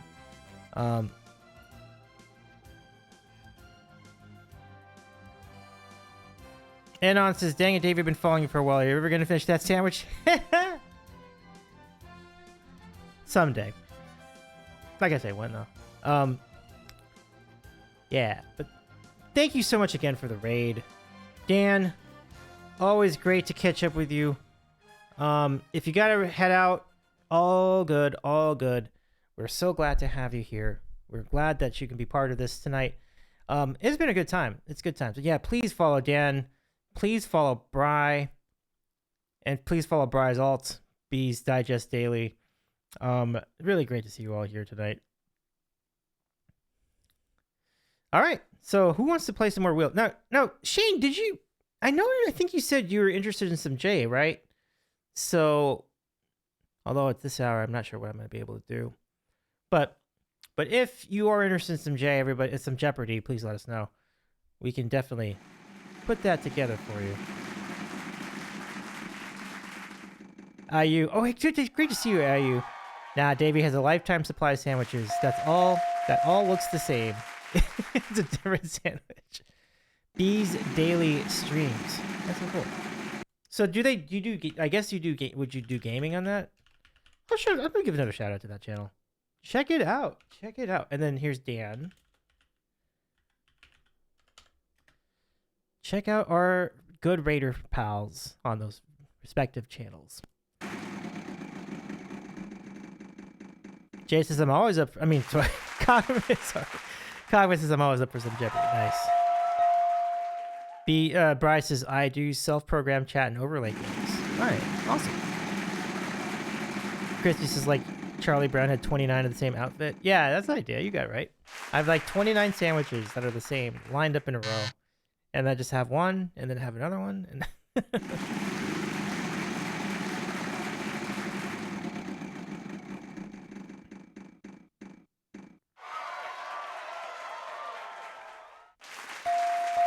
oh, Jordy wants some Jeopardy too. Okay.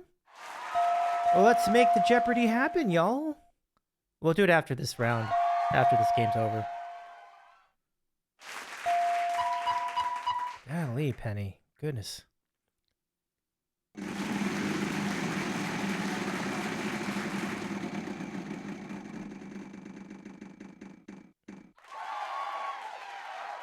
Christy says I knew it 2 letters ago. Oh! I think you got it. The Constant Wanderer? Is that what I have?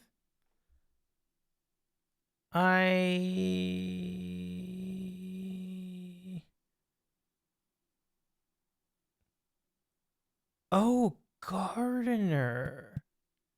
That's good. Let's solve.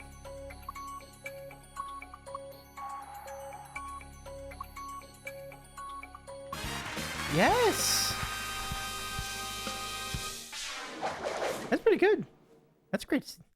Very well done, Christy Wu. Anonymously says, I laugh when I see your name pop up, and the thing that always comes to mind is like the everlasting gobstopper in sandwich form. That would be a good, that would, man, if I actually had that for real, that'd be a great, that'd be great. It'd be so convenient, and among other things, it'd be really convenient.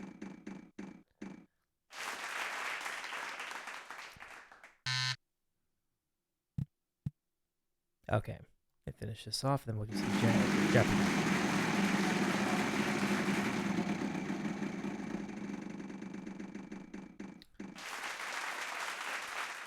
Okay. N. Didn't get much for that.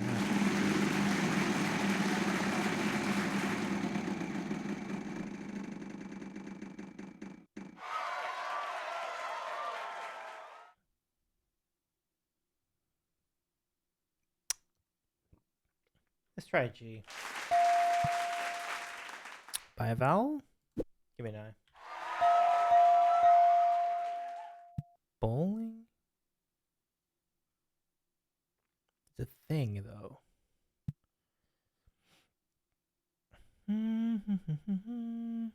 Spin again.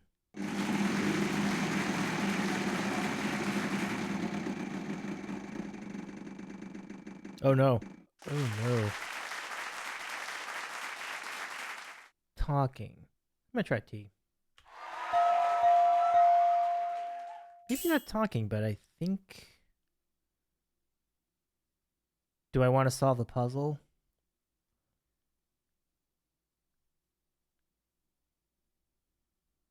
Should we try it? I don't think so, because I need to I can maintain control of the board this way. Utility. Oh, dang it, we should have solved. Damn it. Talking utility? I think it's tools. I think it's tools. By... But what's the first word, though? It's not talking, because we already had the T's up there. By no. Oh, it's not tools. Okay. But it's utility... Yeah, it's not talking, and it's not tools.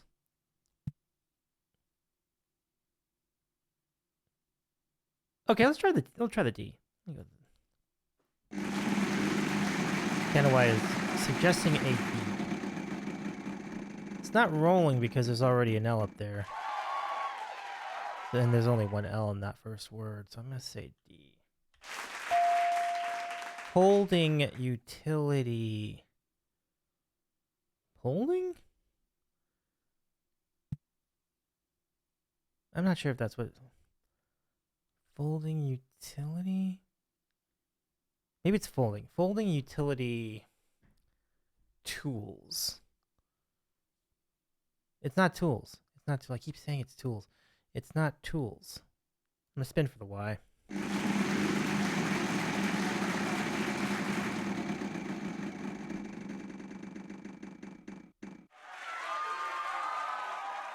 Let's go Y.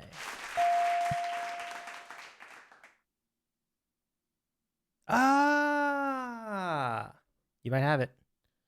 You might have it. I'm gonna buy Val. Hey. You got it. Christy Lou, you have nailed it. This is great. Folding utility table. That is a fantastic solve, Christy Lou. Okay. I get to spin. Oh wow, look at me. Spin. Bella Acoustic, welcome in.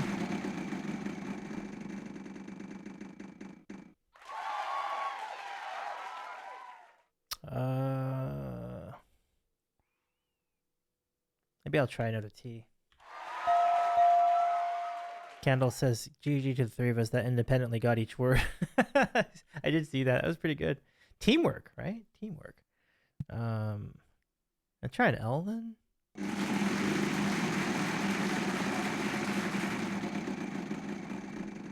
Oh my gosh. Slow down.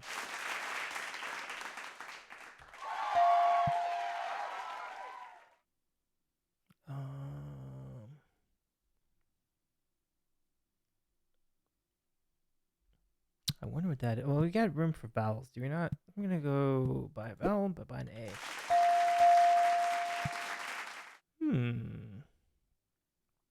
By a U?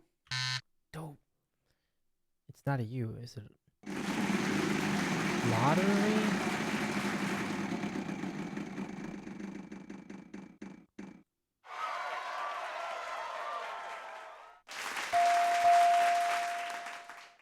Oh, there you go. I think Kagame has it. A red letter day.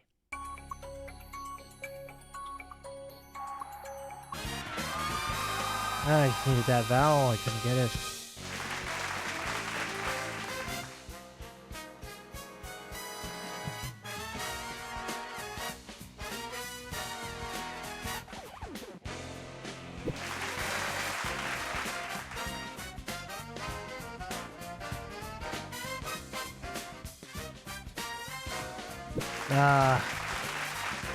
Okay, so that's gonna do it for Wheel of Fortune. No problem. No problem. Kagama says, yay, sub 2 Pokemon. You did great. You did great. Great stuff, Kagame. Your avatar looks so annoyed. Yeah, he does. He wanted some of those souls. It's so funny. All right. So the Lakers, and I'm sorry I keep updating the Lakers score, but I am particularly invested. This is wild, though. I mean, I hope they get this. Like, keep this thing interesting. You know? They were definitely not favored to win the series. They should not have been. Especially shorthanded like they were going in. But we'll take it. Okay, so hold on, folks. We're going to go start up the...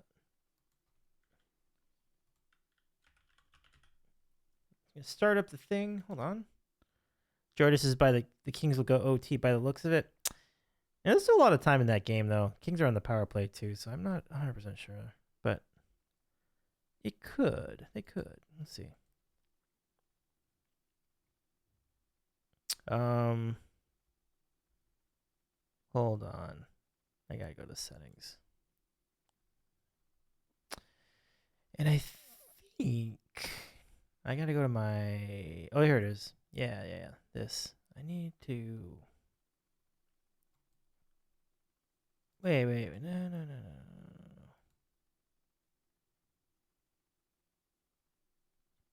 How do I... You know, I think I got an idea. I'm just gonna go start this up. Now, I'll mount it. Give me just a second. We're gonna start up the Jeopardy. It gives me a chance to...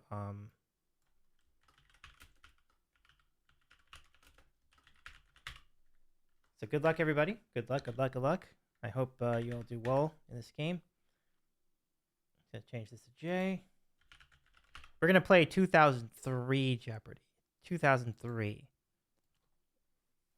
And the reason for that is because I don't have the Xbox on me. It's in the other room, so I'll jump in on the older one. But it's pretty good. Like the older version of Jeopardy is actually pretty good.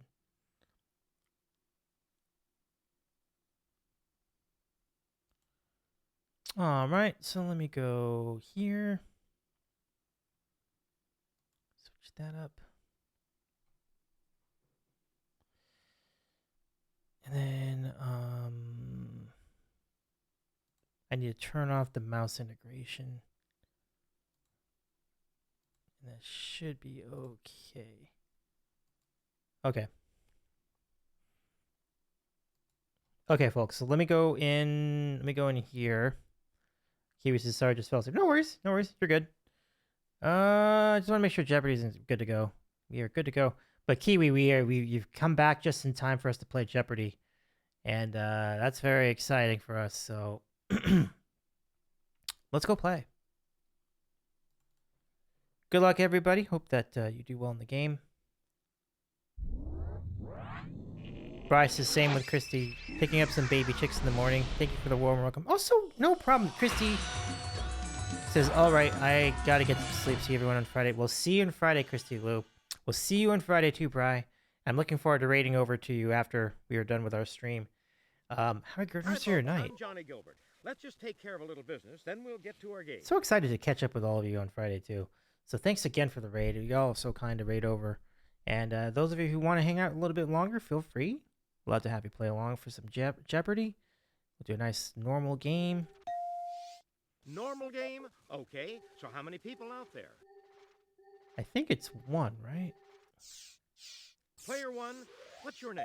Okay. Player one, here's your buzz-in key. Okay, there you go.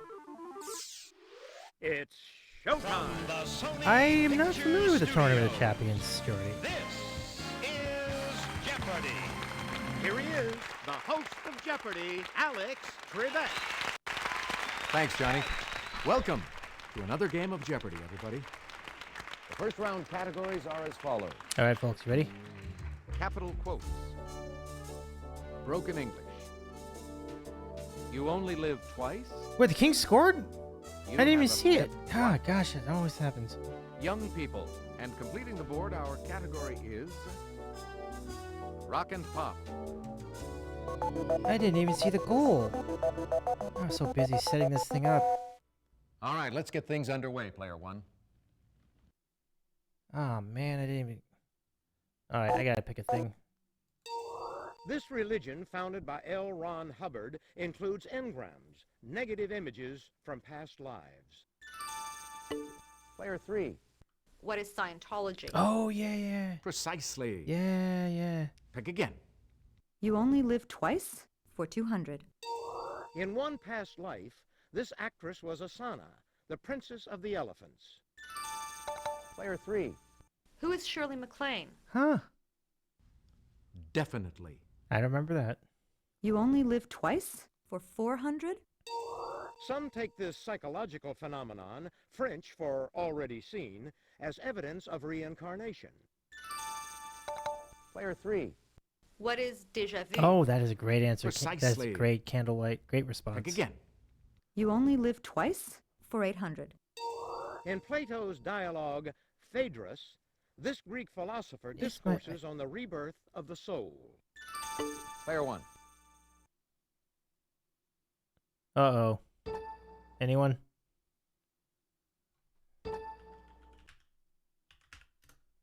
No. Ah, good try, Candlelight. Anyone? Take a look. Here's the right Oh, response. that's right. You only live twice That green guy, for that's a great. 1,000. Got the guess on the nose. Followers of this ancient triangle Total theorem guess, but you got it. philosopher also spread his ideas about reincarnation.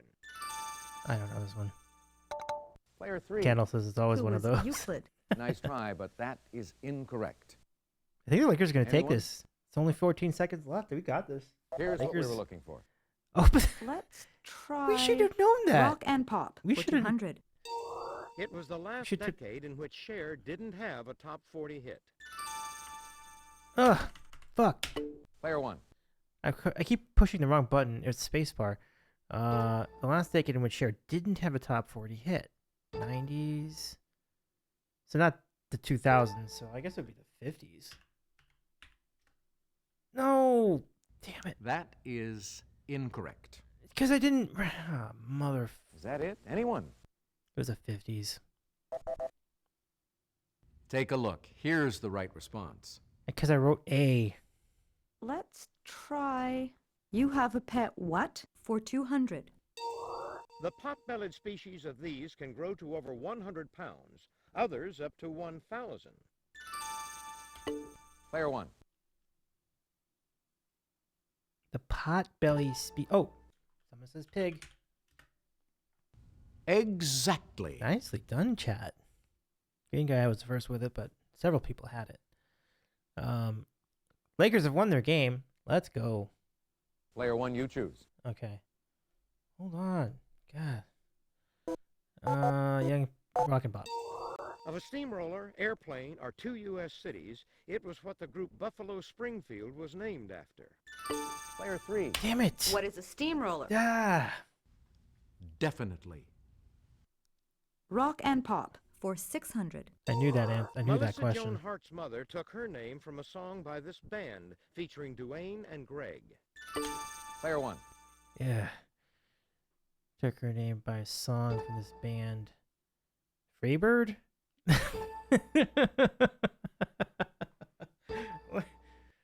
Well, shoot. No. Oh, Allman Brothers. Jessica. Nice try, but that is incorrect. Balls. That Player wasn't it. two. What is the Allman Brothers Band? Precisely. Oh, they want the band. Pick again. I'll take Young They People wanted the for band name. 200.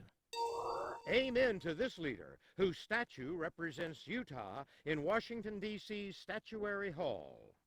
What? Player two. Who is Brigham Young? Definitely. Oh, sure. Young People for 400.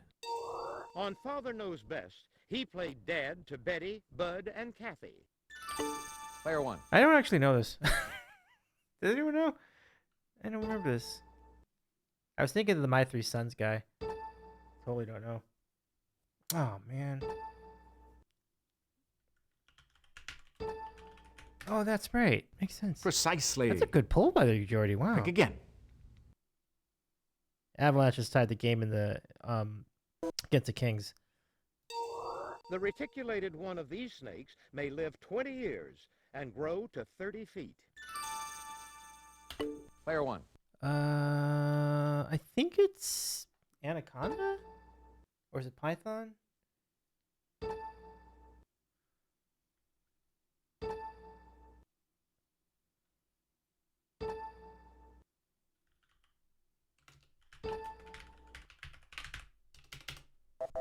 Fuck. No, sorry. It might have been Anaconda. Anybody? Take a look. Here's the right It was response. Python Candlelight. Look at that. I can't believe how bad I'm playing right now. He reached new heights with Purple Rain. Yeah, you gotta give me this one. Player two. Who is Prince Rogers Nelson? Exactly. You don't have to write the whole name, just Pop, Prince. 4,000. Answer? The Daily Double. I knew what it was. I just couldn't buzz in time. Did you make your wager, please? In 1982, it was business as usual for this Who Can It Be Now group from Down Under. Come Player on, two? come on. What is the Little River Band? Ooh. No, Little Sorry. River Band. Take a look. Here's the Not right even response. close, man. How about Man, it worked. Young People for 600? Of the 906 Major League Baseball games that he pitched, he won more than half. He deserves an award. Player one. Okay, Cy Young. Finally get to buzz in. Precisely. Goodness. Pick again. Okay, young people. Maybe we'll get Steve Young. In 1992, he released Harvest Moon, a sequel to his Harvest album from 1972. Player one. Neil Young.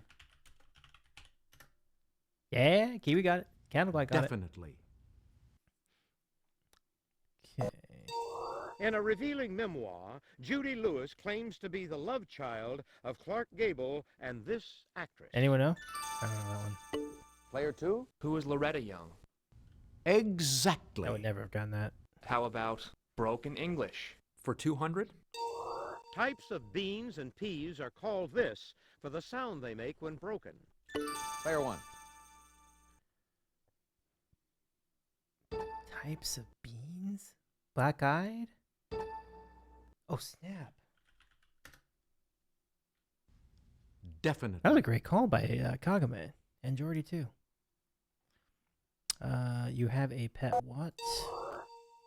This strutting bird, held sacred in India, makes a nice watchdog, or watchbird. If you'll just watch this, we'll show you the clue. Let's see, this might actually be useful.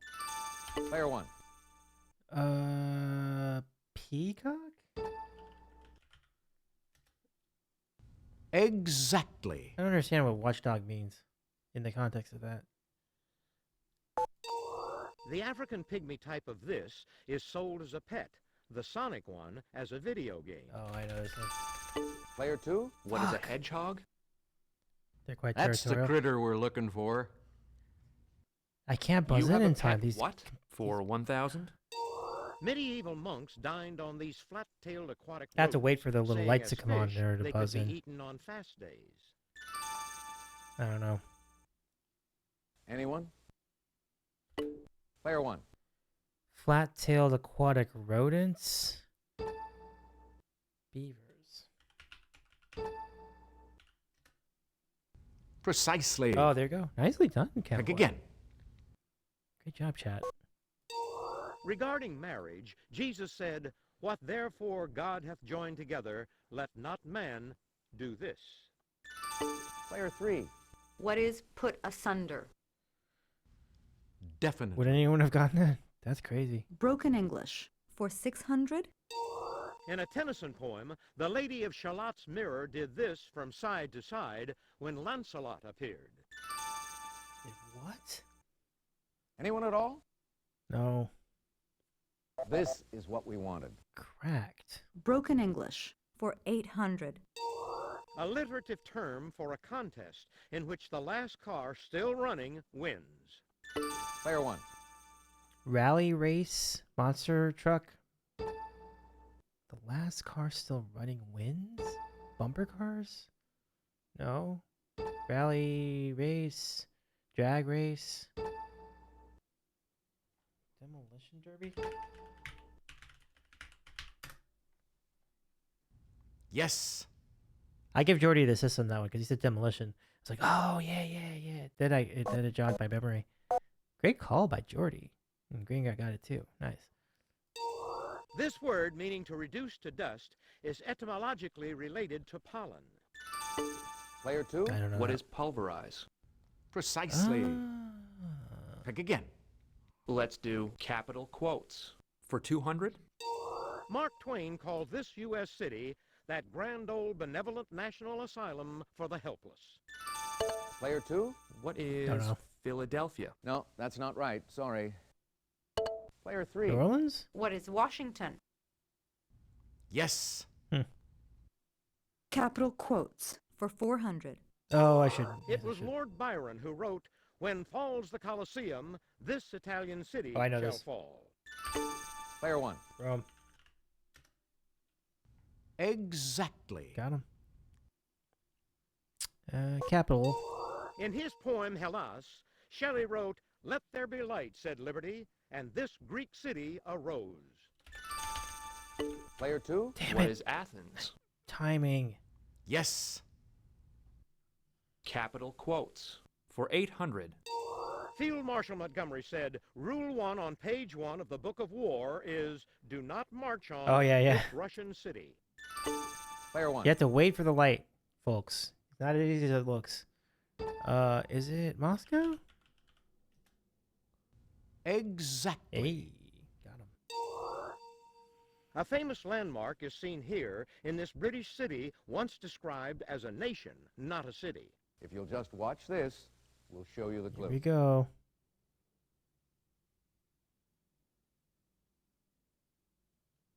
Player 1. Oh my god. Gosh, that was stressful. London. Exactly. Everybody got it. Everybody got it. Okay, that's it. For the He Jeopardy rebounded round. pretty well there. Now then, take a quick look at the scores.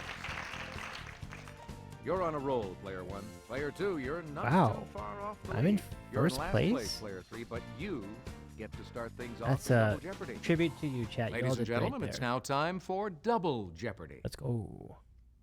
Here are the categories for the Double Jeopardy round.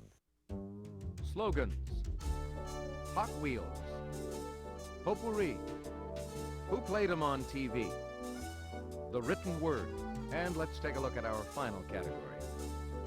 In the Kitchen with Ivan. Seltzer, thank you so much for the follow earlier. I appreciate that as well. Slogans for 400. The milk chocolate melts in your mouth, not in your hand. Player 1. Have to wait for the timer.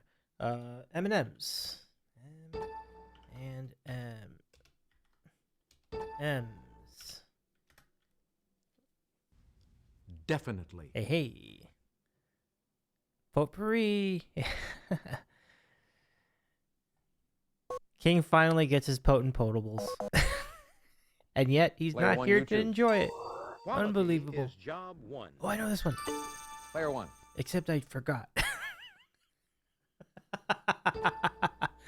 Ah, fudge. I don't remember this anymore. Quality is job 1. BC says Ford. Let's try that. Precisely. Oh my gosh. Thank you, BC. Pick again. Thank you for remembering that. I forgot that one. Be all that you can Oh, this be. one's easy. Player 1. Army. The Army? Hey, you're correct. Oh, thank goodness. Whew. Okay, 16. Just do it. Player 1. Nike. Exactly. Man, somebody's watched a lot of commercials. Good job, A chat. mind is a terrible thing to waste. Player 1. Oh, crap. What is that? What is that actually from, though? You hear it all the time. Ad Council? Wish I could remember what that was. I don't even know if that's right.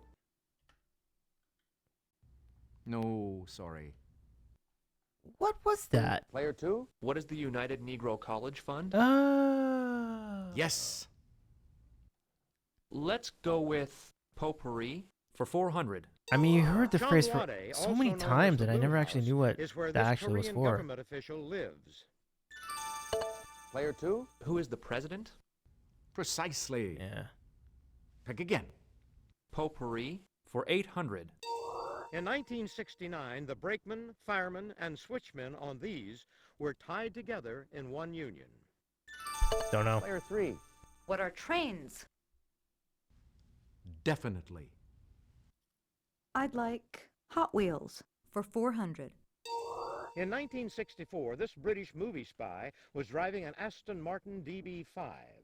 In 1995, a BMW Z3. Player 1. That would be James Bond. 007. Precisely. Got it, everybody. Nicely done. Pick again. BC says he typed the Nike question before the question came up. I knew it from the jump. Yeah. Let's go Hot Wheels for 8. It promotes its wide Shaken track Nuts Grand Prix as wider is better. Player 1. Oh, Rip Pontiac. I miss those guys. Yes. North American country in which Toyota builds most of its Camrys. Player 1. I think it could be Mexico, but I can't remember. No, too bad. No, it actually might be. It might Player be the 2? United What States. is the United States? Yeah, Exactly. I believe that's right. I'll try In the Kitchen with Ivan I had it for between 400. those two. Ikra is the Russian name for this fishy delicacy, which Ivan serves with toast or bellini. I don't know. Player 3. What is caviar? Now you're cooking. Yes, that's the dish. In the Kitchen with Ivan for 800. To make a krushka soup, Ivan needs kvass, a beer-like beverage made from a dark rye type of this. Player 2? What is bread? Exactly. Give me potpourri for 1200. Adrian IV, born Nicholas Breakspear, would be the only entry in Lives of the English These. No idea. Player 2? What are popes? Hey, you're correct. Potpourri for 1600. The Kentucky statehood issue of 1942 featured a picture of this pioneer and 3 settlers. Player 3? Who was Daniel Boone? Oh. Exactly. How about the written word for 400? A 1983 play about this fabled actress featured Scott Bakula as Joe DiMaggio and Will Gerard as Arthur Miller. Player 3? Who is Marilyn Monroe? Ah. Yes. The written word for 800. This Shakespeare character goes to the Capulets party to see the fair Rosaline, whom he loves for now. Player 1? Okay, who is the chat? Romeo. Precisely. Well done, chat. Well done, Kagame. Pick again. Try that again. Written word. For women's health, Cosmopolitan magazine recommends wearing 4-inch ones for only an hour. Player 1? I think it's heels?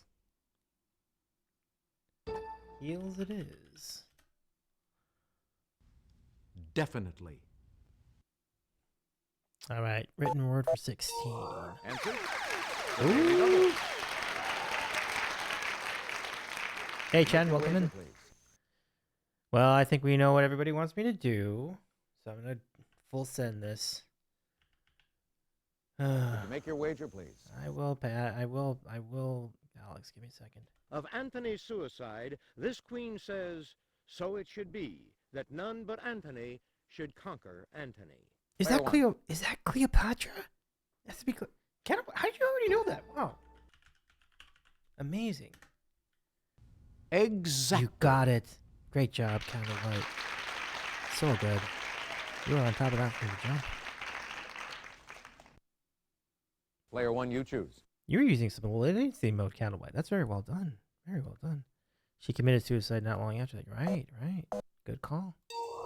A popular calendar is titled 365 Days of this often gray cloth tape. Player 3? What is duct tape? Definitely. How about who played him on TV for 400? Duct tape. Keith You got Partridge. it. Player 1? David Cassidy? Or Sean Cassidy? How do you... Which Cassidy is it? How do you spell it? Is it S-E-A-N or S-H-A-W-N?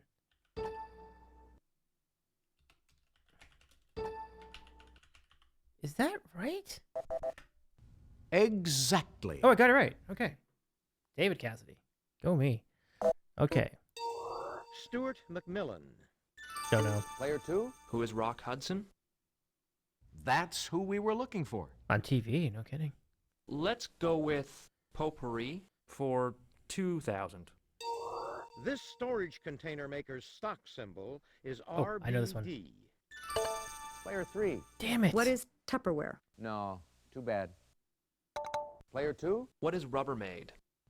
Exactly. How were you able to do that? Let's do In the Kitchen with Ivan for 1200. Harcho, a spicy soup from the Caucasus, is made from this meat that's older than lamb. Player 1? Mutton. Yes. Oh, Candlelight, thank you. That was great. Hot Wheels. In the same class are the Ford Contour SVT, the Saab 900S, and this company's Jetta GLX. Player 1? Volkswagen.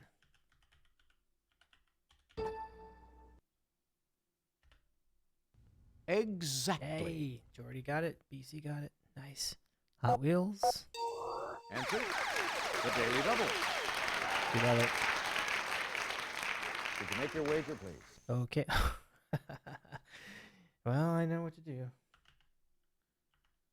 This could blow the game right here, but we're gonna The try. 1997 Boxster was the first new sports car from this 911 Oh, maker I know this in one. 19 years. Actually, Player related. one. It's a related company to Volkswagen, y'all. Porsche. Yay! Hey, you're correct. Yes. Ooh, look at that! Look at that score, y'all. We got both daily doubles. That is big. Larry Sanders. Player one. Gary Shandling. Oh crap! How do you spell it though? Garry? Is that right? Is it two R's? Oh gosh. Exactly. Yes, it was two R's. Yeah. Rest and rip Gary Shandling. He was great. Charlie Salinger. Familiar, but I don't two. know. Who is Matthew Fox? Hey, you're correct. Could have fooled me. I would know. Who played him on TV? For 2,000. Dr. Heathcliff Huxtable. Player one. Oh, that creep. Oh, yay. Exactly. Everybody knows. All right. Kettle was like LOL. Ivan makes this chicken dish named for Ukraine's capital, so the butter squirts out when you cut it. Player three. What is chicken Kiev?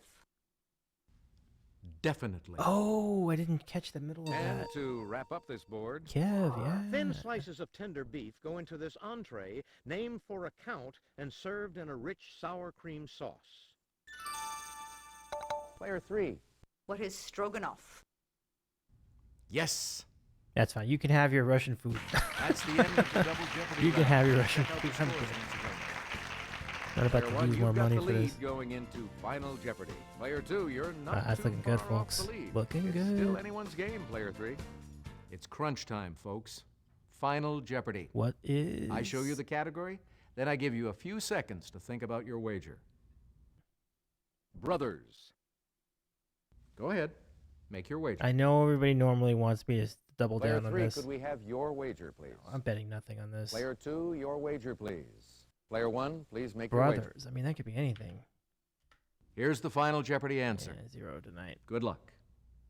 An empire began when Tom and Louis Borders opened this type of store in Ann Arbor, Michigan Well, in 1971. We would have got it. We have this book store. Is it book store or book space store? Yeah, Green Guy got Let's it. see how everyone did. Your question, player three. No. I'm sorry. What's that going to cost you? Your question, player two. No. Wow. I'm sorry. Really? What's that going to cost you? Your question, player one. Right you are. What was your wager? Doesn't matter. Win's a win. Congratulations to our winner. Not bad, not bad. Great job, One. chat. We shut out the other two players. Hope you all had fun. You guys' See Borders you coffee. again on Jeopardy. Those Hi, computer I'm Johnny players. Gilbert. Let's set things up before we begin our game. Those computer players really were insistent that that was in fact a coffee shop, and it was not. It was not. Yeah, both players went bankrupt. That was crazy. Green Guy says, "Take the exam." You know what's funny? If we did actually full send that, we would have had like 88. It was some crazy number. Some crazy number. Let's do another game. I think I got time for one more tonight. Normal game, okay? So how many people out there? Player one? Okay. Player one, here's your buzz-in key. Let's get this show on the road. Sony Pictures Studios. This is Jeopardy! Here he is, the host of Jeopardy, Alex Trebek. Thanks, Johnny. Welcome to Jeopardy, everybody. Have fun, and good luck to all of you. The first round categories are as follows. Biblical Mortal Matters. Oh, the places you'll go. Inventors. Horrors. Wells. And the final category, fruit.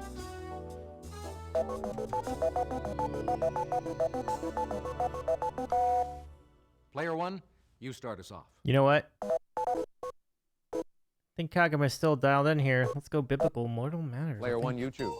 In Genesis, he wasn't his brother's keeper, but he was his brother's killer. Player one. All right, what we got? Ooh, Kane says candlelight. Exactly. Nicely done. Peter raised Dorcas from the dead. Jesus did it to this man. Player one. To this man raised, oh, Lazarus.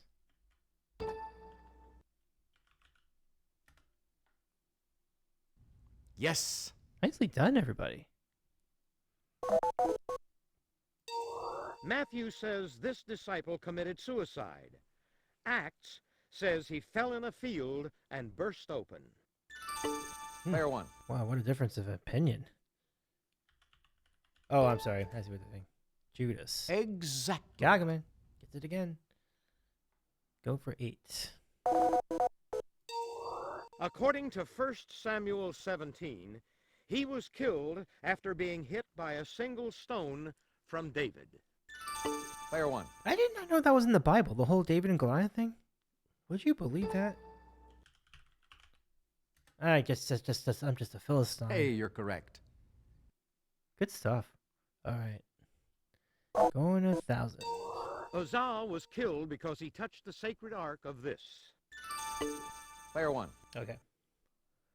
That's where the story comes from. How about that? Never knew that. Ark of the Covenant, right? The whole reason for Indiana Jones and the Lost Ark, yeah? Exactly. That was great. Y'all are so good at that category. That's so good. We just swept that shit. Green guy says Noah. Nice. Player one, you choose. Fruit. When buying this fruit, the pina in a pina colada, don't judge it by its color. Player one. Pineapple. Hey, you're correct. Okay. Go for 400. Its seeds can be roasted, salted, and eaten as snacks, and have been spit for a Guinness record. Player one. Sunflower seeds. Wait, no. Sunflower. Precisely. There you go. Pick again. 6. Ounce for ounce, it has more potassium than any other fruit except the avocado. Did not know Player about the one. avocado. That's interesting. Banana. Nicely done, Chad, too. Definitely. I know my fruit. 800. The pink seedless and ruby red seedless types of this citrus fruit were developed from the marsh seedless. Player one. Grapefruit. You got it, everybody. Exactly. Green guy says, Honey, I Shrunk the Kids taught me that one. There you go. Nice. Oh, that's right. It's a good recall there, green guy. Player one, you choose.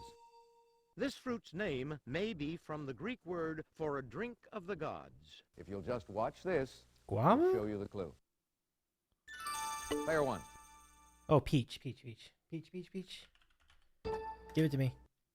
No. That is No. incorrect. It was nectarine. Oh, damn it. Nectar. Nobody? Nectarine. Take a look. Here's the right response. They look so similar.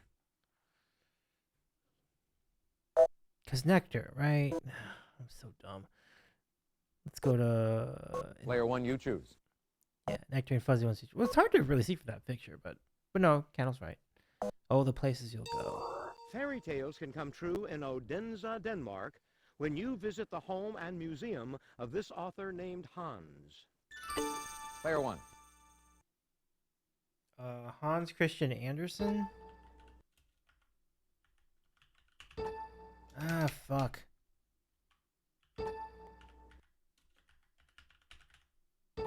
Is it Christy Ann or Christy N? Good answer, but sorry. No. That's wrong.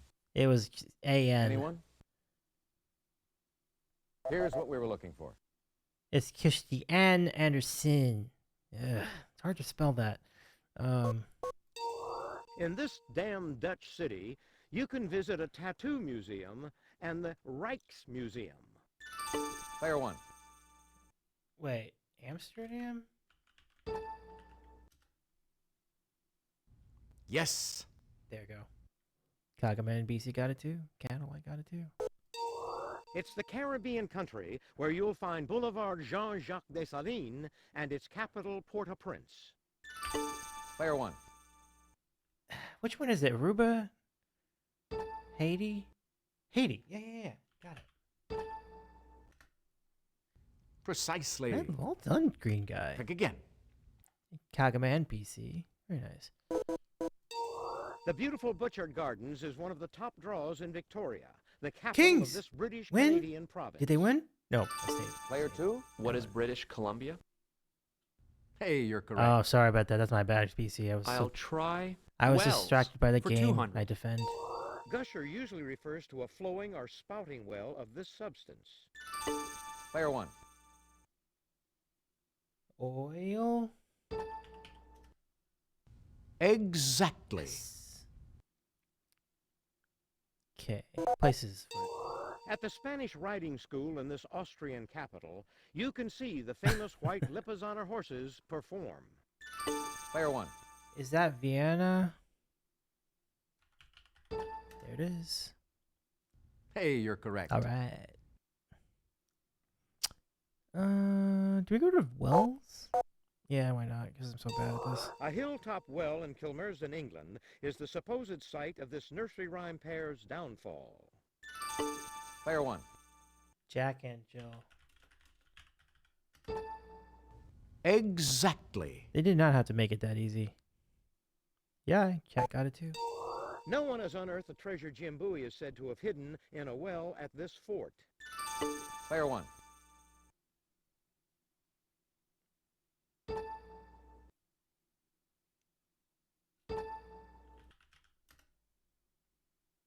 Hey, you're correct. Nicely done, Kagaman. Thank you for saving us. Answer? The Daily Double. Whew. Did you make your wager, please? I hate to do this, but I don't know that much about wells. I'm only going to bet 500. Despite the name, these pieces used to drill wells aren't little. They can be 2.5 feet long. Player 1.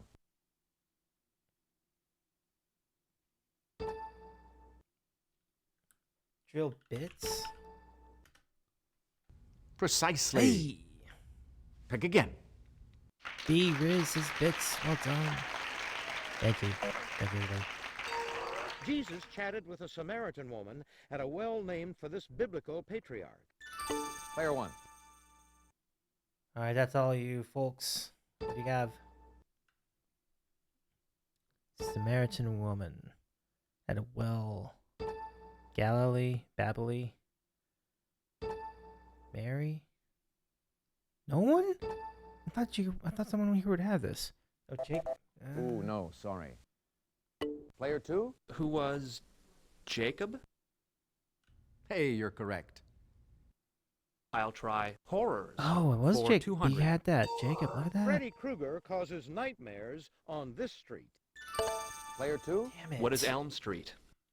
Exactly. Horrors for 400. Despite its title, this 1980 film had enough box office luck to produce 7 sequels by 1989. Player 1. Okay. Should be Friday the 13th. Yes? Scream. It's funny. Definitely. Yay. Nice. Go horrors for 6. John Larroquette narrated this 1974 film in which chainsaws are put to new use. I know this. Player 1. The Texas Chainsaw Massacre.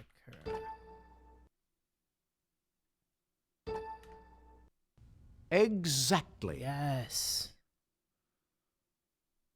What a strange role for John Larroquette. This 1960 Hitchcock classic starred Anthony Perkins. Player 1. I think this is Psycho, is it not? Candlelights on top of it. Definitely. Yes. Horrors for 1. First name of the monstrous doll in the 3 Child's Play movies. Player 1. It must be way more than 3 now. It's 3 back then. Chucky. Precisely. Pick again. Now you got it. You got Candlelight. It was Chucky. Nailed it. Nailed it. Chunky. I love that Kiwi. Inventors for 2. He called his steamboat, launched August 17, 1807, the Steamboat, not the Claremont. Player 3. Who invented Who that? was Robert Fulton? Yeah. That's who we were looking for. I couldn't remember that. Steamboat Inventors Willie. for That 400. was probably my guess, too. At a 1947 meeting of the Optical Society of America, he took 2 instant photos of himself. Player 1. Polaroid? No, Kodak. No, that's not right. Sorry. Oh, is it Eastman? Anybody? Oh. Player 3. Who was Edwin Land? It Precisely. was none of those. Okay. Pick again. Inventors for 600. Mr. Fuji, even that joke In failed. 1864, this Swede founded the Nitroglycerin Corporation. No idea. Player 3. Who was Alfred Nobel? That's it. You do know your history. Inventors for 800. Eureka! He invented the compound pulley and proved the law of the lever. Player 2. Who was Pythagoras? Good guess. But it's not what we're Fulcrum? looking for. Who is this? Player 3. Who was Archimedes? Precisely.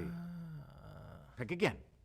And to wrap up this board, this air brake inventor developed a safe system for transporting natural gas into homes. I don't know this. Player 3. Who is George Westinghouse? Exactly. Okay, that's it for the Jeopardy round. Now we're going to take a quick look at the scores. You're in first place all alone, Player 1. You're still in the thick of it, Player 3. Player 2, you're in last place, but you do get to start things off first in Double Jeopardy. Eureka. Ladies and gentlemen, it's now time for Double Jeopardy. Here are the categories for the Double Jeopardy round. Giants. 80s rock. 80s rock. Paul, meet Paula. I think we got to beat on that April. 80s rock, y'all. The Stand, and a look at our final category. Nuts to you.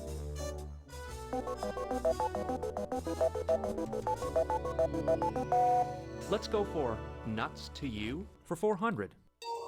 1996 film in which Eddie Murphy played most of the extended family of an extended chemistry teacher. Player 1.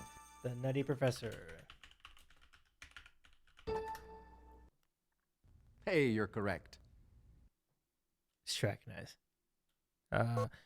Yeah, I'm sorry. Avalanche won the game over against the Kings in overtime. Sorry to say. Well, Player 1, you choose. Too bad for the Kings, but it is what it is. Avs are the best team in the NHL, according to the record. This phrase can mean all-encompassing, or from the first course of a big meal to the last. Player 3. Damn What it. is Soup to from nuts. soup to nuts? Exactly. Give me Paul meet Paula for 400.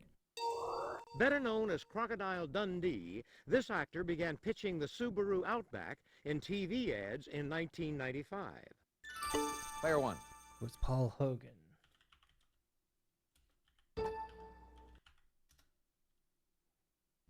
Yes. Hey. Nuts. Not a snack for big, sluggish guys. It's usually 4 or 5 of these that secure a wheel onto a car. Player 2. What are lug nuts? Exactly. How about Giants for 400? Before David cut off his head, this Philistine giant stood 6 cubits and a span. Don't know. Player 2. Who is Goliath? What are these nuts? Yes. Giants for 800. With his overactive imagination, Don Quixote thought these objects, like the one seen here, were giants. If you'll just watch this, we'll show you the clue. Player one. Windmill. Windmills? Exactly. There you go. Okay, let me see. Nuts. The ballet in which a little girl is entertained by the Sugar Plum Fairy. Player one. God, it's hard to buzz any of these. Everybody's jump. What is the Nutcracker? Hey, you're correct. All right. Candle, I got it. Nuts to you. It's Connecticut's spicy nickname. Player two. Actually, don't know What that. is the nutmeg state? Exactly. I never knew that. I'll try the stand for 400. Most newspaper stands carry this financial daily paper published by Dow Jones and Company Incorporated. Player one. Is this the Wall Street Journal? I didn't know that Dow Jones did that.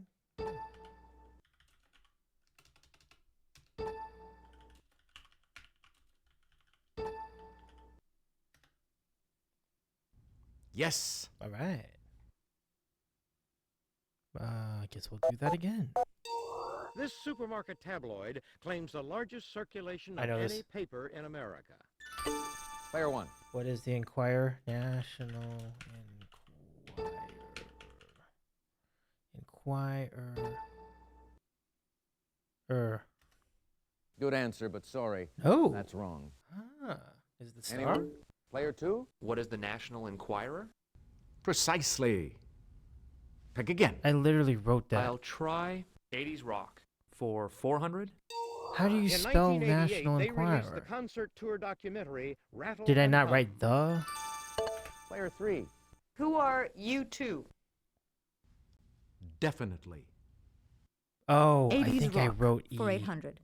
It may have They been had two E or number may have one been. hits in 1980.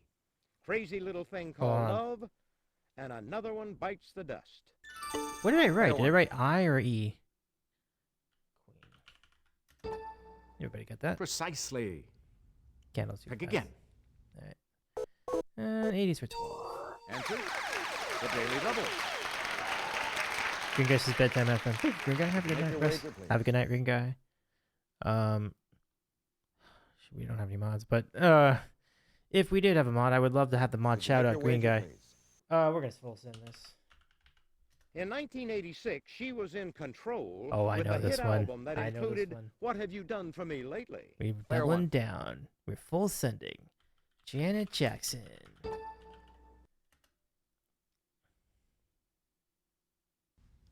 Definitely. Jeez, that took a while. Let's keep this going. 80s rock. In 1984, this rock band leaped to the top of the charts with the song Jump. Player one. Who was Van Halen? Yay! Exactly. BC got it. Kiwi 2. 80s rock for 2. After going roundabout, this group returned to the charts in 1983 with Owner of a Lonely Heart. Player one. I know this. Does anybody else know this? Oh, Beaver's right on top of it. Beaver's right on top of it. Wow, 2 people said heart? It is yes. It is yes. Hey, you're correct. Much better than an owner of a lonely heart. You got it. Player one, you choose. A broken heart. I think you meant broken heart. Is much better than an owner of a broken heart. Owner of a lonely heart. Stand. The Hollywood Reporter and this daily constitute the trades of the TV and film industry. Player one. Variety? TV and film. Exactly. MTV? Yeah? I dare say you're right. One of Candlelight. the better-selling issues of this women's magazine was the 1972 issue featuring Burt Reynolds nude. I don't remember. I don't want to get that wrong. I think it's Player Playgirl, two? but I don't What know. is Playgirl? Ooh, sorry. It is not Playgirl. Anybody? What is the other one? Like, Take a look. Here's the right response. Oh, no kidding. I had no idea. Any of you buy that back in the day? Joseph Stalin, Newt Gingrich, and Adolf Hitler have all been this magazine's Man of the Year. That's crazy. I Player guess one. it doesn't have to be a good man. Time. Precisely. Pick again. I guess that's fair. I mean, man of the year doesn't necessarily mean for good man of the year. It could be terrible man of the year, so I guess. Player one, you choose. Never really thought of it that way. She was once co-anchor of CBS This Morning. Player three. Who is Paula Zahn? Yes, it was her. I'm So actually pick again. I'm actually glad I didn't buzz in. I didn't I'll know that. take April for 400.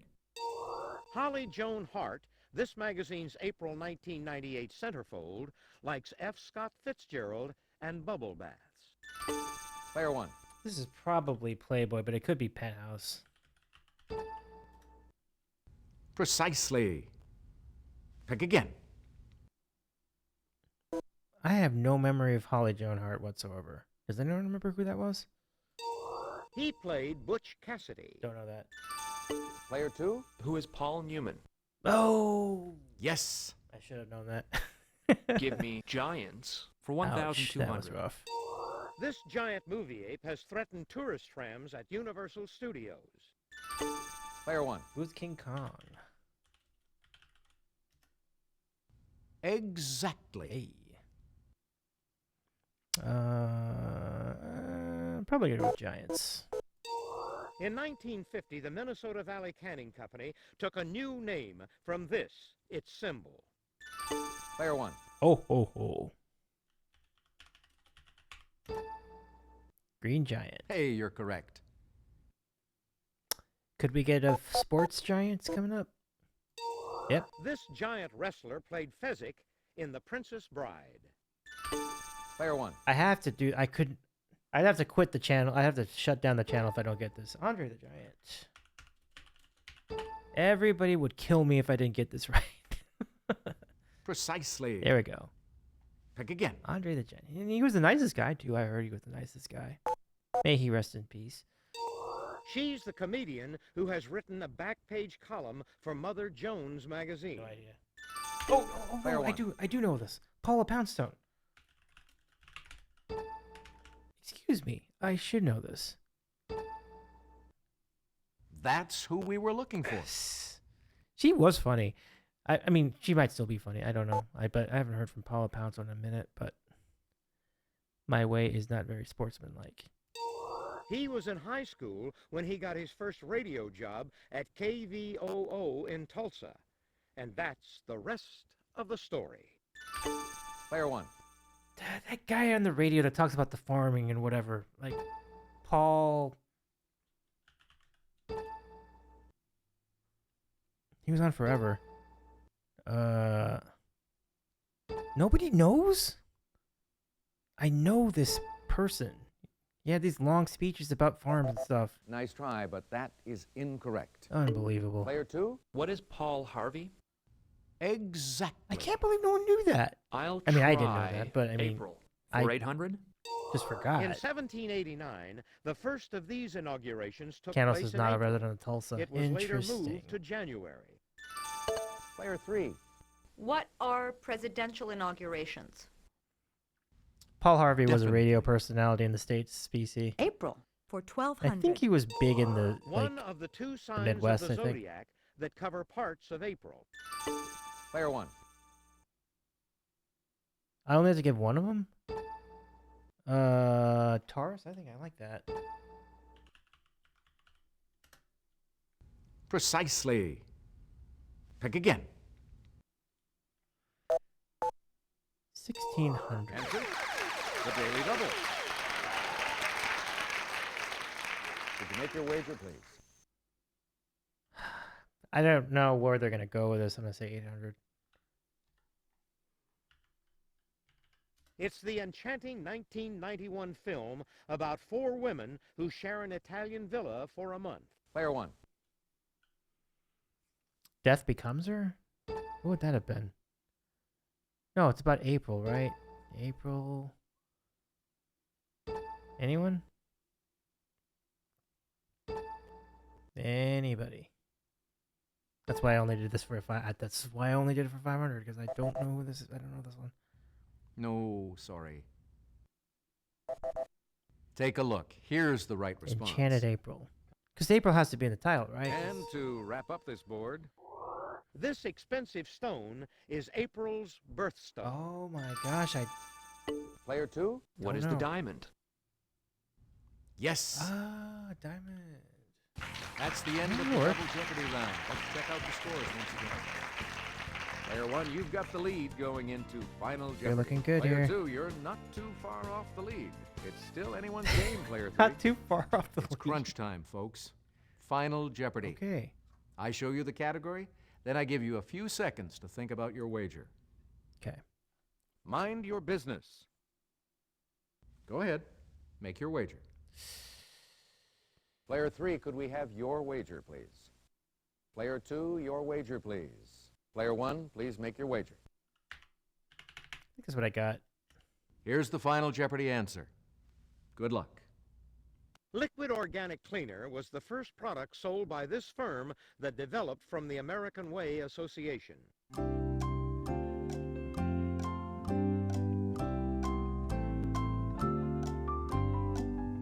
It is a good thing I didn't.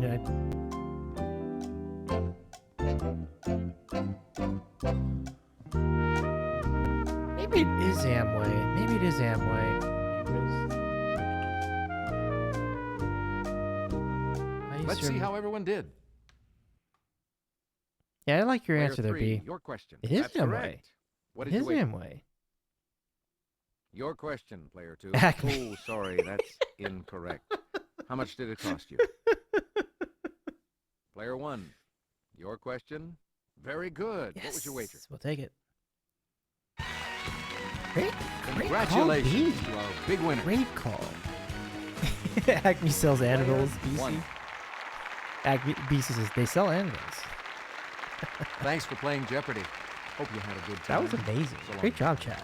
That was really good. Hi, I'm Johnny Gilbert. Let's set things up before we begin our game. Okay, let's do one more. Let's do one more because I think we gotta. This system is kind of finicky because I can't click in and out of it to do things. So we kind of have to go all in or all out. Let's go all in. Let's do one more. I will have to raid out after this, but it will be really fun. Calgary says Acme also sells roller skates with rocket boosters and springs. They sell all sorts of stuff. It's pretty exciting stuff. Normal game? Okay, so how many people out there?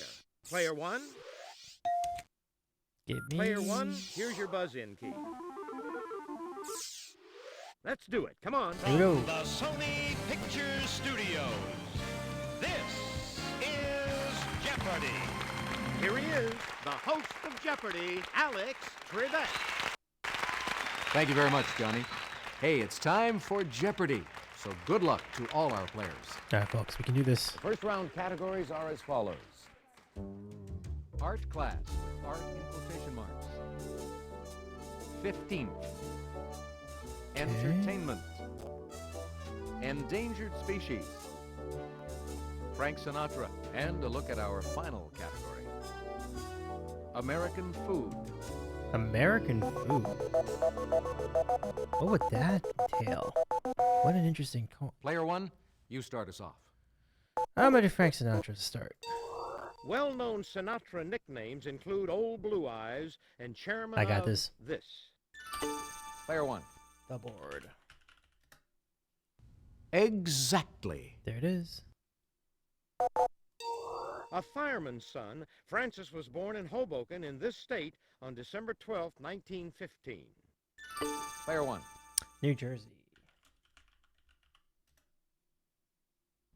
Yes. Yeah, 1915. Wow, what a long time ago. Long time ago. Player 1, you choose. Frank was paid $8,000 to play Maggio in this 1953 Eternity film. Player 1. From here to eternity. Eternity. Exactly. I've never seen that movie. Frank serenaded this young daughter in the song The Girl with the Laughing Face. Player one. Is it his young daughter? That is incorrect. I didn't know which daughter it was. Anybody? Take a look. Here's the right response.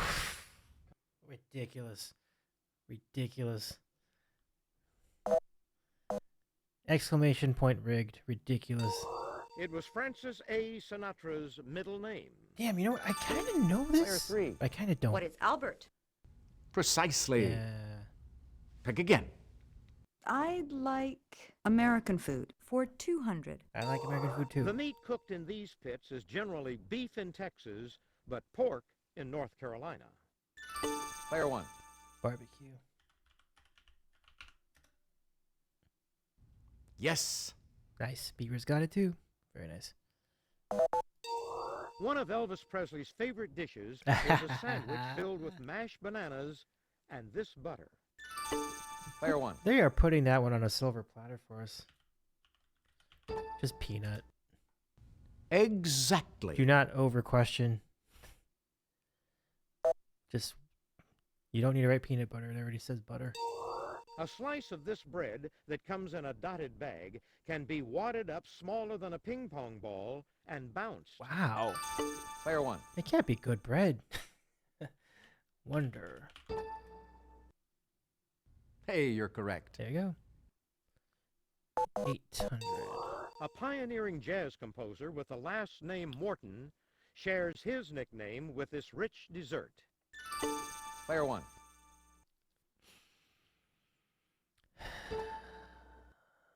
Is it mousse?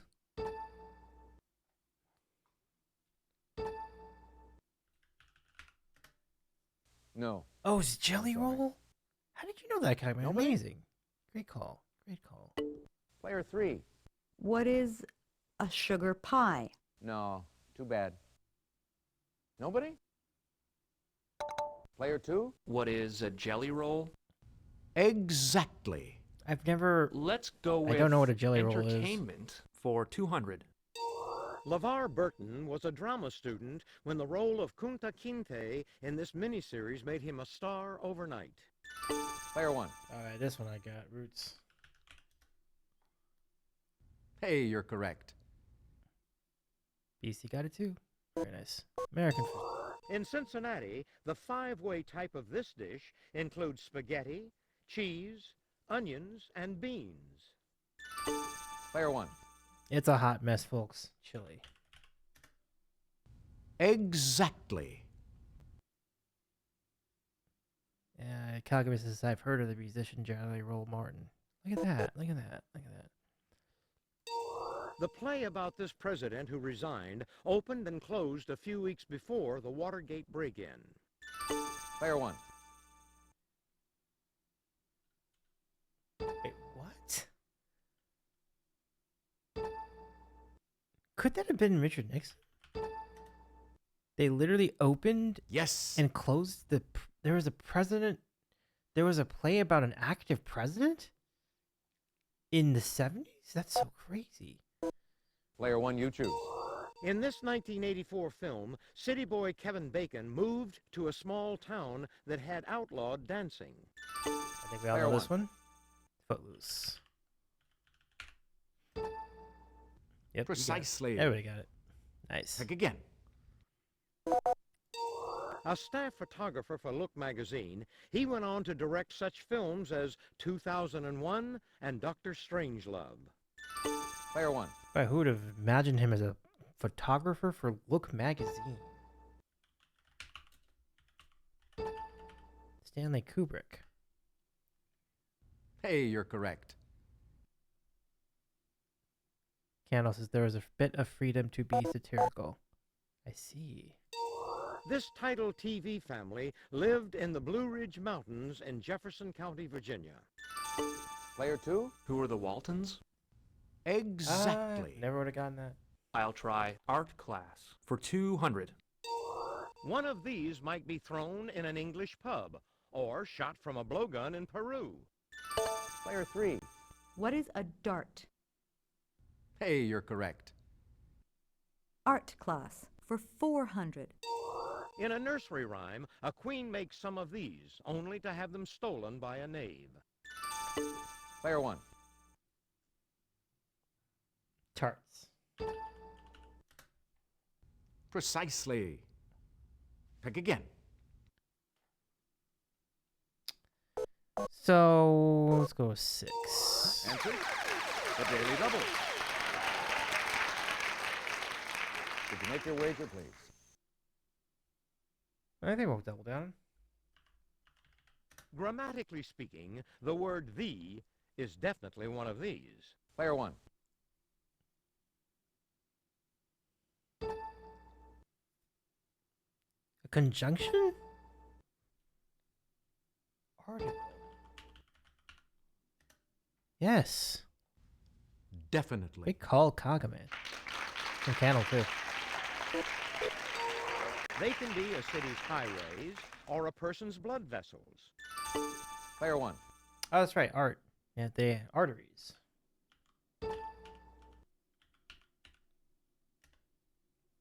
Exactly. There we go. Yep, everybody got it. Give me 1,000. One of these might be flip, flow, or pie.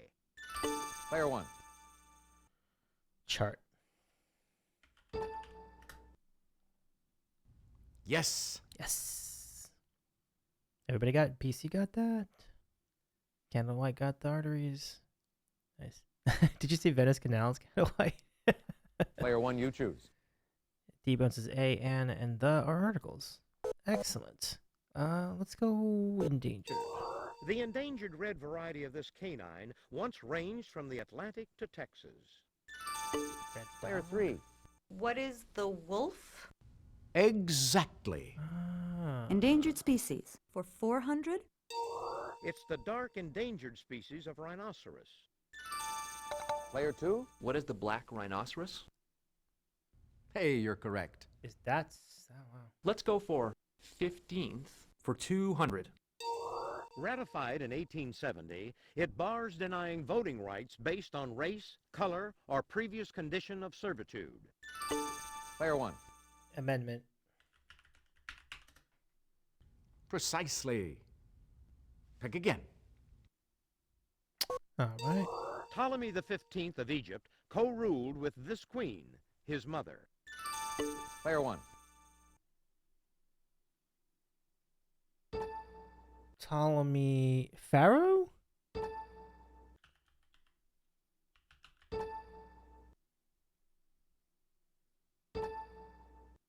Oh, I'm sorry. Thanks. Definitely. Co-ruled with this queen, aka Cleopatra. Thanks, Candlelight. It begins, Lord, who shall abide in thy tabernacle? Player 3. What is Psalm 15? Exactly. Let's Candlelight go says there were a lot of for Cleopatra endangered species for 600. In 1941, there were less than 24 of the whooping variety of this bird in North America.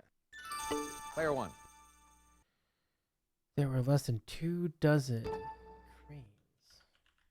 Whooping cranes. Hey, you're correct. Well done, BC. And B and Kagame. Give me for 8. This endangered species of brown bear can grow to a height of 8 feet. If you'll just watch this, we'll show you the clue. Player 1. Grizzly? Exactly. They've told us that grizzlies are an endangered species. All right. Use of pesticides like DDT has been a major cause of the decline of this type of falcon seen here. If you'll just watch this. I love Fat Bear. we'll show Oh, you the yeah, clue. BC. We love it. Player 2. What is the falcon? Yes. What? I'll take 15th It was just for falcon? 800. A veteran of the War of 1812, this James was the 15th President of the United States. Player 1. I believe it was James Garfield. Yeah, that answer was ugh. Good guess, but it's not what we're looking for. Really? Is that it? Anyone? Player 2? Who was James K. Polk? Oh, that's incorrect. Nobody? I don't remember there being a Peregrine. This is the correct Oh, question. Buchanan. Ah, yeah. Here's the final answer on this board. The 15th Pope with this gospel writer's name reigned from 985 to 996. Player 1. Well, let's see. Gospel writers: Matthew, John, Mark, John. Exactly. B. Riz nailed it. Well done. Okay, that's it for the Jeopardy round. Now we're going to take a quick look at the scores. Big lead. Player 1, well done. Player Thank 2, you. you're not too far off the lead. You're in last place, Player 3, but you get to start things off in Double Jeopardy. Ladies and gentlemen, it's now time for Double Jeopardy. Here are the categories for the Double Jeopardy round. Work it. Musically inclined. Name that author. The Prez says. Give me the number. And just to finish things off, you're in Uruguay. That's Panda's category right there. I'll take Name That Author for 400. The Great Gatsby. Player 1. Damn it. Can I write Fitzgerald? Would that be good enough? Because F. Scott. Is that it? What's the rest of it, though? Yes. Oh, good. Got a little worried about that. All right. Jaws. Player 3. Who is Peter Benchley? I don't actually know the author. Precisely. Pick again. I'll try Give Me the Number for 400. The sum of the whole numbers from 1 to 5. Player 1. I just need some time. Just need some time. 1, 2, 3, 4, 5. 1, 2, 3, 4, 3. Oh, it is 15. Yes. Because 1 plus 2 plus 3 plus 4, I think, equals 10. So then you add 5 to that. That's 15. Player 1, you choose. It's the number of bishops on the board seen here at the start of a game. If you'll just watch this, we'll show you the clue. I think it's 4. Player 2. What is 4? Damn. Precisely. Pick again. Let's do You Are in Uruguay for 400. Uruguay's only large city, this capital contains about 40% of the country's population. Player 1.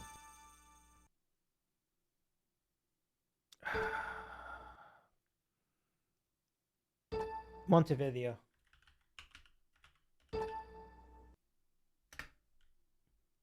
That's the spot exactly.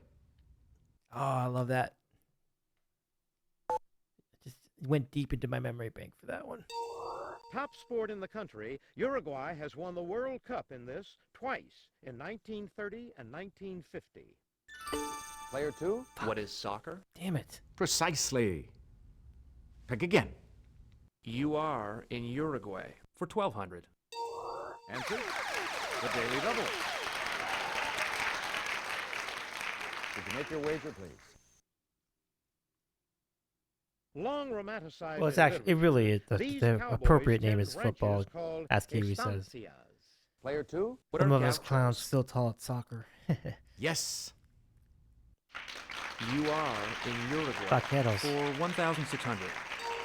The two traditional political parties are named for their colors, blancos for white and colorados for this color. Player 1. Exactly. There we go. Yeah, 2,000. Uruguay's bird life ranges from small parakeets to this 5-foot-tall flightless bird. Player 1. Would this be an ostrich?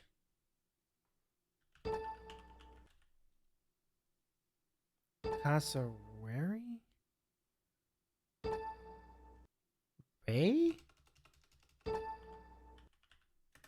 We'll try it.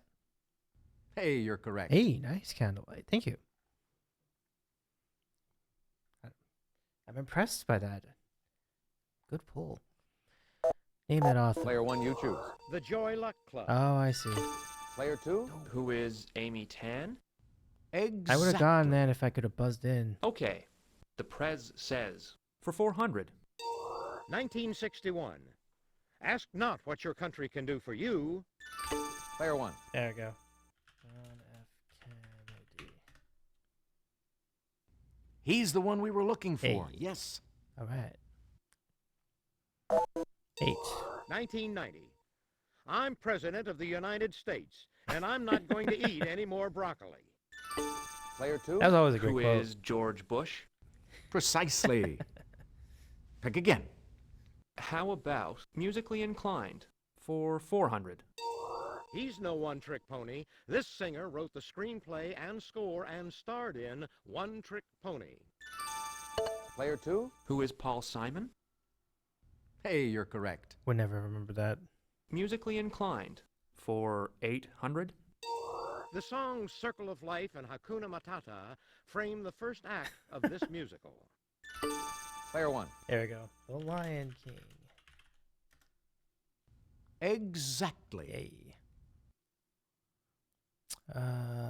Prez. 1863. The world will little note, nor long remember, what we say here. Player 1. Honest Abe.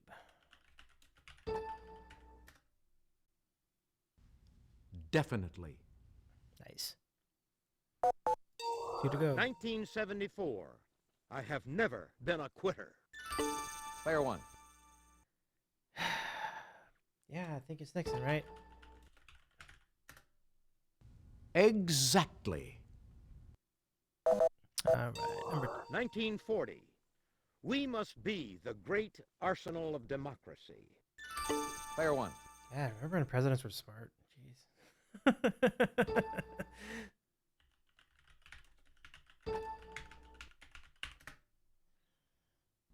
Yes. Winston Churchill was the Prime Minister of England at that time. But your mind was in the right place there, Candlelight. Contemporary. Absolutely. Very much. Player 1, you choose. Give me musical incline. Peter Schilling's Major Tom continues the story of the astronaut in this singer's hit Space Oddity. Player 1. David Bowie. Precisely. You got it. Pick again. Candlelight got it too. Nice. In the 1970 hit comedy The Owl and the Pussycat, this singer was the title feline to George Siegel's Owl. Player 1. I'm putting the faith in the chat on this one. Candlelight says I love that continuation song too. Oh yeah, it's a great like follow up. Absolutely. Barbara Streisand? I can't think of anyone else. Hey, you're correct. Oh, nice. Nice. Good guess. Upon the September 7, 1978 death of this man, Kenny Jones became The Who's new drummer. Player 1. I didn't realize that long ago. Wow. Keith Moon. Exactly.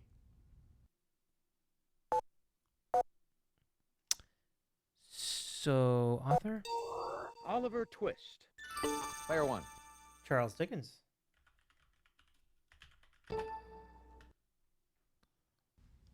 Definitely. Yes. The Godfather. Player 1. Mario Puzo. Exactly. Number. Total of the horsemen of the apocalypse, plus 4. the traditional number of magi in Matthew's Gospel. Player 1. Okay, so what's that number? There's 4, but what's the magi in the gospel? That's 7, okay. Hey, you're correct. Nice. So 3 magi, 4 horsemen. Great job, everybody. Thanks, Candlelight and Kagame. Answer: the Daily Double. Hey, Minnie, welcome back. Did you make your wager, please? We're rounding down our stream, but it's nice to see you back here for the remainder. Could you make your wager? The number of points on a compass, or the number of permanent teeth in the normal adult mouth. Player 1. What the hell? I thought there were only 2 points in a compass. Oh, 32. Okay. Thank you, friends. Exactly. There we go.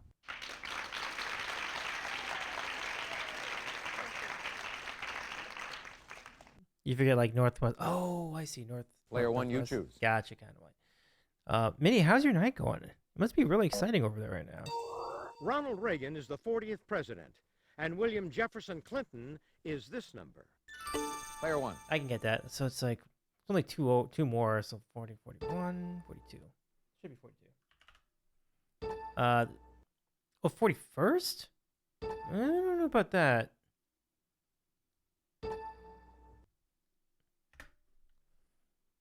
Hey, you're correct. There was only one president in between. Betty says, what version of Jeopardy? This is 2003. 2003 Jeopardy. 2003. Player 1, you choose. Work hard, but don't work your fingers to this. Player 1. The bone. Exactly. Wait, hang on. Before I get to this, can I push the escape? Okay. Mitty says, it was a great night. Was watching the LA Kings versus Colorado Avalanche. Go Avs. Go, huge hockey fan. Love it. But I'm a huge Kings fan. That hurt. That loss hurt. We were in the game. And it's all good. It's all good. I know that the Avs had the best record and everything. So all good, all good, all good. But I'm glad you had a good time there, Mitty, in all seriousness. So let's resume the game. That must have been fun to watch at the sports casinos. BC says, go Canucks, go. Player 1, you choose. Work it. 800. You may start working hard on a project when you sink these body parts into it. Player 1. Teeth. Mitty says, I am a huge Avalanche fan. Grew up in Colorado. Oh, I didn't know that. That's cool. Super Cooper. Definitely. Well, that must be very exciting, Mitty. So big time props to you. I got nothing bad to say about the Avs. Like, the Avs are a great team. So all the respect to you, Mitty. I'm glad. Player 1, you choose. And if they do win this series, I hope they do really well the rest of the way, too. It's where you put your shoulder, especially if your wagon is stuck in the mud. Player 1. Wait, what? It's where you put your shoulder?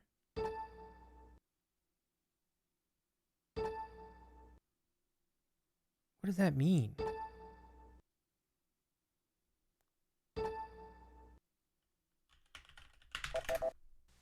Ooh, sorry. Didn't have enough time. Player 2? What is to the grindstone? No, that's not right. I wouldn't Sorry. either. Player 3. What is to the wheel? Exactly. Oh. Work So- it for 1600. So To BC. really apply yourself to a task, you can buckle or knuckle this way. Player 3. Buckle up. What is down? Definitely. It is down. Now to finish off the round. If you're a dromedary camel, you can bust this. If you're a Bactrian camel, you can bust 2 of them. Player 3. What is your hump? Hump. Definitely. That's the end of the Double Jeopardy round. Let's check out the scores once again. Player 1, you've got the lead going into Final Jeopardy. Player 2, you're not too far off the lead. Don't count yourself out, Player 3. It's Final Jeopardy time. Once I give you the category, you'll have just a few seconds to decide on your wager. Pop music. Oh my gosh, we're in this. We're in. Go ahead. We're all in on Make this. your wager. We're all in on this. Mitty says, I Player want it to 3, be could we have Colorado your wager, please? versus Player 2, your Boston wager, for the please. Stanley Cup. Player 1, please make your wager. I won't have to root because I love both teams. Respect. Here's the Final There you go. Jeopardy answer. We're full sending. Good luck. It's gonna be good. In 1997, I'm gonna Babyface get tied the this most man's obscure one. 1983 record of 12 Grammy nominations in 1 year. Oh, I know what this is. Who was Michael Jackson?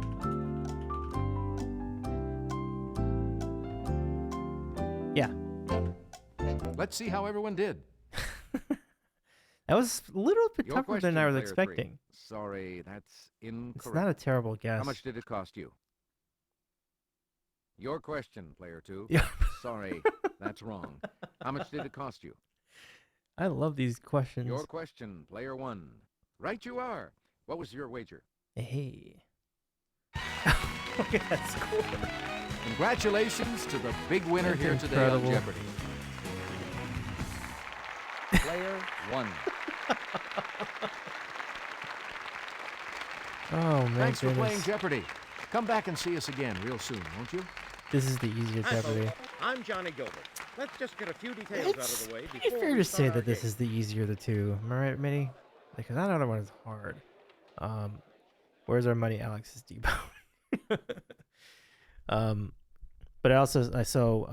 Mitty's also a fan of Vegas because I live in Vegas where the team has their season. Good deal. But that's gonna do it for us tonight. But I'm not gonna read out right away. We want to chat with you a little bit more before we go. But that should be it as far as Jeopardy tonight. But that was a really good round. I didn't end up playing the normal Jeopardy because I didn't have. We kind of pivoted this. We weren't planning to play Jeopardy, but then we had a really good group that was really interested in Jeopardy, so we was like, oh, let's just try it, and it was a good move because that was really fun. All right, so I'm gonna go ahead and is it this one? Oh, there it is. Let me go. Can I pause the machine? I think so.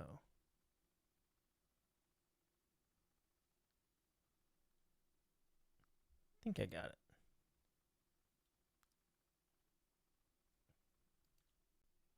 That might work. Mitty says, I have to tell you that I saw a 17K camera. Can you imagine watching content on 17K? I mean, we aren't even able to resolve a 4K, like 8K screen in a movie theater. I can't even imagine 17K. That'd be wild.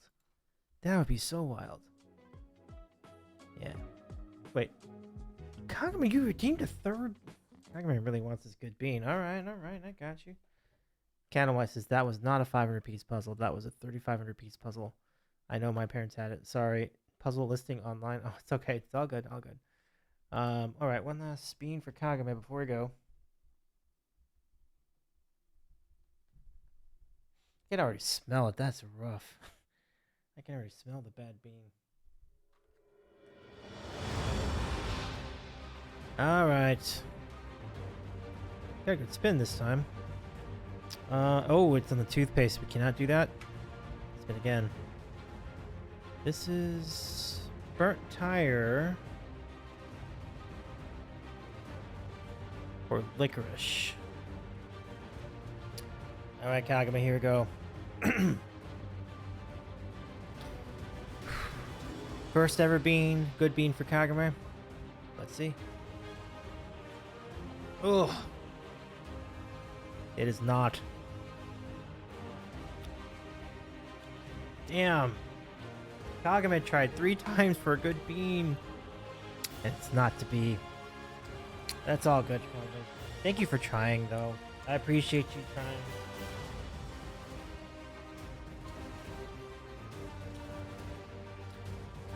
But the rest of the chat gets to rejoice.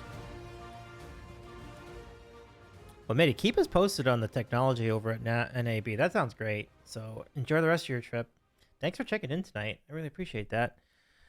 Again, just to repeat, our stream schedule is completely different this week from normal because of the way we have things set up. We are going to be part of a raid train on Friday, so we won't get to do any after hours content that on Friday this week.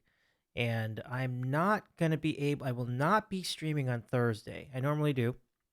But since I'm doing a IRL, I have an IRL thing going on Thursday, I will have that night off.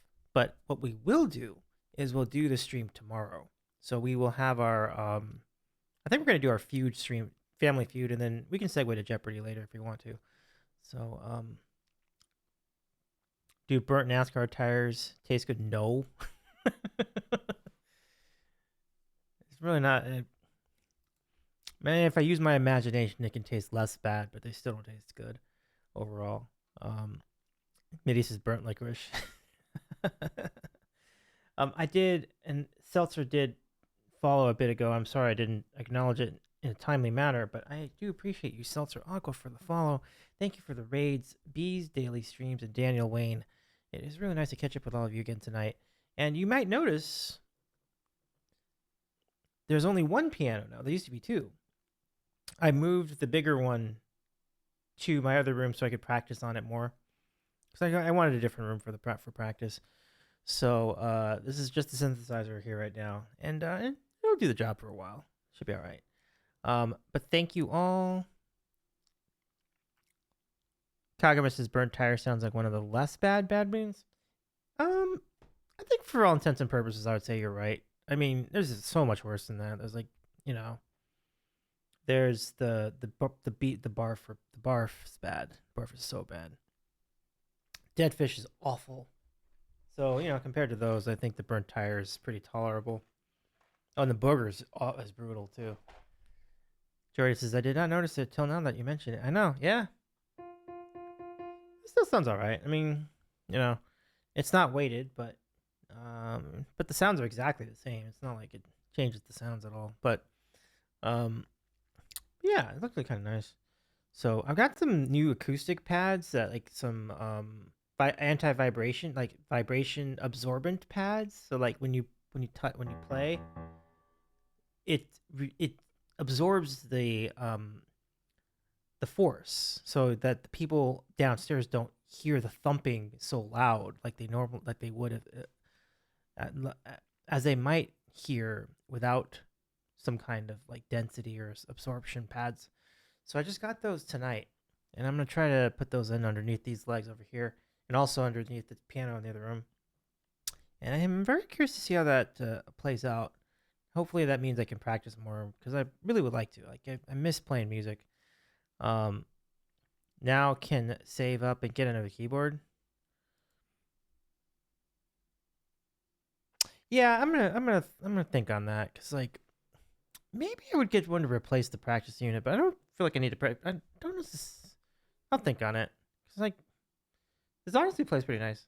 But yeah, maybe I would get like another keyboard just to do the weighted action to go augment this.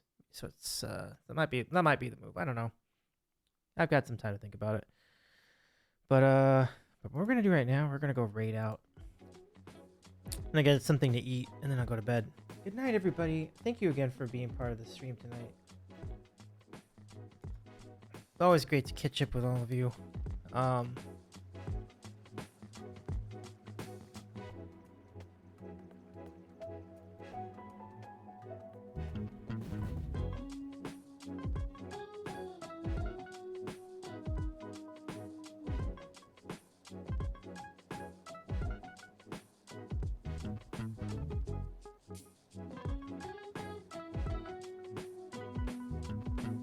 I'm working on where to raid. I think I got it though.